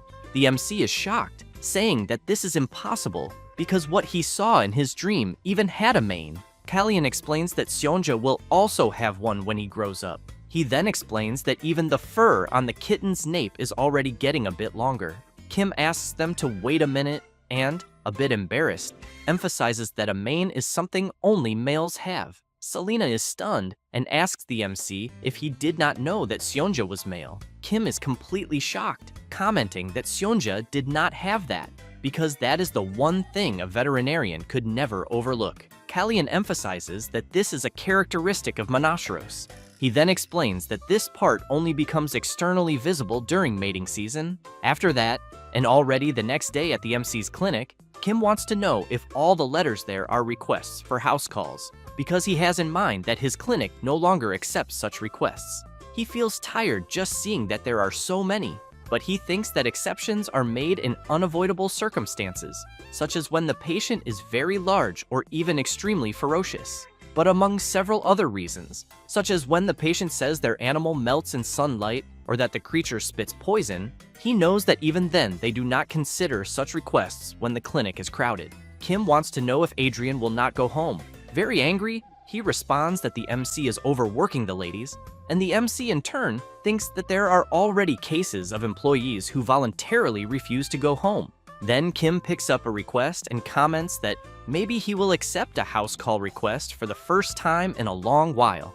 In the request in question, the MC sees that it concerns the giant lop-eared rabbit, Elizabeth, and other rabbit species, and that the requested treatment is vaccination. However, at the end of the letter, he sees in the notes that there are 33 babies. Then he starts thinking that he feels a foreboding sensation. But even so, he decides to go there. And while they travel, Pio emphasizes that giant lop-eared rabbits have very soft fur. Kim comments that she is right. After all, they are rabbits. Completely excited, Pio comments that when they are babies, they are much smaller and cuter, and that just thinking that there are 33 of them makes her think it must be paradise.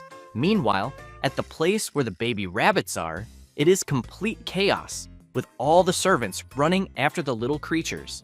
One of the staff members, visibly exhausted, yells asking them to take the babies away from there quickly. At that moment, one of the babies tears an extremely expensive curtain, and as soon as the MC arrives and sees the scene, he asks Pio if that place is paradise or hell. She wants to know if lop-eared rabbits are not supposed to be docile. Kim asks her to take a look at the little creatures to see their sharp teeth, because they almost look like a demon in rabbit fur, until the Baroness appears and wants to know if the MC is that famous veterinarian. A bit embarrassed, he and Pio comment that it is a pleasure to meet her and introduce themselves. Furious, she asks him to get rid of all the damned rabbits there immediately, until the Baron appears shouting, asking the MC not to listen to the Baroness, who in turn becomes confused upon seeing him there. The Baron continues shouting, saying that if she does not like the rabbits, she should leave. She yells wanting to know why she should leave her own house, and both continue insulting each other.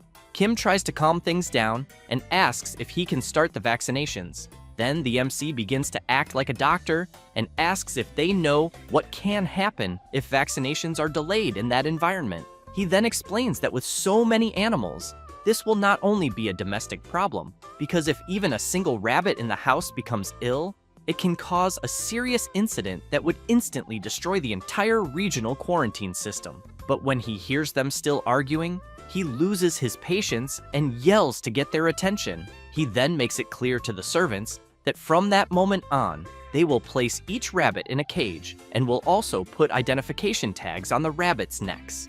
Thus, the servants quickly begin doing what the MC requested. 1 hour later, all the rabbits have been placed in separate cages with identification tags on their necks. The MC begins counting and checking the rabbits' names. However, he becomes puzzled by something because he sees that 5 rabbit babies are missing.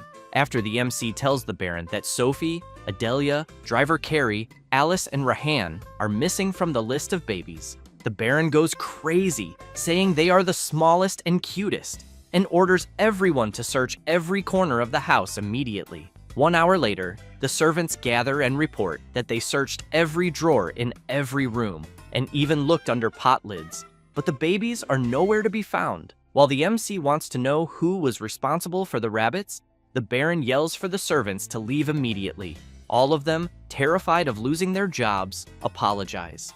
Kim wants to know when was the last time any of them counted all the rabbits. The red-haired man comments that since the babies live inside the house, he does not check them often, but he is sure there were 33 of them about a week ago. The MC continues wanting to know how the rabbits were the last time he saw them and if he noticed anything unusual. The red-haired man lowers his head, apologizes, but emphasizes that the problem is that he honestly cannot distinguish any of the baby rabbits. Hearing this makes the Baron even more furious, and he yells that they are all useless fools and that they will all be fired.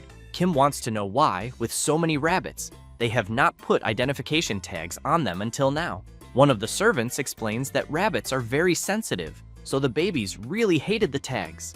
and the Baron would not allow them. Pio immediately goes after the Baron and emphasizes that without tags he cannot control them properly. The chubby man wants to know what she is talking about. Then, with several babies in his arms, he wants to know what she means by cannot distinguish them, because to him they all look different, and he thinks anyone can see that. The Baroness laughs and comments that this is exactly what a rabbit-obsessed person like him thinks. The Baron becomes nervous and suspicious and wants to know if she did something to his rabbits. He then makes it clear that she never liked his babies and even thinks she is guilty. The Baroness becomes furious at being accused and tells the Baron to watch his tongue. Kim asks the Baroness that if she knows anything about the rabbits' whereabouts, she should tell them everything. Then the MC explains that giant lop-eared rabbit babies are fragile and unlikely to survive in the wild. The Baroness yells that she does not know and emphasizes that besides that, if she wanted to get rid of them, she would get rid of all of them. So she wants to know why she would get rid of only 5. The Baron points his finger at the Baroness and asks if she was trying to get rid of them little by little so he would not notice. She goes up to the Baron and wants to know why she would care what he thinks, since she would simply do it right in front of him. The Baron becomes embarrassed and thinks that this is true, and that she accepted that too quickly. The Baroness becomes even more furious and yells that she thinks the Baron had better find a solution before she really throws all the babies out. Then she points at Elizabeth and asks if he realizes that all the babies will grow to her size. The Baron runs to his beloved creature and asks her not to listen to the Baroness, while the Baron pets Elizabeth and says she is the best rabbit and should not be sad. The Baroness turns around and says she is tired of this. Then one of the servants wonders if the babies were not abandoned, but had instead escaped on their own, because he thinks those particular rabbits are exceptionally small and weak, so they were often bullied. The red-haired man agrees with his colleague and emphasizes that this is why they fed the smallest ones separately. Kim says they cannot dismiss that possibility, but he thinks it is very strange because giant lop-eared rabbits hate going outside. And seeing how Elizabeth is reacting to the Baron's pampering, he knows rabbits are extremely introverted and therefore would not run away. Then, while he hears the Baron asking a servant to bring some treats for Elizabeth, the MC thinks he needs to find traces of where the babies went, but he wonders what kind of traces rabbits would leave, until he remembers one, when the Baroness shouted that they were 33 giant poop machines. Thus, Kim yells for them to bring some hunting dogs with a good sense of smell, because he has in mind that rabbits poop a lot, and they do it while running, while eating, and some even poop while sleeping. So he considers that if they escaped, they must have left droppings behind. After bringing a dog, the MC asks the dog to take a good sniff of it, but the dog is stunned to see what it has to smell, and the MC apologizes and emphasizes that it is necessary and that it must search every centimeter inside and outside the mansion, after asking the other servants to do the same with the other dogs. Some time passes, and one of them shouts that he did not find anything. After some more time, another servant also shouts that he found nothing, until one of the dogs begins barking loudly after sniffing some scattered droppings. Everyone rushes to the spot, and Pio, a bit disgusted, comments that the place is a true field of crap. Kim emphasizes that he is very impressed they never noticed it before. Then the MC thinks about the droppings being outside the mansion, but wonders why large amounts of droppings were found only in the garden, and what the hell is happening. The MC tries to understand, and notices that there is a mixture of old dry droppings and relatively fresh ones. While the MC is observing the droppings, the Baron yells for his servants to continue searching, until he begins to cry and wants to know if the rabbit babies grew wings and flew far away like little angels. At that moment, Kim comments that of course there are no traces because the rabbits did not leave on their own. Thus, he wants to know where the servants who work in the mansion live. The Baron says they use the annex, and the MC wants to know where the married servants live. The Baron says they find houses nearby and live separately. Then Kim goes to one of the servants and wants to know if he is married. A bit surprised, he answers yes. The MC smiles and comments that it is exactly as he thought. Then he points at the servant and declares that he is the culprit. The servant is stunned to be accused, and while the Baron shouts to send a search team to the servant's house immediately, the man keeps shouting for them to wait a minute. As soon as the search team arrives at the servant's house, they find the 5 missing rabbit babies. The Baron quickly hugs the little creatures, very happy. The servant and his wife are completely embarrassed. Then the Baron turns around furiously and yells, wanting to know how they dared touch his babies. While the servant keeps his head down, the Baron continues wanting to know if they plan to sell his rabbits for profit and if the salary he pays them is not enough. Kim comments that if they had planned to sell them, they would not still be there. He then explains that he heard that giant lop-eared rabbits are more valuable when smaller, but when they grow a bit, they do not sell well. But for some reason, the rabbits there seem much fatter and bigger than when they were at the mansion. Thus, the MC takes a deep breath and asks the servant to tell what really happened. Very embarrassed, he says he had no bad intentions because he was going to keep them there temporarily and then return them to the mansion. The Baron, confused, asks why. The servant shouts that he was sure the rabbits he took would have died if they had stayed in the mansion. The Baron wants to know what he is talking about and how he could think the babies would die there. The servant says that giant lop-eared rabbits are extremely sensitive to environmental changes and easily feel anxiety, and that they are also very attentive to their owner's emotions. He then says that the Baroness was angry at the Baron, but the rabbits felt her negative emotions, and that made them anxious about the possibility of being abandoned someday. The Baron is very surprised to hear this, but the servant continues, saying that when rabbits feel their survival is threatened, they eliminate the weaker members to ensure their own survival, and that if left alone, the small ones there would have been killed by bullying. The Baron thinks this is nonsense and says it is impossible, but the MC says it was as he had suspected, and that this is why the babies there were so small, because considering Elizabeth's size, they should be about twice as big as they are now, and he thought they looked unusually small, so supposedly their growth may have been stunted by stress. Hearing this makes the Baron less agitated, thinking he would never have imagined that. Then Kim goes to the servant and asks if he tried isolating the babies in the garden at first. The servant is surprised and asks the MC how he figured it out. Kim says he saw rabbit droppings in the garden and that they looked like traces of a small number of rabbits that had briefly visited the area over several days. The servant takes a deep breath and says the MC is right, since he initially tried separating them the way he said. However, he emphasizes that keeping them separated for just a few hours a day and feeding them separately was not enough to protect them from bullying by the other 28 rabbits.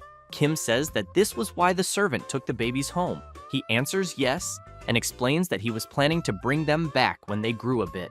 The Baron wants to know why a mere servant would go to such extreme trouble. Kim responds that the Baron already knows. He then says that the servant there has far more rabbit fur on him than any other servant, and that he can distinguish the babies precisely without identification tags because he loves and cares for the rabbits just as much as the Baron himself. The Baron, embarrassed, asks the servant why he didn't say so earlier because he thinks that if he had said it earlier, he could have separated the babies and raised them differently. The servant responds no and emphasizes that this would have been impossible because currently the only rabbit-free space in the mansion is the second floor used by the Baroness. While the Baron is surprised to hear that as well, the servant continues explaining that the Baroness would never give up her space. He then says he knows the Baron truly loves the rabbits, but that he loves the Baroness much more. Later, the Baroness is having tea with her friends, who compliment her mansion. Then, the Baroness says her husband is obsessively passionate about rabbits. One of her friends says she is jealous because her husband only cares about fishing, and when he leaves, he doesn't return home for months. The other woman starts crying and saying that her husband is completely obsessed with bear hunting, and that her house smells like bear pelts. The Baroness smiles and thinks that staying home playing with rabbits is better than what she just heard from her friends. Then, one of her friends continues saying she is truly jealous of the Baroness because the Baron is a homebody and they have such a good relationship. The Baroness is surprised and emphasizes that in reality, they are like mortal enemies. Her friends tell her to stop lying and say they heard that the Baron's first childhood love was her and that her love story is famous. And they know the Baron began liking rabbits because the Baroness's nickname was Rabbit Teeth. The Baroness looks at the rabbit statues holding a heart and thinks she had forgotten because the children used to tease her and call her Rabbit Teeth. until the Baron approached her and emphasized that the other children were not teasing her, but complimenting her because rabbits are super cute, just like her.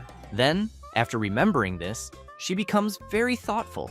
As soon as the MC and his group return to the Baron's mansion, the Baroness wants to know if they found the missing rabbits. While the MC administers the vaccine, Pio answers yes, and says they finished the health exams and vaccinations of the creatures. Then Kim emphasizes that if there are no health problems, the rabbits will be relocated as the Baroness wanted. She says that is good because she was already tired of seeing them anyway, but she wants to know if her husband is really okay with that. He replies that instead of being raised by an unqualified father, he thinks it is better to send the babies to a better place. The Baroness is puzzled by this response and wonders if her husband is really going to abandon the babies. Then she yells, wanting to know what good place that would be. She emphasizes who could love the baby rabbits more than the Baron. He says he thought that his wife hated the rabbits. She makes it clear that she does hate the little creatures, but she wants to know what kind of mother would abandon her children because he had said they should raise Elizabeth as if she were their own daughter.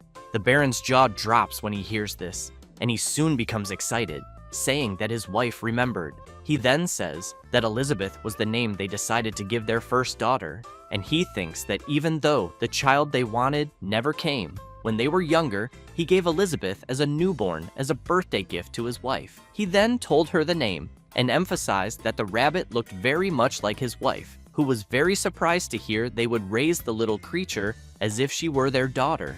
Thus, after that and finishing the house call service, the MC and Pio leave. Kim knew it was very good that the couple had reconciled.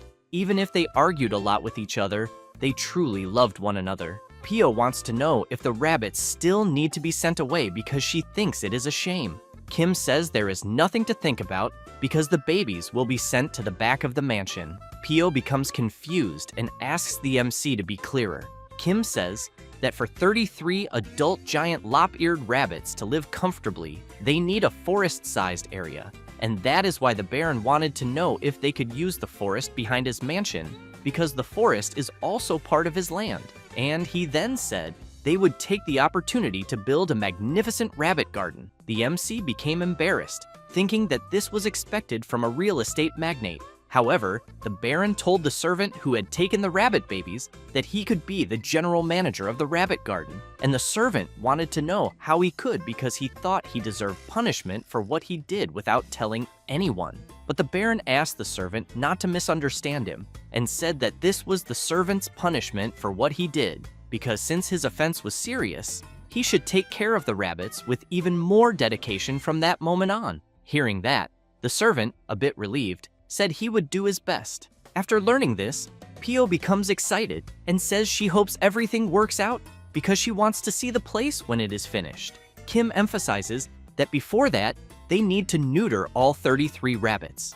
At that moment, the wagon they are in shakes violently and they become frightened. Immediately, the MC wants to know what is suddenly happening. Some armed people appear from the forest and tell the driver to stop immediately. Kim wonders if it could be a thief trying to steal goods. Then one of the people approaches and asks if the MC is the person called Kim Ojin. As soon as the MC and Pio get off the wagon, the masked people ask again if the person there is Kim Ojin, and he responds yes. One of the masked men, sweating nervously, says that if the MC values his own life, he should follow them in silence. Pio comments that his voice sounds quite young. Kim becomes suspicious of that, approaches the masked man, and asks if there is a sick animal. He becomes desperate, telling the MC not to come any closer or he will stab him. Quickly, Kim grabs the dagger and while running his finger along it, comments that it is exactly as he thought because it is a toy knife. Immediately, all those who stop the wagon start running. However, the MC removes the hat of one of them and asks where they think they are going. Then Kim pulls the boy's ear and says he caught him. After teaching the boys a lesson, they apologize. Thus, Kim makes it clear that if they need medical care, they should just go to the hospital and that they do not need to pretend to be thieves. One of the boys yells that veterinary hospitals are too expensive. The MC becomes embarrassed by this and, while tugging the boy's ear, wants to know if he tried to kidnap a doctor to get free treatment. He then makes it clear that they are getting themselves into serious trouble. Then, Kim wants to know who they are and where they live because he will talk to each of their mothers about what happened there.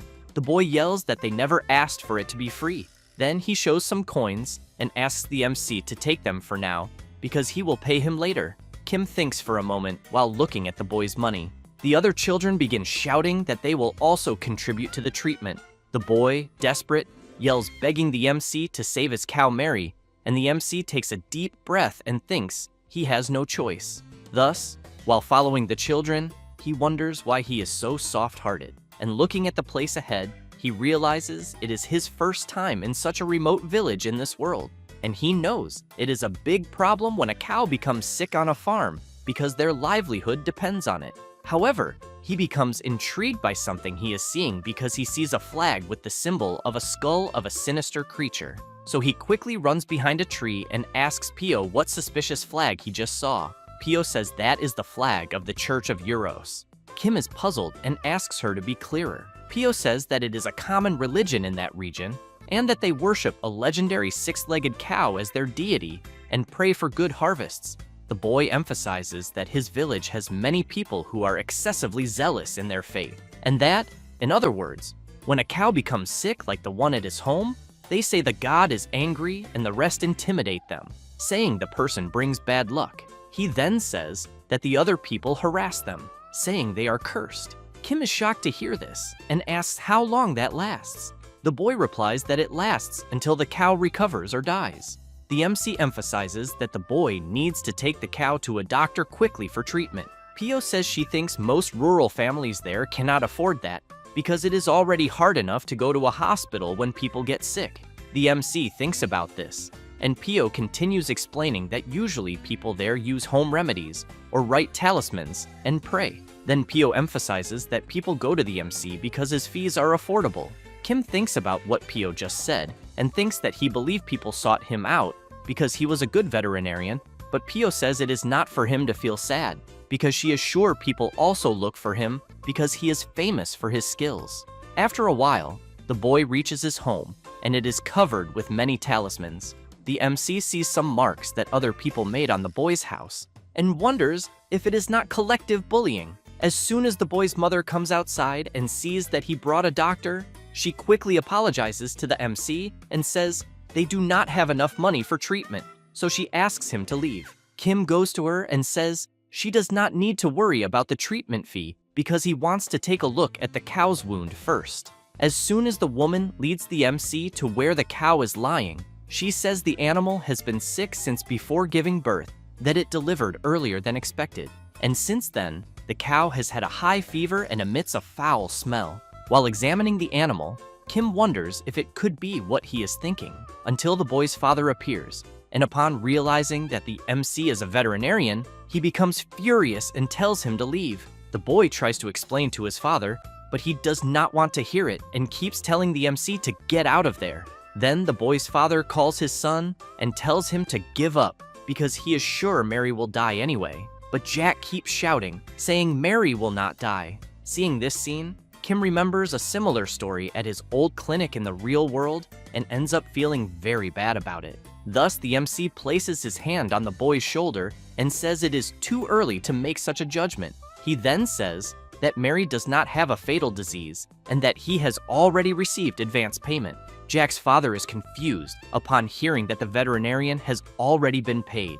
He then asks his wife if the MC is perhaps a scammer. She asks her husband to calm down and says she thinks the MC does not seem like a bad person. With that said, Kim begins treating Mary. As soon as he finishes examining the animal more closely, he says he believes the symptoms indicate brucellosis. Then the MC asks Jack if he had said the cow gave birth prematurely and how the calf is doing. The boy replies that the calf also became sick after drinking milk, but says that when he gave the calf some prepared morning growth tea, its condition improved. Kim knows that morning growth is an antibiotic herb, so he comments that it must have been difficult for the boy to give it to a calf. He explains that he mixed the prepared herb with milk from another healthy cow. Kim says that what he did was a good method. However, Jack makes it clear that the herbs did not seem very effective for Mary. Kim explains that this is because Mary is an adult and has been sick for some time, so the effectiveness would be reduced. But even so, He thanks the boy for the good care he gave because the cow managed to endure until now. Otherwise, he believes Mary might already be dead. After applying the proper treatment, the MC says the crisis has passed and that fortunately, he had the necessary medicinal herbs. Jack looks at what the MC did and is impressed, thinking everything is amazing. The MC says there is some improvement, but it is not a disease that heals easily, so he asked the family to give the cow the herbs. He prescribed consistently for a while. Jack's mother, very worried, wants to know if those herbs the MC mentioned are extremely expensive. Kim makes it clear that there is no additional charge and that they should accept them without worrying. At that moment, they hear several people calling Mr. Howard and saying they know he is there. Outside the house, several villagers continue calling Howard and demanding that he come out immediately. People keep calling out to Mr. Howard, saying they know he is hiding a doctor there and that he should send him out immediately. Kim is intrigued and soon wants to know what is going on. Jack says he is the village chief and talks about the villagers. He then comments that he thinks Thomas must have told them that he called a doctor. The MC says he will go outside, since it seems they are looking for him. As soon as he goes outside, the villagers are surprised. Kim does not want to hear excuses and immediately asks what the problem is. The villagers hide and, very afraid, ask the MC not to come any closer, because he could bring bad luck. Then the village chief wants to know if Kim is the doctor who came from outside. Howard becomes nervous and shouts, asking whether it was not enough to torment only his family and why they are causing trouble even there. The village chief replies that they are only doing this because they are worried about him, since they think all doctors are the same, and that they take all the money under the pretext of treatment. Kim does not like hearing this at all, and makes it clear that he is not the kind of person they are thinking of. He then says that the treatment fee has already been paid and there will be no additional charges. At that moment, one of the villagers comments that this is not true and asks how Howard can have so much money. The MC remains nervous and says that if they do not believe him, he wants to know whether they have any receipt. The villager whispers to the village chief that he thinks the doctor does not seem to be lying. Still intrigued, the village chief says that if the priestess finds out, she will be very furious. Then another villager comments that the MC might really be able to cure the cow. Kim hears them talking among themselves and soon wants to know what this is about, since it seems they are openly conspiring. Then the village chief stands up and says that everything is fine and explains that he will not expel the MC, but stresses that this does not mean he trusts him yet, because he thinks he will have to stay in the village until the priestess arrives. Kim does not understand very well and asks for a clearer explanation. The village chief shouts that until then, they will know whether the MC is really a doctor by observing the condition of the cow, but emphasizes that divine punishment will fall upon him if he does anything foolish. Kim smiles and, embodying the role of the good doctor, says that he is excited about the confrontation against shamanism because he will show the village chief the power of modern medicine. Thus, he goes to the sick cow and performs a scientific diagnosis, systematic treatment, post-treatment care, and finally, balanced nutrition. A few days later, the cow appears to be completely cured. Jack is very happy about this and thanks the MC, who in turn emphasizes that Jack did well by helping him. The villagers, seeing this, comment that they cannot believe it, and while Howard pets the cow, one of the villagers, very surprised, comments that even the cow's coat is shining. Kim begins to brag, saying that it was nothing special, but he knows that he really did his best. At that moment, Pio takes a guide for emergency treatment of common diseases in animals and recipes for homemade remedies that they can prepare. She then emphasizes that this will help a lot in emergencies. The villagers thank her for her kindness and for explaining. The village chief, however, appears dissatisfied and suspicious until he calls the MC and asks what exactly he is planning. Kim is confused and asks what he means. The village chief wants to know what the MC wants from them and says he should tell everything. Kim asks why the village chief cannot trust people. The blonde man replies that it is because doctors do business with lives. He then says that for decades villagers have sought countless doctors whenever animals fell ill, but no doctor was willing to take care of the animals of poor people like them, and that even when animals were dying in large numbers, they only cared about the pets of nobles. He then says that no one was willing to go to a rural place like where they lived there. Kim feels somewhat awkward about responding to this, but emphasizes that those people the village chief mentioned were not qualified doctors, and that he thinks there is nothing wrong with the medical profession. Thus, he makes it clear that what he said before about not planning anything is the purest truth, because as a doctor, he cannot refuse an animal that can be treated because of money. Having said that, he emphasizes that this is his belief. Jack keeps watching the MC and is impressed, thinking that he wants to be an adult like him. At that moment, someone opens the door, wanting to know if this is the place. The village chief turns around and is surprised. The person who has just arrived, holding a strange staff, comments that the place is full of impure energy and soon asks everyone to step back. Kim is surprised by this, since he is finally meeting the priestess. While the village chief is frightened to see that she has already arrived, one of the villagers comments that they were just accompanying her. The MC, in turn, watches the old woman and wonders if she is really the village priestess, who then says that the divinity personally ordered her to be there. Kim thinks that the old woman seems familiar in some way, because the profession she claims to have has similar dress codes everywhere. Then the priestess wants to know if what she is seeing is the cow that received divine punishment, and the village chief replies that it is.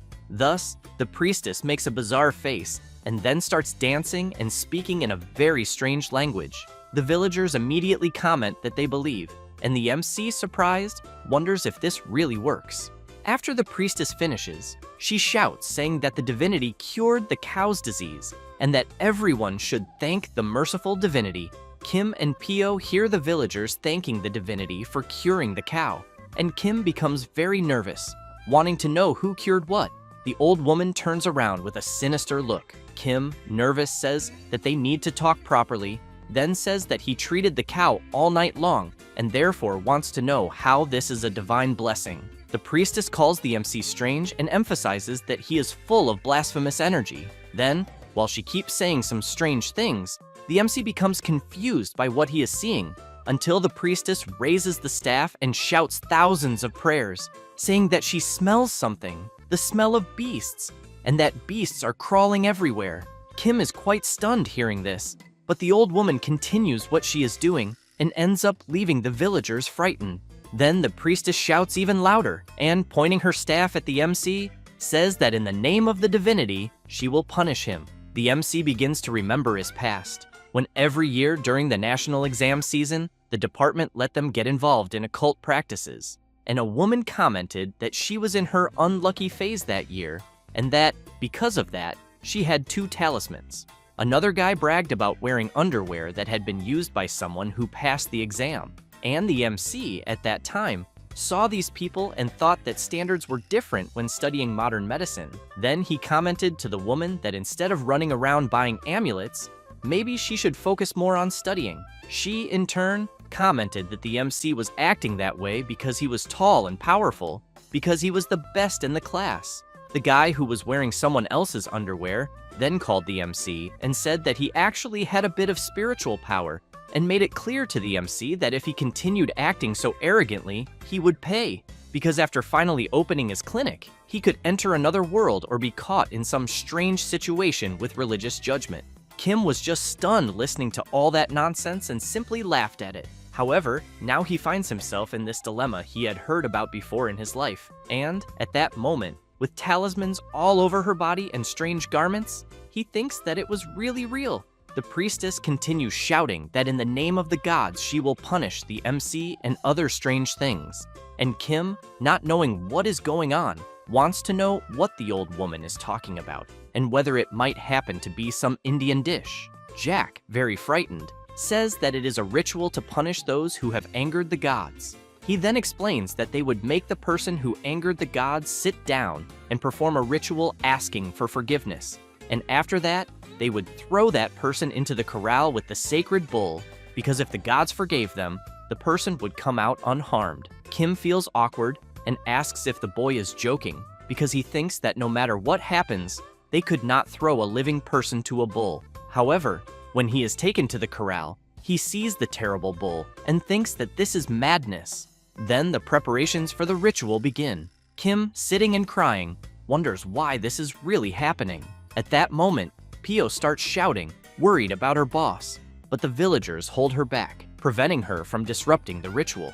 As the priestess begins to start the ritual, Kim thinks that in moments like the one he is going through, he has no choice but to use the power of the dragon necklace. Thus, he begins to wonder whether he could create some kind of protection in the form of a barrier, or perhaps a huge cage to lock the bull inside it, but soon changes his mind because he thinks that if he cages their sacred bull and it gets hurt, everyone will become even angrier. Then he is very surprised by something he sees.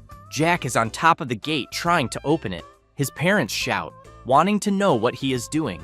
Jack grabs the key in his hand and shouts, warning that if they do not release the MC, he will open the corral gate. Kim becomes worried about the boy and shouts for him to get down from there. He laughs and says that it is all right because he climbs things like that all the time. At that moment, the bull does not like seeing the boy nearby at all and starts snorting, then runs forward and delivers a powerful headbutt to the gate, which frightens Jack. The bull becomes even more enraged and delivers another headbutt, but this time manages to break the gate. Jack's parents are surprised and shout for the boy to run immediately, just like Kim does. At that moment, the power of the dragon necklace is activated. Jack, due to the impact, is thrown into the air, but lands on top of a soft bed that the MC created with the power of the dragon necklace. The bull, on the other hand, is blocked by a fence. Both the animal and the boy are very confused, trying to understand what the hell just happened. The villagers are also left open-mouthed, wanting to know how a bed and a fence suddenly appeared. While the MC runs to help Jack, the villagers want to know if, by any chance, he is a wizard after all. Jack looks confused at the bed, and Kim arrives asking whether he got hurt anywhere. Jack smiles and asks if it was the MC's doing, because he thinks he saved him. Kim replies that it was not and emphasizes that it was the boy who saved him. While the bull snorts in anger, Jack wants to know if the MC is really a mage instead of a doctor. Kim replies that it is not quite like that, until Jack becomes frightened and shouts to warn the MC. At that moment, the enormous bull is right behind the MC with a very unfriendly look. Kim looks at the fence and wonders whether he had not blocked the animal perfectly. Then he looks at the bull's face and thinks that if the dragon necklace is going to help him, it should do it properly. After thinking about this, he is left not knowing what to do. The priestess shouts for the MC to receive the judgment of the sacred bull, but the creature merely gives a big lick to Kim's face, which leaves everyone very surprised by what just happened. And while the bull keeps giving affectionate licks to the MC's face, everyone shouts that it is the supreme sign of having received the love of God, being the lick of the sacred bull. Kim, with his face completely covered in saliva, is utterly unable to understand anything. Then the village chief shouts, asking what everyone there is doing, and therefore emphasizes that the one who received the lick of the sacred bull must receive due respect. Having said that, everyone kneels before the MC.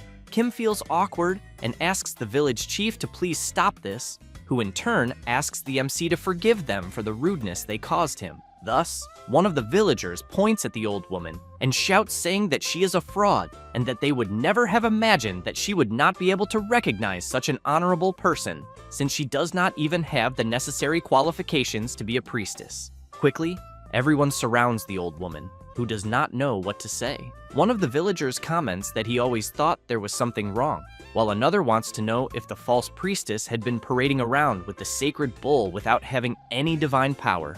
After that, some time passes, and once everything is resolved, the MC gets ready to leave and is very happy to have received many gifts from the villagers, but tells Jack that he does not need to say goodbye. Jack emphasizes that the MC is the benefactor of his village and that he could not fail to do so. He then makes it clear that, thanks to the MC, everyone was able to expel the false priestess, even though the village's religion remained the same. Kim comments that he does not think faith itself is a bad thing, then explains that sometimes people need emotional comfort and something to rely on. Thus, he asks Jack to be careful not to let that faith become excessive. The boy is happy and says that he wants to become a wonderful veterinarian like the MC someday, then asks whether he thinks he can do it. Kim smiles and says that he believes so. Having said that, he says goodbye and emphasizes that if Jack needs his help, he just has to look for him. After some time traveling, the MC comments that they have finally arrived.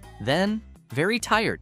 He wants to know how many days have passed. Pio, also very tired, comments that she is so happy that she could even cry. Kim emphasizes that his home really is the best place and that he urgently wants to take a bath, until he becomes confused upon seeing some people blocking his path and asking him to go back. The MC goes up to one of them, asks for permission, and asks what is going on, because he needs to pass through there to get to his house. The man replies that it is not possible and asks the MC if he knows Kim Ojin's veterinary hospital. The MC replies that of course he does and informs him that it is his hospital. The man is very surprised and asks if the MC is serious, then says that the clinic is currently being occupied by a monster. Kim becomes worried and asks the guard to please let him pass immediately. He suggests to the MC that it is better to use ear protectors, because otherwise he thinks the MC's eardrums will burst and he will faint. As soon as he does what the guard asked, Kim and Pio run to the clinic and wonder what the hell happened and whether the other animals are okay. As they get close, Kim is very surprised since he sees that the guards have even built a barrier around the clinic. Pio comments that this cannot be happening. Some people near the barrier hear a noise and shout that the creatures are coming. Another villager comments that apparently there seem to be several. At that moment, something begins to climb over the barrier, and as the creature climbs a bit more, everyone shouts that they are coming. A zombie mandrake appears and screams very loudly. The MC is frightened and confused at the same time, trying to understand what the hell is going on. The villagers try to contain the advance of the creatures at all costs. Kim comments to Pio that it seems the mandrake has multiplied too much. Pio emphasizes that the color of the creatures is very strange and that the voices are different as well. One of the villagers comments that the MC and Pio must be seeing the creatures for the first time. Thus, he says that their singing is not the only scary thing. Kim is intrigued and asks why. The blonde man says that if the MC is bitten by the zombie mandrakes, he will contract a strange skin disease, and that the disease is highly contagious. Having said that, he makes it clear that this is why they quarantined those who were infected beyond the barrier. The MC is surprised by this. At that moment, on the inside of the barrier, someone knocks on the door, desperately asking to be let in. The blonde man informs them that they cannot allow infected people to enter. The person inside says that his skin disease has completely disappeared. The blonde man asks to see the evidence first. The person puts his arm out through a gap that the blonde man opened, and he sees that it is clean, allowing entry. It is Pio's friend, who as soon as she crosses to the other side, thanks them several times. Pio, very worried, wants to know if her friend is all right and what happened. The girl says that suddenly hundreds of mandrakes attacked the village and everyone evacuated, but she ended up getting bitten. Pio asks if she is fine at the moment and whether her eardrums are normal. She replies that yes, they are, and informs that Selena and Adrian are distributing medicine to the people. Kim calls Pio and asks her to go home with her friend because he will need to go inside the barrier. The villagers are surprised to hear this and ask whether the MC is really going to volunteer to enter. Kim thinks that he does not know exactly what is going on, but that he cannot leave Mandol in the state it is in, so he replies that he will go in. As soon as the gate opens, the villagers ask the MC to be careful.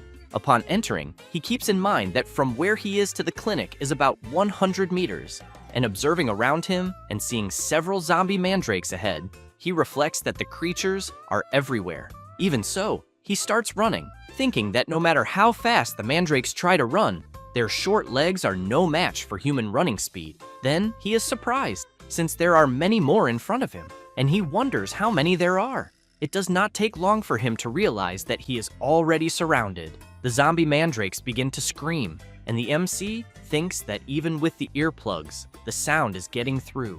Kim starts to feel nauseous, thinking that this is like dozens of completely out-of-tune people singing trot songs in a punk rock style, each one in a different key. Then Kim grabs a stick and tries to hit the mandrakes, shouting for help. He begins to realize that his mind is getting heavier and heavier and that he might not be able to endure much longer. At that moment, someone uses magic in the Elven language and throws all the zombie mandrakes around the MC far away. Then the person extends a hand and asks the MC to take it. After his consciousness returns to normal, Kim realizes that it is his friend Selena. Thus, He takes her hand, and as he gets up, Selena continues using her magic and throwing the zombie mandrakes away. As they get close to the clinic, Adrian opens the window and shouts for them to hurry. The MC and Selena jump into the clinic, and right after Adrian closes the window, the zombie mandrakes leap against it. Kim, still somewhat dazed by the noise, wants to know where he is and who they are. Selena replies that he will be fine, and explains that she cast a soundproofing spell around the clinic and thinks that the MC can take off the ear protectors. Kim, regaining his senses a bit, grabs Adrian and Selena and thanks them. A few minutes later, while they are drinking tea, the MC wants to know what exactly happened to Mandel. Selena says that it is because of Ping Ping's division core. Kim comments that he thought that last time the division core also caused Mandel's rapid growth. Selena says that last time only part of the energy was reflected, so it did not lead to individual division. However, she emphasizes that this time a magical formula that amplifies the division core was added, causing it to divide into hundreds. But she thinks that something must have gone wrong in the process, leaving only the darker nature of the original. Having said that, Selena comments that she keeps wondering what went wrong. Kim asks her to wait a moment and asks what exactly is happening on the panel being displayed. Selena replies that it is showing Mandel falling into the magic circle. Then she explains that she recently managed to replicate Ping Ping's division core and was conducting several experiments. But unfortunately, Mandel, who was playing with Ping Ping, lost her balance and fell into the magic circle. Completely stunned, the MC wants to know if she really used magic without checking whether there were animals nearby. Selena replies that she checked, but that unfortunately they approached during the process. Kim goes completely mad with rage upon hearing this, and asks if that is her excuse, because he knew she would cause an accident someday, then makes it clear to her not to carry out any more magical experiments near pets. Adrian steps in and shouts for the MC to stop it, because he thinks Lady Selena is innocent. Kim, still very irritated, asks what Adrian is talking about, because from his point of view, Selena is clearly at fault. Adrian says that this happened because he was not there to help Lady Selena with her experiment, so he suggests to the MC that if he wants to blame someone, he should blame him. After beating up the blonde guy, the MC calms down, sits on the chair, and asks Selena if there is any way to resolve the situation they are in. She replies that there is, and says that they can use the same method they used to deal with Bloop's infinite multiplication. Kim becomes thoughtful about this. Selena emphasizes that among the hundreds of cloned Mandels, there is a single specimen with the division core, and that they just need to find the real Mandel. Kim asks how they will find the core when all the mandrakes look identical. Selena says that ordinary people cannot find it, since the main component of the division core is highly concentrated mana. But she thinks that someone trained in magic should be able to detect it, because when Ping Ping divided before, they were able to find it immediately. However, she points out that now there are many specimens, and they are spread everywhere, making the search difficult. The MC comments that, thinking about it more carefully, Selena had mentioned this in the past, when a village was devastated when Bloop multiplied. Having said that, he asks how she resolved it. Selena says that it was not easy, since Bloop's division speed far exceeded her expectations, and that even with the master's excellent magic, it was difficult to immediately locate the specimen with the core. Kim is intrigued by Selena mentioning a master, and thinks there seems to be a story behind it, but believes he probably should not ask about it. Adrian is also intrigued by her story. Selena also says that after not giving up and working for several days, they managed to find it. Then makes it clear that they also managed to resolve it quickly, and that Seonja, who left home, will return soon. Kim is very surprised to learn that Seonja left home. Then he slams his hand hard on the table and shouts, wanting to know if this is really true. Selena replies that it is, and the MC becomes even more furious, wanting to know why she is only telling this now.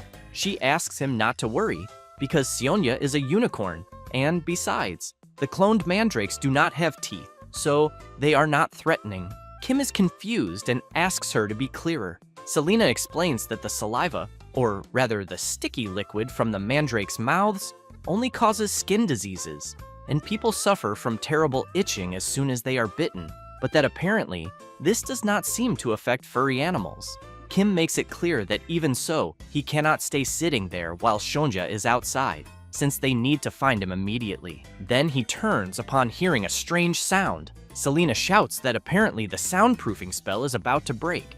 At that moment, outside the clinic, there are several zombie mandrakes climbing the walls, and everyone inside starts screaming desperately. After looking out the window, Adrian says that they are completely surrounded and that apparently all the zombie mandrakes have gathered there. Selena is intrigued by something and wonders if it is possible that the creatures are being attracted by the MC's energy. Suddenly, the second-floor window shatters completely. Quickly, everyone puts in their earplugs. The zombie mandrakes begin to come down the stairs. One of them notices Kim's presence and immediately leaps at him. Adrian grabs a wooden shield to try to protect himself. Then Selena realizes something and, seeing that the mandrakes are all around the MC, concludes that the creatures are indeed being attracted to him. Thus, she asks Adrian to open the window behind Kim. The blonde guy runs to the window and opens it. Selena activates her elven magic and begins to throw the zombie mandrakes that are around the MC outside. As soon as they all pass through the window,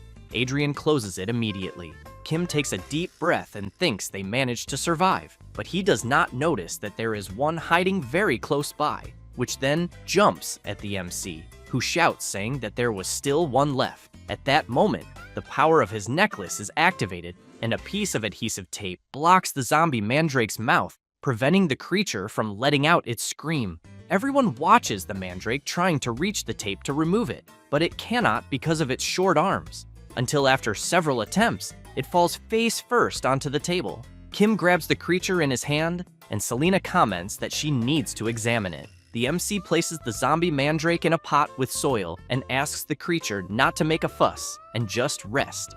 And it does not take long for the mandrake to fall asleep. Kim laughs and comments that the creature is as eccentric as Mandel. After that, the very next day, they notice that the creature's face has disappeared. The MC, very sad, comments that the zombie mandrake turned into a normal plant, even though it was already a plant. Selena comments that apparently the cloned mandrakes consume all their mana after one day and turn into common medicinal herbs. However, their number is not decreasing, which means that the original body continues to divide and that they urgently need to capture the original. After a few hours, Selena says that the potion she made is complete. She then explains that drinking the potion prevents the skin disease for about an hour. Having said that, she asks the MC to drink it. He becomes suspicious and asks why he has to drink it. However, having no choice, Adrian and Selena somehow tie the MC up outside, and he starts shouting, asking for help. But Selena emphasizes that in order to find the original, they will need to gather all the clone mandrakes in one place and will use the MC, whom Mandel likes, as bait to attract them. Kim starts crying and saying that this is violence. It does not take long for the cloned mandrakes to sense the MC's presence outside and quickly rush toward him. Kim starts screaming desperately since he is being attacked from all sides and emphasizes that he is already feeling a lot of itching. Selena comments that apparently the effect is faster than she expected, while Adrian cheers for the creatures to bite the MC harder. With every passing moment, Kim is attacked by more and more mandrakes. Selena closes her eyes, thinking that she needs to find it and that she believes it must be among the others, and that she can feel it and that it is very close, until she is surprised, since the real one is right next to the MC. At that moment, something approaches from the sky at high speed, and a clawed paw reaches toward the real mandrake. Selena is surprised because she sees that Sionja has appeared and, on top of that, has grabbed Mandel. Selena thinks that, like a hero from mythology, Sionja flew and captured Mandel, and that judging by the mandrake's fighting style, she believes it is definitely the real one. Kim shouts, asking the two to stop fighting in his face. Selena activates her magic and restrains the mandrake. As she brings the plant closer, Adrian and the MC celebrate. Selena wastes no time and already prepares another spell. A spell to undo the mess she made with the Ping Ping core experiment. After the conclusion, the core on the mandrake's forehead is undone and, because of that, the plant returns to normal, leaving her completely relieved. After extracting the mandrake's core and placing it inside a vial, Selena comments that it was a success. The other zombie mandrakes begin to lose strength, and soon all of them fall to the ground. Adrian shouts that the plants are finally sleeping. The MC, on the other hand, wants his friends to just let him go because he can't stand staying there anymore. After that, they gather all the zombie mandrakes on top of a cart. Adrian, visibly very tired, comments that there were so many that he can't take it anymore. Kim points out that it's a good thing they isolated the area, because that made the job easier. Then, he picks up one of the creatures in his hand, and comments that the roots of the plants still seem to be alive, so he wants to know if they should plant them in the ground. Selena comments that she thinks it's not a bad idea, but emphasizes that they will need to create an environment similar to Mandel's pot. Adrian hears this, and soon feels a bad premonition, since, looking at the pile of mandrakes in front of him, he wonders if they will need to plant each one individually. A few days later, a cozy environment for the mandrakes was created, with special and efficient organization, in addition to the magical nutrient serum developed by the clinic's chief researcher, Mrs. Selena. While Adrian is very tired on the ground after planting several mandrakes for days, Kim shouts that he is happy to have created the world's first smart farm of organic mandrakes. Then, the MC asks Selena when she thinks they will harvest them, since he has in mind that, with the mass cultivation of rare mandrakes, they could become the world's first medicinal herb magnates. However, Kim becomes completely dejected upon hearing Selena say that the plants there will not have the same medicinal potency as Mandel. Selena explains that Mandel's body accumulated mana over time, and that, thanks to this mana, when used as medicine in other organisms, it shows magical effectiveness through powerful vital activity. Then she emphasizes that she can barely sense any mana from the copies of the original mandrake, but that, even so, she thinks they have basic medicinal properties and can be used just as well as common herbs. Kim, at that very moment, remembers the chief of the village of the boy Jack, saying that there wasn't a single doctor who treated animals for poor people like them. Therefore, when he picks one of the mandrake leaves there, he ends up having an idea. Then, a few days later, Kim goes to a house and calls for someone. After the person comes outside, the MC, a bit awkwardly, says that he is the veterinarian Kim Ojin. The man wants to know what he wants, and Kim says that he is there to offer a small gift as an apology for the recent inconvenience. The resident becomes intrigued by what he is seeing and asks what it is. The MC says that it is an ointment for wounds and oral painkillers. Meanwhile, Pio is at another house explaining to people that if they adjust the dosage, animals will also be able to take it, but asks them to check the instructions first to get more details. Adrian, who is no fool, does the same thing, but includes a beautiful rose, which makes the woman very grateful. And after an entire day distributing medicines to the villagers and explaining the instructions, they finish the job. As soon as everyone gathers, Kim thanks everyone for the help. Then he points out that, thanks to them, they managed to resolve this incident without problems, but thinks that if it were in his modern world, he would have already been sued into bankruptcy. Schwein laughs and comments that it's not as if magical creatures causing trouble were anything new. Kim hears this and starts questioning what kind of life they were living. However, Schwein wants to know if the MC remembers that incident in which herds of Flopier multiplied enormously. Kim wonders if the old man is talking about the bloops. Schwein says that not a single village survived after getting involved in those incidents, and that he was even worried they would end up the same way, but emphasizes that he is very happy that everything was resolved safely. Kim lets out an awkward laugh and replies that indeed yes, but the old man becomes intrigued by something and asks what the boxes there are. Kim says they are mandrake seedlings. As soon as he opens one of the boxes, he explains that there is a nearby village with proper facilities for animal care and that, because of that, he thought it would be good to cultivate and supply herbs there, since they are already there. Schwein is left open-mouthed and asks if they really are going to send these precious herbs, since he thinks they must be worth a fortune. Then, he wants to know if the plants really scream like demons. Kim replies that no, but explains that the ones they have there are all cultivated and that, unlike wild ones, they have no consciousness and are less potent, being more similar to ginseng. Kim asks the resident to take the box and the letter to the boy named Jack. Schwein is impressed, saying that the MC is truly an incredible person. Selena, on the other hand, thinks that she was convinced Kim would commercialize all the plants, since she knows he is manic about money, but by observing him closely, she concludes that he really is a true doctor who cares about animals. He, in turn, turns around, calls Selena and asks her to continue focusing on the smart farm for business. She becomes intrigued and asks him to be clearer. Kim approaches her and makes it clear that Selena needs to compensate for the damage caused to the hospital. She thinks that she was wrong and that he really is obsessed with money after all. After a few days, Kim puts up a sign in front of the clinic saying that they are open again for normal service. While Adrian installs the windows, Schwein guides him that it should be a little more to the right and emphasizes that he is doing an excellent job with the work. Pio comments to Selena that the seedlings in pot number 2 are developing better than those in number 3. Selena comments that she thinks they should lower the internal temperature a bit more.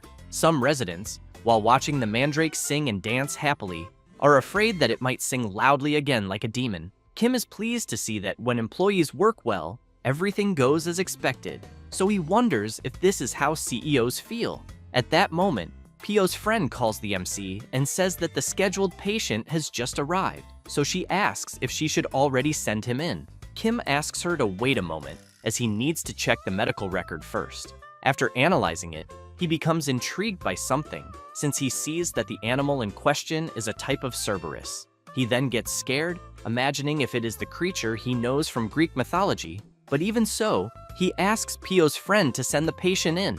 She asks the patient to enter. Kim waits, thinking that he will finally meet the guardian of hell and wonders how terrifying the creature will be. However, as soon as the animal enters, the MC sees that it looks more like an ordinary dog with 3 heads. The owner tries to calm his little pet down, saying that if they keep biting each other the way they are, all of them will get hurt. Kim just watches, dumbfounded without saying anything, but wonders who is more idiotic, the owner or the animal. But actually, Kim likes slightly silly dogs, especially when a dog with a brave appearance ends up being goofy, so the MC finds this especially cute. However, when he sees that the animal itself is crying because it hurts from self-injuring, being that silly is a bit too much. The creature keeps playing at biting each other until they are surprised, as the staff are offering food. Then, at that very moment, an immediate separation happens. Kim comments that peace has finally arrived. However, soon one of the creature's heads finishes eating its food, then lunges at the other head's food, and because of that, the food runs out quickly, and once again, the heads start biting each other. Kim, close to losing his mind, asks one of the staff to fetch 3 muzzles, and after putting them on, the creature's owner says that from right to left, they are Draco, Pen Pen, and Kalba, but explains that Draco is brave and intelligent, Pen Pen is a trickster, and Kalba is the gentlest. Kim observes the creature and comments that he finds it fascinating that the 3 heads have different personalities. Then he says that he has heard that conjoined twins have separate brains, but share the same nervous system, and because of that, their personalities and tastes are similar. The owner emphasizes that not only their personalities, but also their appetites and preferences are all different. That said, he explains that Draco likes meat and has excellent dynamic vision, while Kalba is the opposite since he has sensitive hearing and likes fish. Pen Pen, on the other hand, has an excellent sense of smell and is omnivorous. Thus, as a result, they end up eating a balanced diet.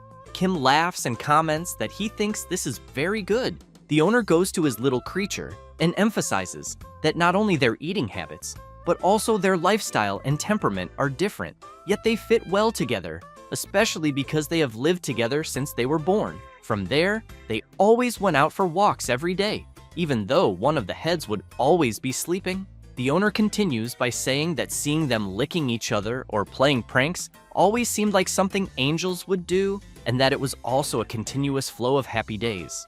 The MC, on the other hand, is completely disappointed to learn that, in the end, the creature there was not one of the guardians of hell as he remembered. However, the creature's owner explains that, from a certain point on, things started to go wrong, since, while he was at his house, one of the servants was showing the list of gifts to be sent to Baron Barsh's residence.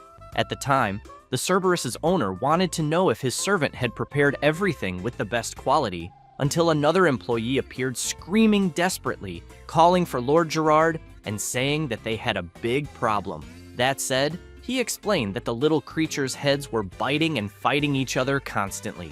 Gerard became worried, wanting to know why they were doing that, because he feared that if they kept biting each other the way they were, they would cause damage to their own body, and after days of the heads playing at biting each other, they were getting weaker every day. Kim comments that he thinks this should be considered either fighting or self-harm. Selena, on the other hand, says that she thinks it is neither of those. Therefore, she explains that due to severe stress or skin disease, animals often lick or bite their own bodies severely. The MC comments that he thinks this seems different in this case they have there. Selena wonders if it might not be that the heads know it is their own body and are biting themselves. Then, out of nowhere, Gerard asks if Selena has ever stayed at the Palace of Aradella in the past, because he thinks he has already seen her at the royal palace he visited with his father when he was young. Selena is a bit surprised, while the MC is astonished to hear that his friend has already visited a royal palace. She replies that she does not know what Gerard is talking about. He asks if she is not a disciple of the royal mage. However, at that moment, one of the heads starts to get nervous and soon headbutts one of the other heads, which in turn retaliates by giving another headbutt. Gerard gets scared, commenting that the heads are attacking themselves again. The MC comments that he fears that, at this pace, they will really hurt themselves. Meanwhile, Kim asks Selena to hold one of the heads and Gerard to hold the other. Sonia just watches and starts to get nervous, until, seeing that the creature will not calm down, he delivers a paw strike to one of the heads. Kim quickly asks Pio's friend to prepare the neck cones. After putting to the cones on the heads, Gerard goes to his creature and, crying a lot, comments that when he sees them hurting themselves, his heart breaks in two. The MC reflects that the moment when the heads began to get euphoric was when Lord Gerard and Selena were talking. Therefore, he asks the owner if the creature does not like women. Gerard replies that he does not think that is particularly the case. Then he remembers something and comments that his creature does not particularly like his fiancée, but takes a deep breath and emphasizes that this happened even though they had never met. Kim asks him to be clearer. Gerard fills with happiness and says that his fiancée, Rosalina Barsha, is a very beautiful woman. Kim is taken aback and points out that he did not ask that. Gerard continues by saying that his fiancée is a very beautiful person, but that does not mean she only has a pretty face. Kim keeps saying that he has no curiosity about that, but Gerard insists on explaining that he knew there had been an arranged fiancé by the family before, but that he naturally intended to ignore such things. At that moment, the heads, hearing this, begin to groan, and then all of them fall to the ground. Kim asks Pio's friend to remove the cones and the muzzles immediately. After removing them, the MC feels the pulse of one of the heads and says that it is normal, but when measuring the breathing, he finds something strange. Therefore, he tells Gerard that he thinks they will need to hospitalize the creature. The owner becomes worried and wants to know if it is very serious, as he has never been separated from his animal before. Kim goes up to Gerard and whispers to him that he will use his ear for a moment. Then, after listening, the animal's owner, a bit surprised, says that he understands and that he will do as requested. Having said that, he turns around crying and telling his animal that he will come back the next day and that they will be well taken care of by Dr. Kim Ojin. As soon as Gerard passes through the door, Cerberus immediately stands up. They are startled and run to the door, howling very loudly. Seeing this, Kim is stunned and calls for the creature's owner. Gerard opens the door and shouts that he is there, which leaves Cerberus very startled. Then the owner hugs his creature and says that, in the end, the heads were just pretending to be sick. Kim smiles and says that there was nothing wrong with them from the beginning, but he wants to know when Gerard said the heads started fighting. He replies that it was about 5 to 6 months ago. Kim asks when Gerard started meeting his fiancée. Surprised, he replies that it was also around 5 to 6 months ago. Kim becomes serious and comments that it is exactly as he thought, since the aggressive behavior, the worsening of physical condition, sleep disturbances, and all the other abnormal behaviors are due to the jealousy the creature has toward Gerard's fiancée. While hugging his pet, he is quite surprised to learn this. Kim emphasizes that during all this time, they have been getting hurt, not eating properly, and having accidents. Gerard asks if the MC is saying that all of this was caused by jealousy. Kim explains that since the creatures were born, he had said that he never separated from them even for a moment. So, the creature's attachment to him, the guardian, must have grown stronger than he can imagine. And that in their world, it is not an exaggeration to say that Gerard, their guardian, is the only one. and that for such a guardian to show interest in a being different from himself, he wonders if he doesn't think his pets would feel an enormous sense of crisis. Having said that, he points out that in order to get the guardian's attention, they are taking extreme measures. Gerard can't believe it and comments that he had no idea this could be happening. The MC tries to comfort him, saying there is no need for him to blame himself, as it is something most people go through when living with pets, and that there is only a certain difference in degree. Gerard asks if there is any solution. Kim smiles and replies that yes, but that it requires time and effort. Having said that, he explains that from that moment on, they will find a way for the fiancé and his pet to get along, in which first they need to change the negative emotions toward Gerard's fiancé, and that whenever they become anxious for attention or interest regarding the fiancé, Gerard should give them more praise and rewards than usual, using items that carry the fiancé's scent and place treats they like. Then, praise them a lot whenever they show interest in the treats, leaving a good impression related to the scent. However, as soon as they try to test this, the pet notices something in the food, then hits the treats with its paw and eats Gerard's fiancé's expensive handkerchief. But the MC asks the owner to continue the training repeatedly. Gerard says that his little creature peed on the treats and crushed the food with its paws, but the MC points out that it is normal and that if they end up eating, even by mistake, they should be praised a lot. Kim says that the next step is socialization training. Now, the attachment bond is so strong that there is no room for strangers or other animals to intervene, and because of that, they will reduce a bit the excessive attention they give to the guardian. Therefore, the MC asks if there are other animals living in the castle with Gerard. He says there are some horses, hunting dogs, and birds, but explains that all of them are terribly afraid of Cerberus. Then he comments that he thinks it is because he spoiled him too much. Kim also asks if, by any chance, he has animals that are predators. Gerard asks what he means. The MC looks at Sionya and comments that he has a friend who would not be intimidated by Cerberus. A few hours later, they go to the Baron's mansion, and the wolf Fenrir Julian is nervous, just like Cerberus, and they soon begin to confront each other, growling at one another. The servants arrive with food, intending to distract both creatures, but it does not help, and the animals continue staring at each other. Kim feels awkward and thinks that apparently even snacks were not enough. Therefore, he holds his dragon necklace and thinks that in moments like this, if he had some frisbees, he believes he could change things. At that very moment, the dragon necklace creates some, and the MC shouts to get the beast's attention. Then, he throws the frisbee into the air. Both the wolf, Fenrir, and Cerberus are quite surprised and immediately leap into the air to catch the toy, while Gerard and the old man are happy to see both creatures not fighting. The MC is thinking that if he took a photo of the creatures, it would be a success.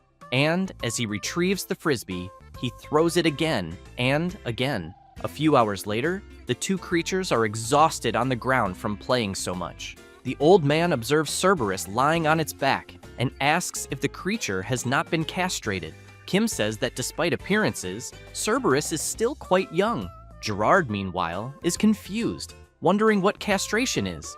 After that, later, at Gerard's house, he reads a letter sent by his fiancée, informing that it is incredibly sad that she will not be able to meet him, but that it is because of those who are more precious than anything until they open their hearts, and that she, Rosalita, can wait forever. Gerard is very happy, thinking that she is a deeply understanding person and that her heart is as beautiful as her appearance. However, Cerberus, hearing this, does not like it at all, and Gerard soon realizes what he has done and thinks about what the MC had said, that he should not react excessively to behaviors that induce jealousy. Cerberus's heads begin to bite each other again, and Gerard's servant tries to stop them, saying that they had been quiet for a few days. Gerard becomes serious and shouts, asking Draco, Pen, and Kalba to stop it. The creature immediately listens to its owner and becomes quiet.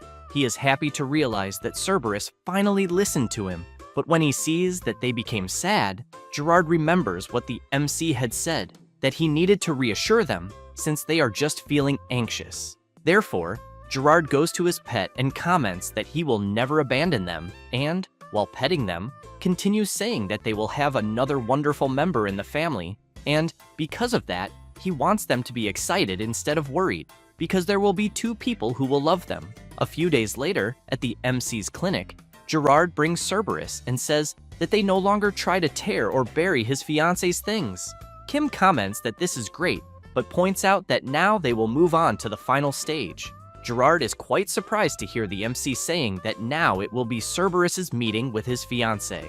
A few hours later, the man driving the carriage informs his lady that they have arrived. She pulls the curtain and comments that she is very anxious about it, since the fateful day of meeting Gerard's Cerberus has arrived, and that soon he and the MC, along with Cerberus, will receive her. And it does not take long for Gerard's pet to start growling, and he wants to know if this is still not dangerous. Kim asks him not to worry, because they still have an emergency measure ready, saying this with Selena just waiting for the signal.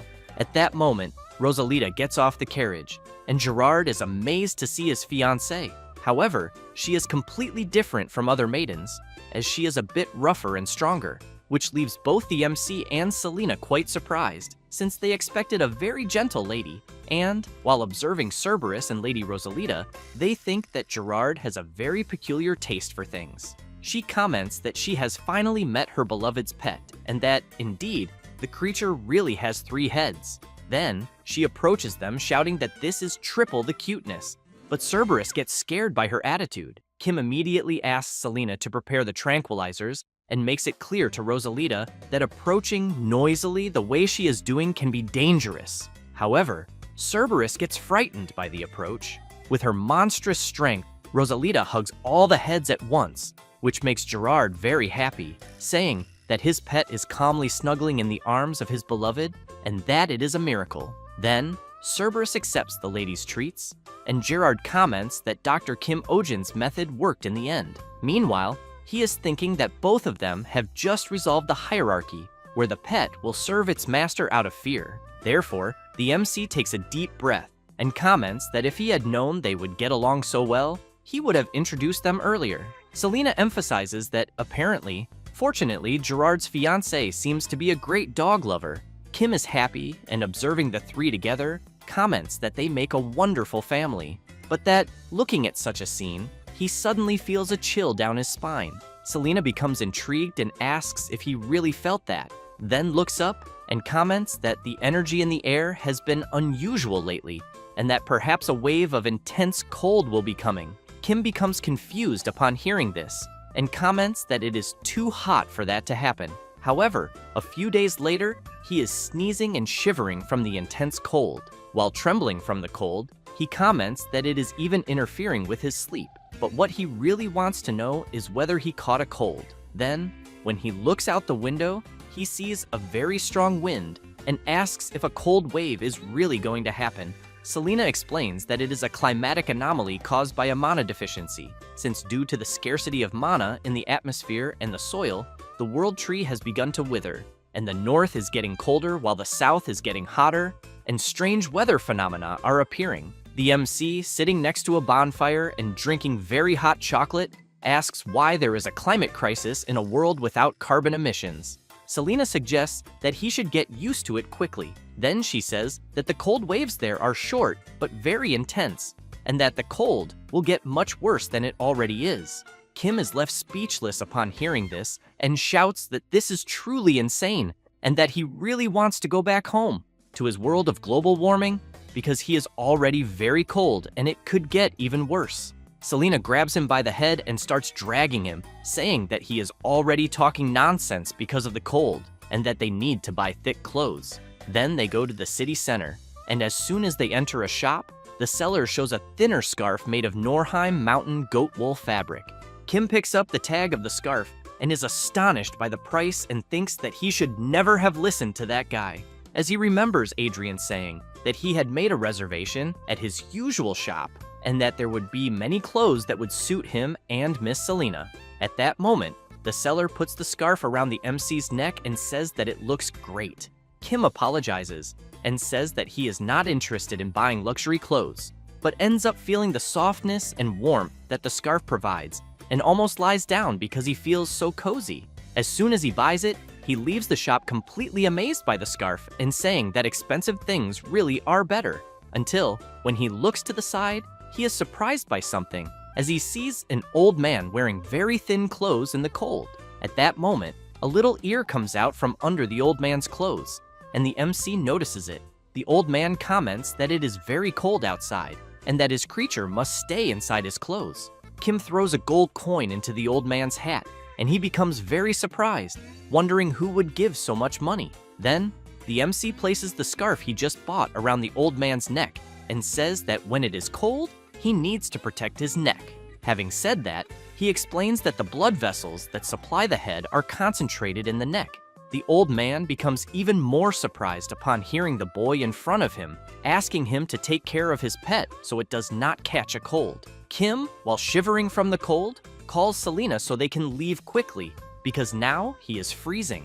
And as soon as they arrive at the clinic, they light a bonfire, and Pio comments that the old man they saw is quite famous on the streets, as he is a skilled Durka musician who used to perform with an Eldor monkey, a region south of Belmore. Kim comments that, as far as he knows, an Eldor monkey is difficult to tame. Selena says that the monkey's dance is not trained, which leaves the MC confused. Selena explains that the Durka is a traditional instrument from the southern regions, famous for its incredibly sad and beautiful sound, and that when a skilled musician performs, they say that not only humans, but even animals gather around. Pio comments that Selena is right and emphasizes that when the old man played the Durka, even the marmosets that were sleeping would wake up and dance, and they seemed extremely happy. Kim comments that animals sometimes respond to certain sounds, and that where he lived, there were camels that would vent when they heard the sound of the madugam. However, he wants to know why such a talented artist like the old man would become a beggar. Pio says that after a certain accident, the old man could no longer perform. A few hours later, the old man goes to a cabin and asks his little companion to come out from inside his clothes. Then, the old man comments that thanks to meeting a very kind person, he was able to buy firewood and milk, and, while preparing to light the fire, makes it clear to his little companion that he will be warm soon. The monkey comes out of the scarf, and the old man laughs and comments that his little animal must be smelling the milk. The monkey stretches, and as it fully comes out of the scarf, it is possible to see that the little creature has one of its paws amputated. After that, later, at the MC's clinic, several people are coughing a lot and, along with their pets, are wearing masks. At that moment, the old man who owns the monkey arrives, and the people who were already there immediately recognize him. And as soon as the old man sits down, one of the people asks if he is not the guy who was asking for a job at the market. Some women feel disgusted by the old man and ask if he even has money for the exam. Then, Pio's friend calls the person responsible for Toto and asks him to enter the examination room. The old man, very tired, goes to the room and, upon removing his hat, is surprised by who he sees. Just like the MC, the old man immediately thanks him and says that he was truly grateful the other day. Kim comments that he does not need to thank them, as he was just helping. Then, he comments that the little creature the old man was keeping inside his clothes the other day is the one he is seeing. The old man says that Toto's cold is not going away and that he is very worried about it. Kim thinks that, in the end, the old man came to his clinic for an examination with the money he had given him. While Toto plays with the MC's stethoscope, he examines the creature's lungs and says that Toto's lungs have a bit of noise. So he asks how long Toto has had this cold. The old man explains that when his little creature catches a cold, it simply does not go away, and that he has even always wondered if his pet is getting old as well. Kim says that Toto is not exactly young, but that it is not serious enough for him to worry too much. But as he picks up the monkey in his hand, he asks what happened to its leg. The old man says that about 10 years ago, he lost the leg in a carriage accident. Kim immediately remembers Pio saying that the reason the old man could no longer perform was because of an accident he had. After that, he says that for the cold, he will prescribe medicine, and that the old man should give it to the monkey regularly and make sure to keep it warm. Having said that, while handing the monkey back, he points out that if the cold gets worse from that day on, it could become dangerous for the creature. The old man says that both he and his little animal are from the warm south, and that, because of that, surviving the harsh winter has not been easy. But he considers that before Toto gets older, he thinks they should leave. Kim is moved and thinks that, apparently, the old man also does not seem to have a family, but wonders why he cannot return to his hometown. Then Selena appears, saying that it is because of the migration tax. Kim becomes confused and asks her to be clearer. Selena explains that to move to a different region, a person has to pay a high tax to the lord of that region, and that the greater the distance, the more expensive the tax becomes. And that the reason the old man lives in poverty is probably because he is trying to save up for the immigration tax. The MC is left speechless upon hearing this and comments that this is indeed absurd. Later, the old man arrives at his cabin and comments to his little companion that the doctor gave him a good discount on the examination fee, and that, thanks to that, he was able to buy his little companion's favorite apples. And while the little creature enjoys the apple, the old man says that starting the next day, there should be some construction work available, and that, because of that, he will also be able to get firewood. Having said that, he points out that they just need to get through this winter, and, as he picks up Toto in his arms and pets him, makes it clear that next year, they will definitely move to the warm south.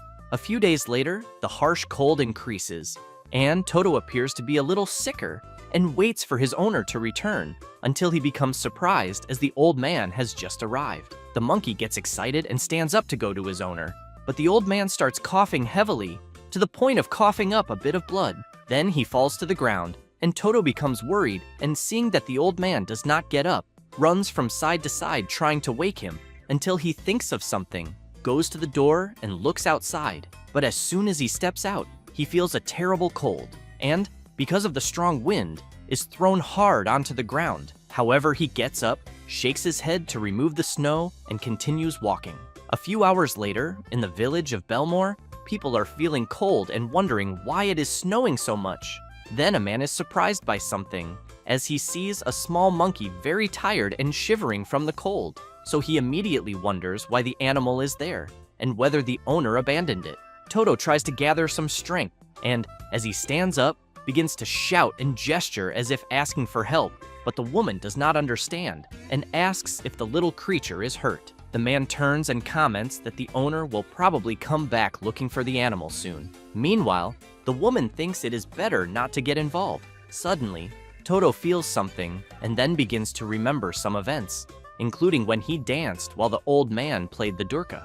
And after remembering this, even with his whole body trembling, he tries to keep moving forward to get help for his friend. A few minutes later, after walking a bit further, he tries to stand up to get attention. The people around try to understand what the monkey is doing, until someone, after observing the creature more carefully, suggests that it might be the little animal of the old man who stays in the square. At that moment, Toto loses his strength and falls to the ground. Slowly, he begins to lose consciousness, until the MC appears and, while helping him, comments that he already had a bad feeling and asks why he is alone. As soon as he picks him up, he is surprised, as Toto's body is burning with fever. So he knows he needs to inform the old man as soon as possible. But the MC has no idea that the old man is not doing well either. Meanwhile, the old man is thinking that he was once a renowned musician, and that his music made countless people cry and smile, and that he even drew animals that danced joyfully to the sound of the melody. However, one day, a fire took his beloved family and everything he owned, and his life collapsed in an instant. And when he was awake, he was tormented by pain and fear, and when he slept, he was haunted by nightmares. So naturally, his music became a mess, and making a living became impossible, until one day, while working manually to survive, he became sick with a high fever, and his pet went to the window and saw a creature screaming. Then the monkey, very curious, wanted to know what it was, and when he realized that it had left, he went after it to find out where Toto was, until he became frightened when he heard someone shouting that a monkey had been run over by a carriage. Therefore, the old man concluded that Toto had gone out the window and was run over, and while crying and apologizing for what happened, he thought that he was living in despair, and realized that he had almost lost the only family member he had left. And since then, he decided to live again for the sake of his little creature, because he knew that it was the last hope of his life, and that he would make sure that it would be happy, and that, somehow, he would manage to save up the migration tax and go to his cozy hometown and be happy. At that moment, the old man hears someone calling him, and as soon as he opens his eyes, he sees the MC asking if he is okay. The old man gets up startled, wanting to know where he is, but Kim tries to calm him down by saying that he cannot get up and explains that he had acute pneumonia and emphasizes that if they had found him later, he thinks it could have been much worse. The old man wants to know if Toto is okay, since he is alone at home. The MC asks the old man to stay calm and says that Toto is receiving intensive care, then explains that they found the little creature on the market street where they met before. Kim emphasizes that since Toto was already sick, he had hypothermia for so long that his condition was critical, but fortunately, he has already passed the danger point, since he thinks that if they had taken a little longer, it could have been terrible. The old man feels embarrassed, thanks the MC, but says that he does not think he will be able to repay him, besides the fact that he is taking care of a beggar and even saved his pet. That said, he shouts that he will do everything to work to pay this debt for the rest of his life. Kim asks the old man to calm down, then comments that first, he does not need to worry and should just focus on recovery, since he needs to be healthy for Toto's sake as well. The old man begins to cry, and once again thanks the MC for his immense generosity. After that, a few hours pass, and Pio shouts saying that Lulu gave birth to a horse with incredible golden fur. Then he says that everyone is saying that it will become a legendary horse like never before, besides the fact that there is also the celebration of Duke Astrard's birthday in a month, and that is all people are talking about. Kim becomes intrigued upon hearing this, but wants to know what is so special about the Duke's birthday celebration. Pio says that Duke Astrard loves culture and the arts, and that, because of that, every year at his birthday party, people can watch the best performances in the region, and that this time, he thinks they might even get to see the golden horse, and that he even feels jealous of the people who received the invitation. At that moment, Adrian appears holding a letter, wanting to know if she is talking about this, then says that he can bring up to 2 companions, and that, if she is willing, she can go along. However, Kim takes out a golden invitation and says that he also has one, but emphasizes that his invitation says that he can bring up to 4 companions, which drives Adrian crazy upon hearing that and wanting to know if he is trying to compete over something ridiculous. While carrying some things, Toto's owner comments that then they also received an invitation from Duke Astrard. Kim is surprised and comments that he had already told him that he does not need to help, since he is not even fully recovered yet.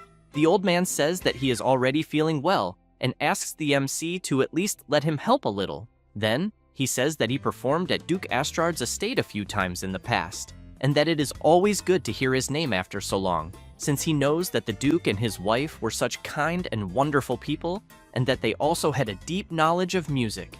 That said, he becomes a little embarrassed and says that he bought a house at that time with the fee the Duke gave him.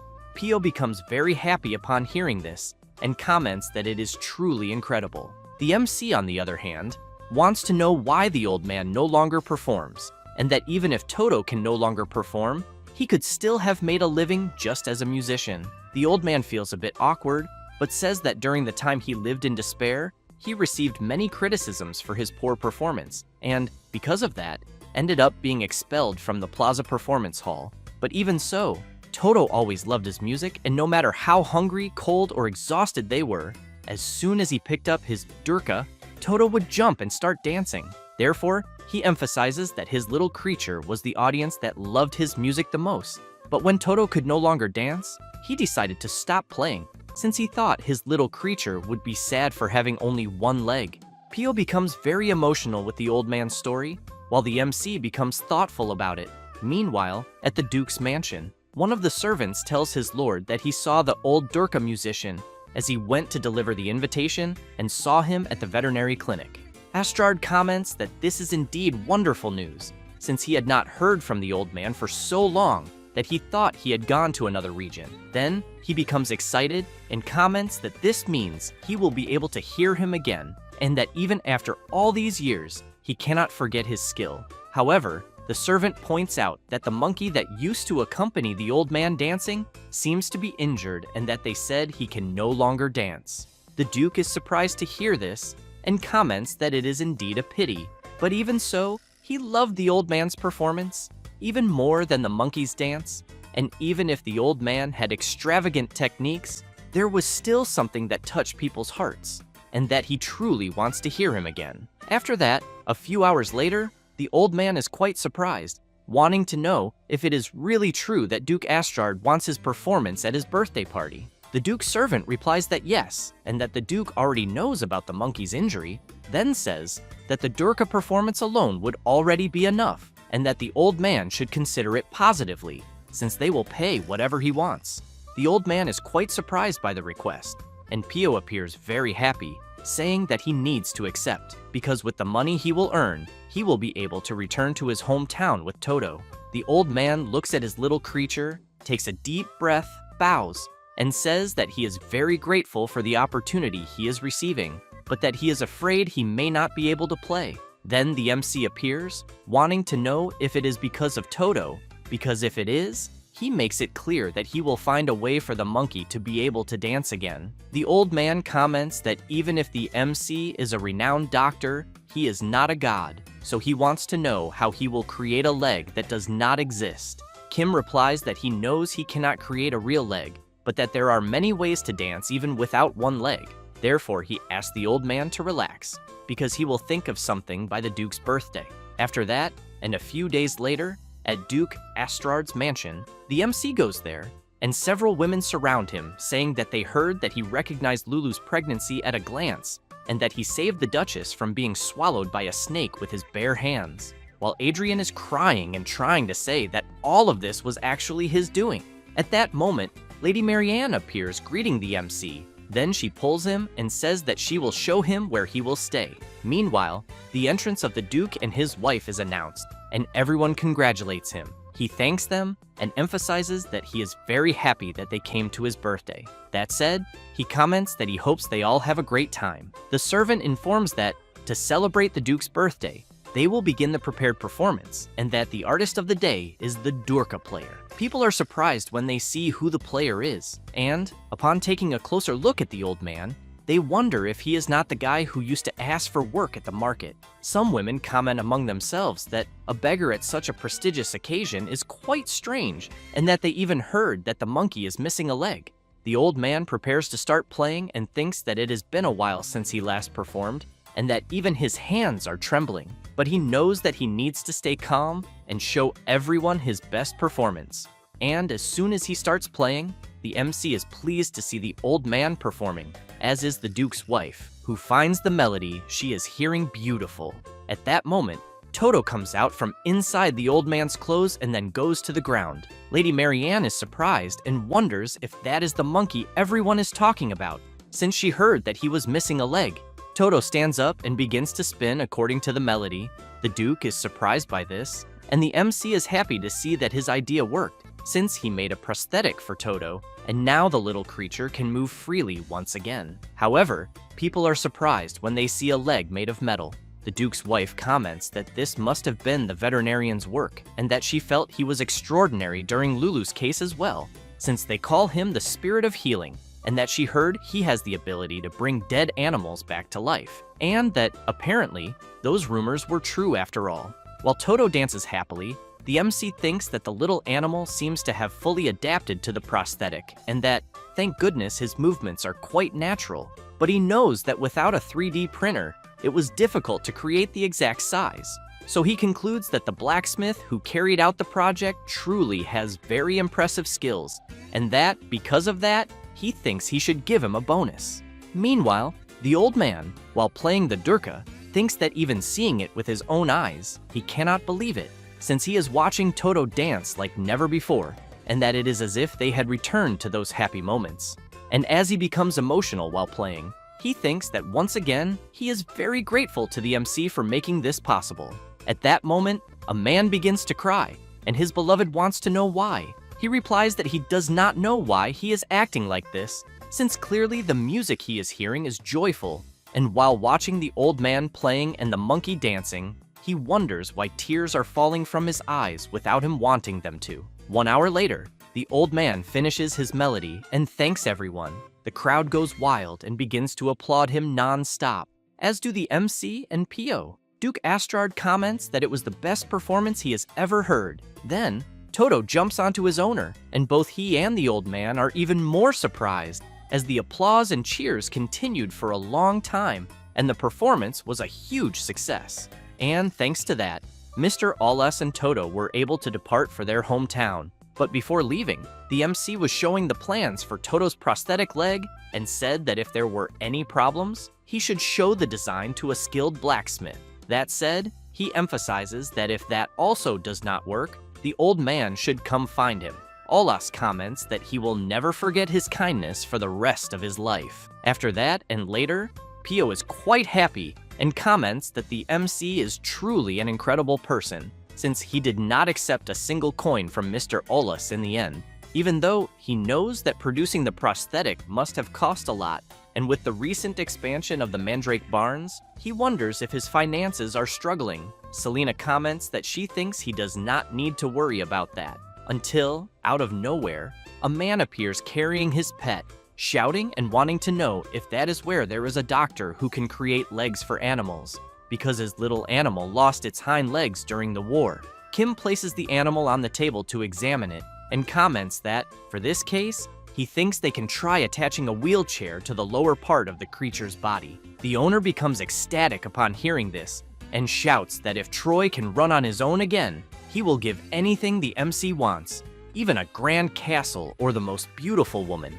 Kim feels embarrassed, asks the man to calm down, and says that he will try first, but that he will make a budget beforehand. The man wants to know what the hell a budget is, and if it is some kind of book with forbidden magic written in it. Pio, upon hearing this, comments to Selena that indeed they do not need to worry about finances. Later, the freezing air becomes even stronger. Kim, while shivering, wants to know when the harsh winter will end. Selena replies that it normally should have already ended, but that this year it is unusually long, and because of that, she thinks it will last another 2 or 3 weeks. The MC goes outside, and upon grabbing a cart full of wood, comments that he needs to add more firewood to the fire, otherwise the roots of his precious mandrakes will freeze. However, as he approaches the greenhouse, he becomes intrigued because he is hearing several different noises, and as soon as he enters, he cannot believe the number of strange animals inside.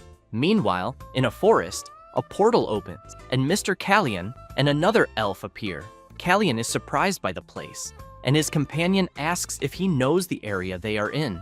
Callion says that it is the western forest of the Belmore region. His partner, while using his magic, reports that the trail they were tracking ends there and that it does not seem to have moved forward. That said, he wonders if it might have run out of energy. Callion comments that they may have found their target and that, because of that, they need to search before it is too late. Back at the MC's greenhouse, he is going crazy, wanting to know why there are so many animals there, and if the place has turned into Noah's Ark, and also why there are bats there. Then, upon seeing a snake trying to catch the bats, he tries to stop it, but soon cannot believe that the other creatures are eating his precious mandrakes. Selena appears saying that this often happens during harsh winters, as animals cannot withstand the cold and move down to residential areas and attack livestock or warehouses, and that, in severe cases, an entire year's harvest is destroyed. Kim goes mad with anger and shouts that this cannot happen and that they need to drive them out. But then he remembers that the weather is too cold to do that, so he holds one of the creatures and thinks that he is too kind to do what he said. Later, while picking up chopped firewood, he thinks that on his precious day off from the clinic, he is there doing manual labor. Meanwhile, Adrian is furious and, while working hard, shouts asking why he is suffering so much, since he was raised with so much care and does not need to suffer in the cold. Then he notices a stain on his clothes, which were handmade by a master craftsman, and shouts that he must be having a nightmare. At that moment, Selena appears carrying several pieces of firewood and asks them to move out of the way, but Adrian realizes that she is about to step into a puddle, so he starts taking off his coat and asks her to wait, then throws his clothes onto the puddle and asks her to be careful. Selena does not care at all and walks over Adrian's coat. The MC sees this and thinks that apparently the idiot is very much in love. A few minutes later, the clinic team gave up their day off and came together, and after working day and night, they finished building a shelter for wild animals against the cold. They set up a wind-resistant tarp to protect the animals from the cold wind, and a stove enchanted with fire prevention spells keeps the internal temperature warm. Water and food for hungry animals were provided, and so that both small and large animals could rest comfortably, they built a total of 2 tents. Then, everyone was very pleased with what they had done. However, as soon as they opened the shelter, it did not take long for it to become crowded, and not even 10 minutes had passed since it opened, and the food had already run out. 30 minutes later, after restocking, the food ran out again, and as soon as they restocked, they had to put up a waiting list. Meanwhile, the MC is even dizzy from thinking so much about calculating the feed costs. Adrian goes up to Kim and, laughing, comments that he will have to empty all the gold coins from the vault. Kim smiles and says that first he will cut the blonde guy's salary. Then he hears Pio calling, and as they go to the front of the tents, Pio says that several donated supplies have just arrived and that there is a letter in the carriage. Kim takes the letter and, upon reading it, realizes it was sent by Lady Marianne, saying that she also wanted to help with the good work they were doing and that she sent a small contribution. Pio calls the MC and says that more donated supplies have arrived, and this time it was the Lord of the Rabbits who sent them. Kim, upon observing the type of bags and the markings, thinks that, as expected from a real estate magnate, the scale is different. A few minutes later, 100 wagons of firewood, blankets, and many other supplies arrive. As a result, the tents were expanded with donated supplies. Selena comments that this is no longer just a shelter, but rather a temporary rescue center. Kim is happy to see that security has also been reinforced with the donation of the talents of the dog Max and his brothers. Then, seeing that things are really going very well, the MC tells Selena that he used to be a volunteer at an animal shelter during his college years. It was hard work, but completely rewarding, until one day, when he arrived at the shelter, he saw a notice informing that it would close by a certain date due to financial difficulties. At that time, there was nothing he could do but watch. But he swore that one day, when he became a veterinarian, he would open a shelter for animals with nowhere to go. After saying this, he comments that he never managed to fulfill that wish. Selena asks why. Kim says that, far from opening a shelter, he was about to close the veterinary clinic he managed. And with the doors closed, he wondered if everything had just been greed and whether managing a clinic was beyond his abilities. And while he was worrying, he suddenly ended up being summoned to the world he is in now and went through all kinds of things. And even so, thanks to that, he is fulfilling his dream. At that moment, while telling his story, the MC notices a thorn in one of the animal's paws. Then Pio shouts, telling a baby fire salamander not to sneeze there. Kim, seeing this, thinks that he is truly very happy to have been summoned to this world. A few minutes later, seeing that the animals are sleeping, he hopes they continue to sleep well. The next day, at the clinic, Kim is shivering and complaining that it is still very cold. Then he is surprised by something, and, as he approaches the shelter a bit more, wonders why only the small tent is silent, since even Max is hiding in the large tent, so he questions what is happening. Then he signals to Selena so they can go check what it is, and as soon as they pull the tarp, the MC is surprised, since he only sees a fawn lying down. Kim is intrigued, wondering if all the other animals moved away because of a single tiny creature. Selena becomes thoughtful and, while observing the creature, thinks there is no way a fawn could have come that far alone. Then the creature wakes up, and the MC is amazed by the little one. Selena tells the MC to control himself, as the creature might be a dangerous predator. Kim is startled when he sees the creature coming toward him, but the little one simply jumps and licks the MC's face, who thinks that he might even be happy, but still has a bad feeling about it.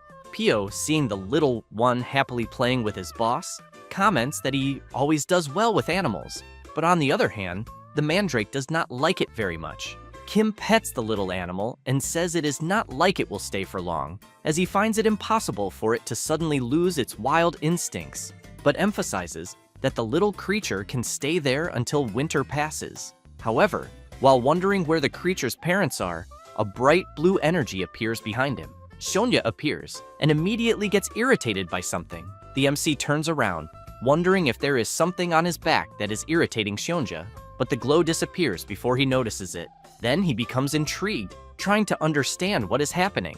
Later, at night, the MC is sleeping along with Shonya and the fawn, and once again, the bright blue light appears. Then it takes the form of an adult deer. The glow grows stronger, and the MC, while sleeping, wonders what this sudden feeling is that he is experiencing, until in his dream, he stands before the adult white deer. But upon observing the creature more closely, he realizes it is something different, and that he can even understand what it is saying. Thus, he tells the white deer not to worry, as he will take good care of its child. The creature nods in agreement, but the MC wants to know where it is going. As the creature leaves, Kim keeps asking it to wait, as he wants to know if it might be injured. Then he wakes up startled and wonders if everything was just a dream, but ends up going back to sleep. Meanwhile, in the forest around Belmore, some hunters are following a trail and become completely disappointed as they underestimated the creature. And even though it is severely wounded, it still managed to teleport, but they want to know where the creature hid its child. The next day, Selena is carrying some buckets of feed for the animals and notices that no animal has dared to come near the cabin where the fawn is. When she opens the tent, she sees something shining among the belongings. She lifts the cloth to see what it is and is surprised, wondering if what she is seeing is really what she thinks it is. Meanwhile, Pio wants to know if the MC really saw a shining white deer in his dream, but says that what he dreamed can only for sure be a financial dream, and that maybe he might even win the lottery. Kim gives a piece of bread to the fawn and says that where he comes from, they are usually pigs or dragons. And while he continues feeding the little creature, the mandrake watches from afar, sulking. Then it suddenly runs and passes behind the fawn with a very angry face. After that, it decides to take a big bite of the creature's tail, which immediately feels the bite, and its eyes begin to glow.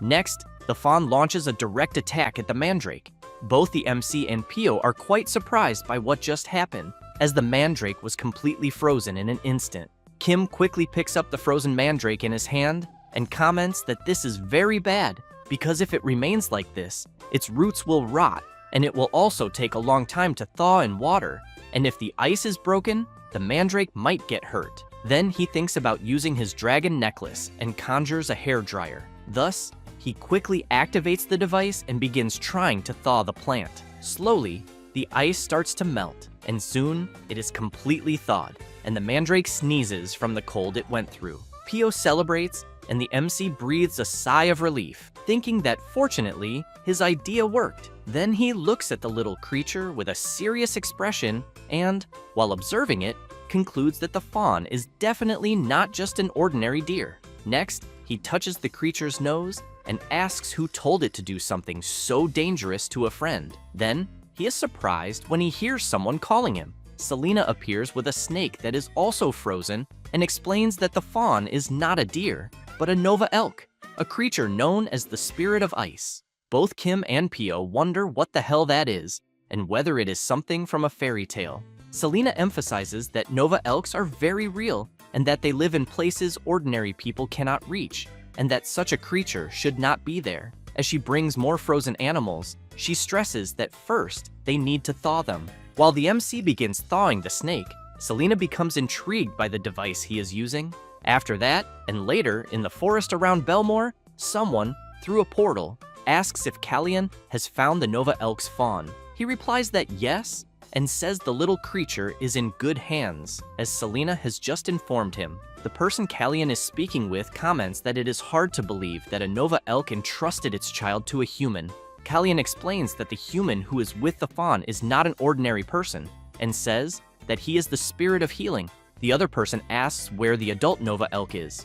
Callian explains that the creature is currently badly injured and wandering through the western part of the forest, and that apparently, the Nova elk is trying to lure the kidnappers from earlier away from its child. The person speaking with Callian says they will monitor the adult Nova elk from there, and that they will only need to focus on the fawn, as the survival of the entire continent is at stake. Callian tells the person not to worry, as he will bring the fawn back safely, and that the spirit of healing will accompany them as well. And thus ends the first season of our beloved Veterinarian in a world full of strange animals.